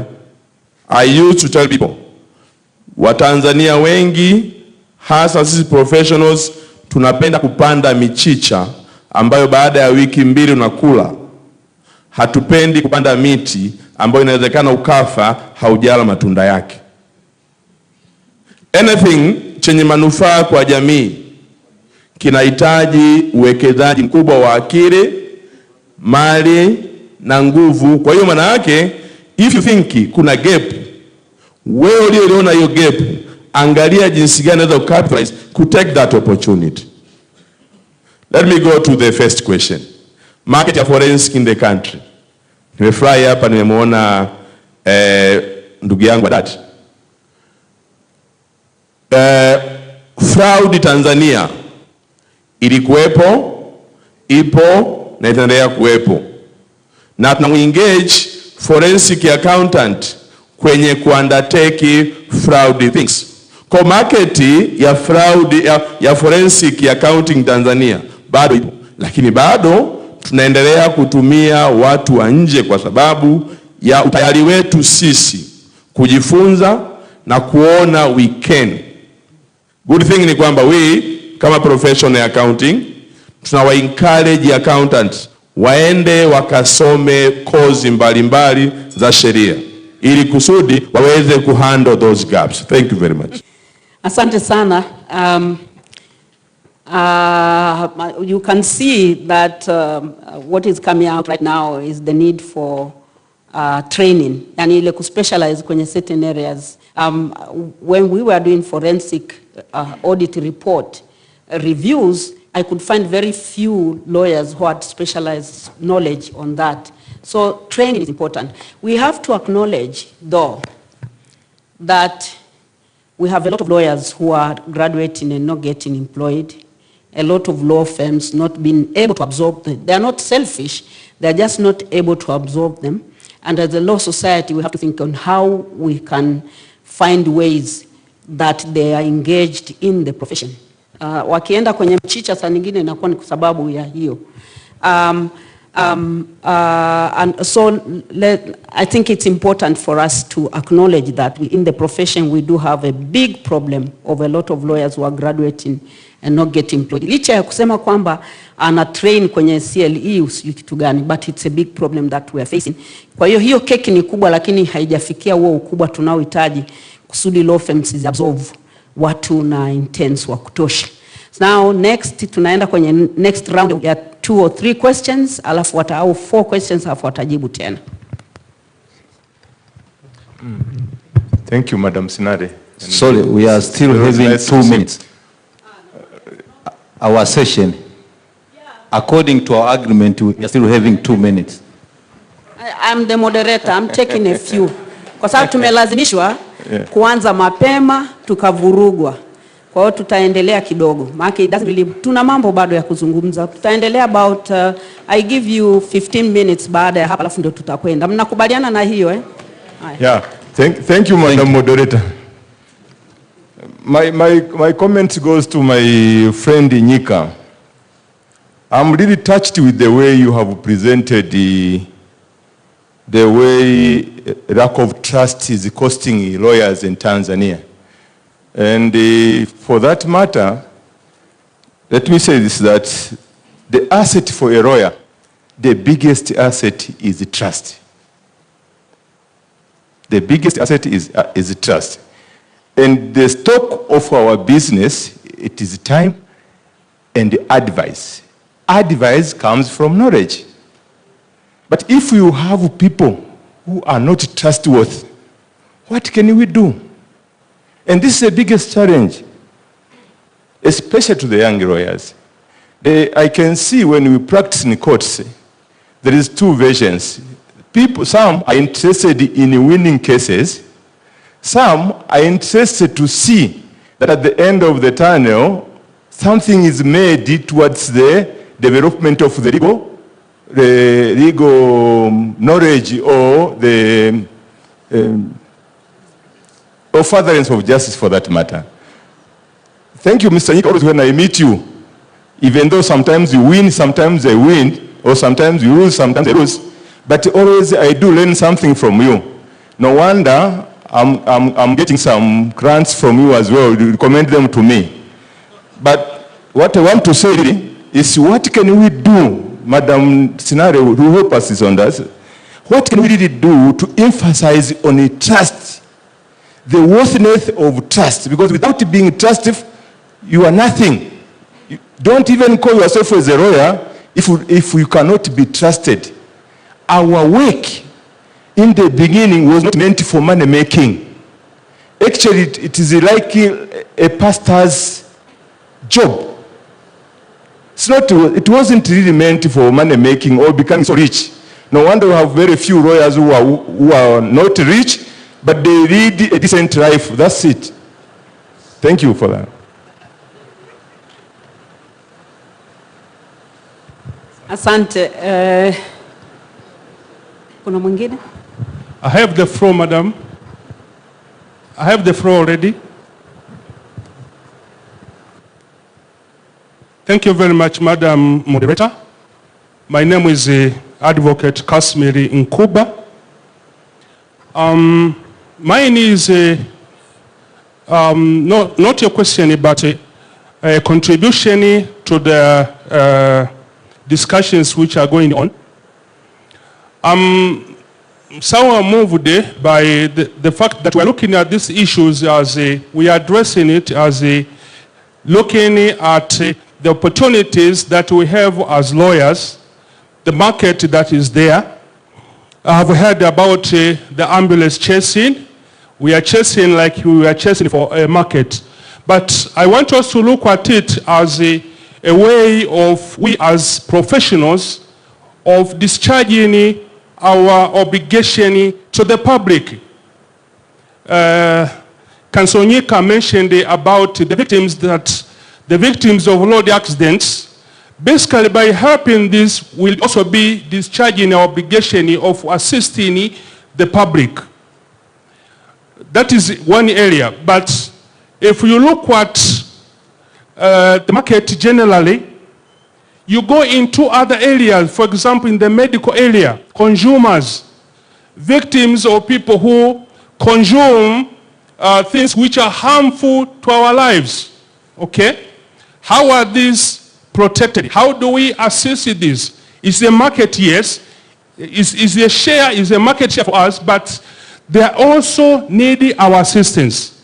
But now the problem is, sorry, madam, the problem is, if we are to approach to assist this individually, sometimes we get lack of support from other professionals. Kwa mfano, unataka kumsaidia mtu ambaye ameumia kwa kuconsume. To prove this, you need a medical expert to give you an opinion or to give you a report. Sasa problem ni kwamba if you go individually, sometimes getting this support is very difficult. Challenge yangu ni kwamba let's look at it probably sometimes katika professional body level, kama tuna uwezekano wa kuwa na support kwamba hizi professional bodies zikawa na arrangement ya kuweza kusaidiana. A lawyer goes to the medical body, it should be able to assist so that we get the evidences and take the case into court. Nashukuru sana. Asante sana, asante. Ni swali nzuri. Yes. Naruhusu 2 more questions afu tunakwenda. Kuna mmoja ambaye alishaleta kinoti hapa. Kama yuko tayari, please, but it's 2 minutes. Tafadhali. Thank you, Madam. I guess I'm the one who is now taking the floor. My name is Uwezo Nikolausi. I would like to pose a question to Mr. Hamisi Suleiman, the insurer, if I'm not mistaken. And my question is, why is it so difficult for insurance company to pay compensation to the victims here in Tanzania? If you've got your claim against an insurance company, it will take ages to get your claim paid, regardless of how genuine the claim is. And for this, we have experienced even the fact that the financial sector is a bit paralyzed because of unsettled claim by insurance companies, and they would, at the end of the day, find that clients do opt to go to court to sue the insurance company and the other stakeholders. Why is it so difficult for insurance companies to honor the claim? Okay, thank you. I had said 1 more question and then they will be answering. Thank you. Thank you very much. My name is Advocate Stella Cosmas. I just wanted to add on your comment about the forensic experts. Currently we have a chapter in Tanzania which is for the Association for Certified Fraud Examiner, and I am the current president. And this is the good news for advocates, that you can join in and pursue the international certification of certified fraud examiners, whereby you will be able to know all the fraud schemes and also how to investigate, including the forensic investigations. We are currently only 32 certified fraud examiners in the country, and all of us are already stationed working in the different institutions. So it's high time that now lawyers, especially for those who are running private firms, to think about having investigation units in your firms. And I welcome you all, and I think I'm going to talk with TLS so that I can give our address and our communication so that you can know more about it. But lastly, I would like to inform, just that it's an international certification and it caters for 125 countries. Thank you so much. Thank you. Like you say, I would ask you to get in touch with the Secretariat, our Chief CEO, so that we can get your details and then circulate to our leaders. But that wasn't a question, it was hijacked. So I still have to keep the promise of 1 more question from one of our disabled colleagues. After tunamaliza. Asante madam kwa kuniona. Briefly, I need to know from the... Ongeza sauti tafadhali, shauri ya mkuu. Okay. My name is... Now, 2 minutes. Advocate Mandesi. I would like to direct my question to the second and the last speaker. I need to know, there is issue of financial barriers. And what strategies are available in the financial sector to help law firm to overcome those problems? Thank you. Thank you so much. Now we turn to the speakers. Could you please respond to the questions addressed to you?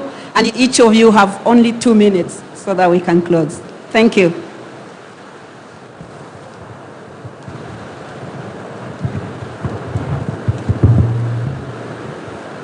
Mine is one, and in law you call it, you rebuke, isn't it?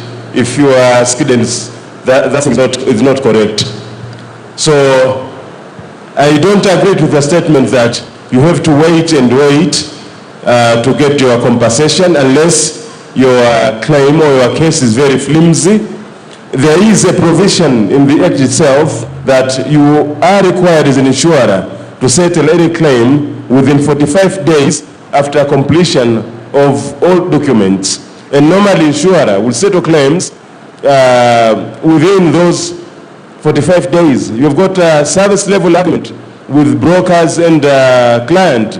And most of the claims, I'm quite sure, depending on the size, are being paid within 5 to 14 days. Insurance is something which you cannot test, but if it was a test, I could have requested you to take a life policy and die, and you will see. Your check will come faster before your body gets out of the home. And we've done that in so many claims. Colleagues somewhere there said, you as lawyer, you do not have access to medical practitioners, things like that. Laws adjusters and insurers, we get documents from lawyers, engineers. I don't think there's anything which will hamper you to get those kind of report from medical practitioner to establish your case. Thank you. I think for me it was only one from Musa, and that is about trust. I think the response to that is tuache tamaa. That's it. Thank you. I think let me go to the last question. Ndugu yangu alisema nafikiri changamoto ya funds na hasa kwa law firms, I think, kwa maana ya kwamba kuundertake project kama nimemwelewa hivi. Kwanza nadhani Nyika kata na present hapa alisema ni huka ya sisi professionals kuona ni gari kuinvest kwenye trainings, lakini tuna invest kwenye material things.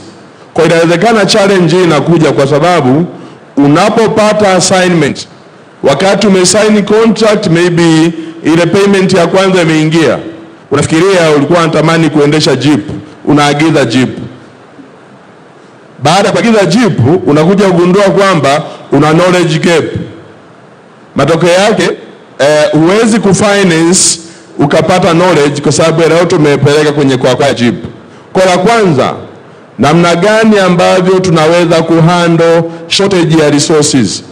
Ni kwamba of course ni skills, lakini tunapata resources kwenye funds za kwetu, au unaweza kwenda kukopa, you can take even friends. Ila what is important to we professionals, kwamba sisi hatulipi kwa sababu ya sura zetu, hatulipi kwa sababu ya vitu vizuri ofisini kwetu, tunalipwa kwa sababu ya skills na knowledge ambazo tunazo. Kwa hiyo ili upate hicho unachokipata, kwanza fanya investment kwenye brain. Na kuinvest, usiinvest only kwenye law.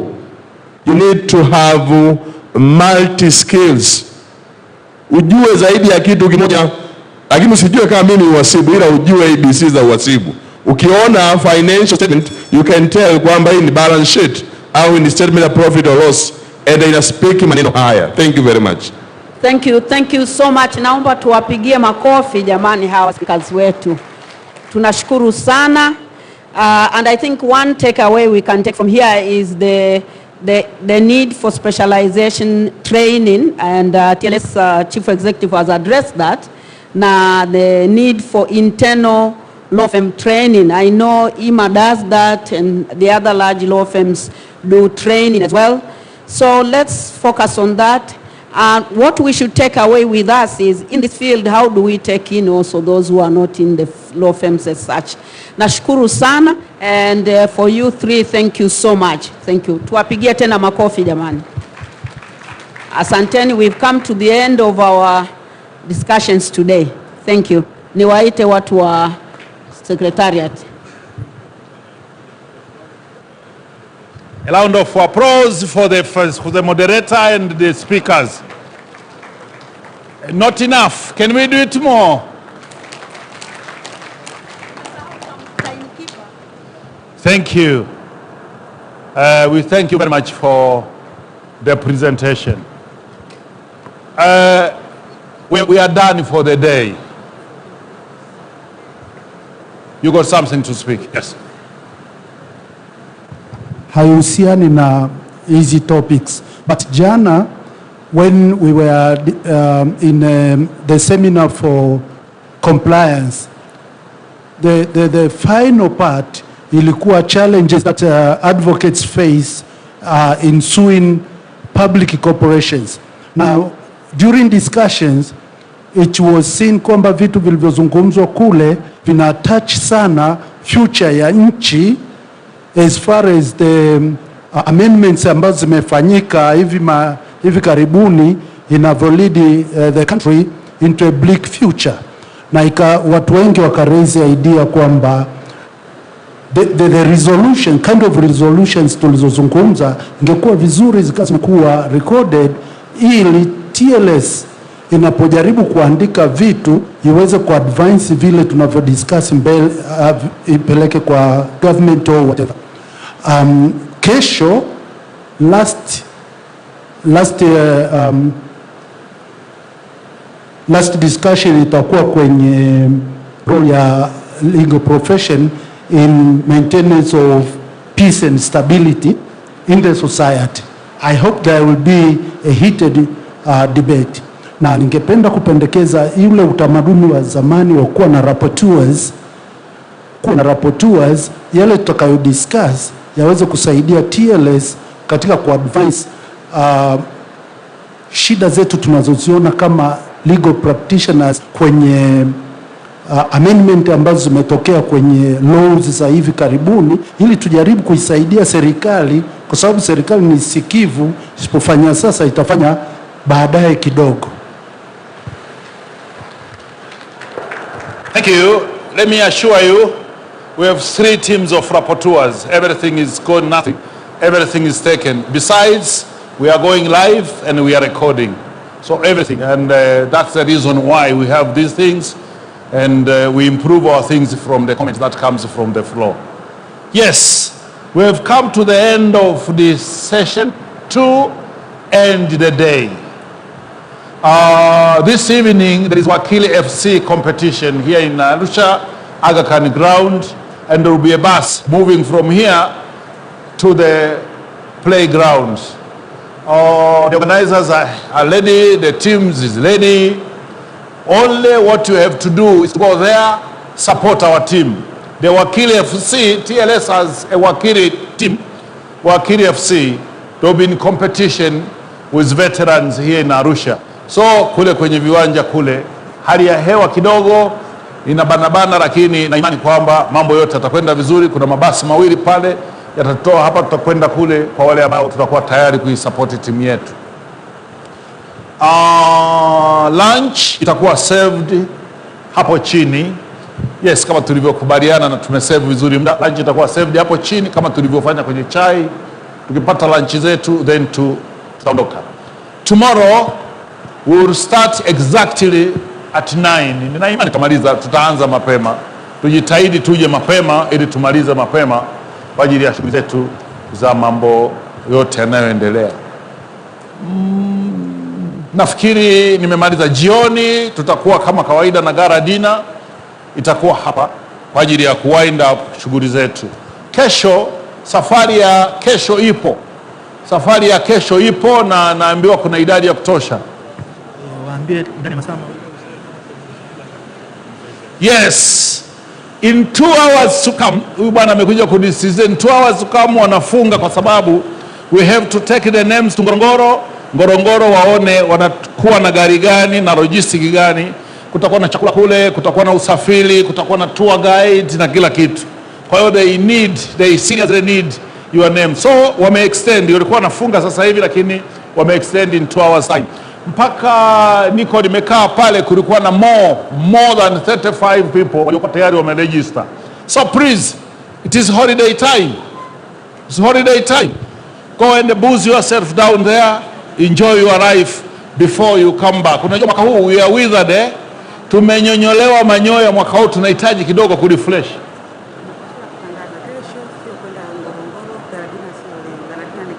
Garadina ni kesho. Garadina ni kesho. Sorry. Garadina ni kesho na safari ni Jumamosi.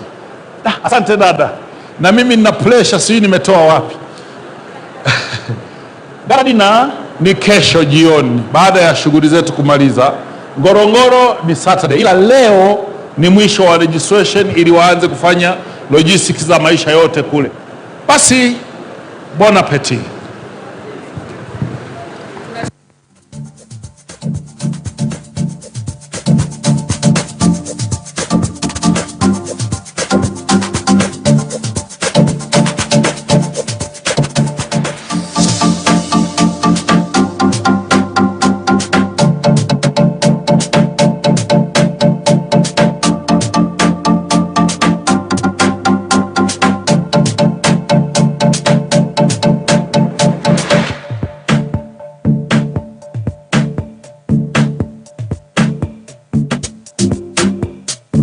Katika jitihada za kuifikia jamii, chama cha mawakili Tanganyika TLS wanakuletea Wakili TV. Ndiyo, ni Wakili TV live kutoka Wakili House ndani ya Dar es Salaam. Kupitia Wakili TV utajuzwa mengi yakiwemo masuala ya upatikanaji wa elimu ya sheria kwa wananchi na wadau mbalimbali, kutoa tafsiri za sheria mpya na zile za zamani. Pia tutakujuza nini maana halisi ya chama cha mawakili Tanganyika, kazi zake pamoja na wadau wake. Bila kusahau, elimu itatolewa juu ya kuwasaidia wananchi wanaohitaji msaada wa kisheria kwa kuwaibua na kuunganisha na mamlaka husika ili waweze kupata msaada wa kisheria. Kwa elimu hizi na mengine mengi, usisahau kutembelea katika kurasa zetu za Facebook, Twitter, Instagram pamoja na YouTube channel.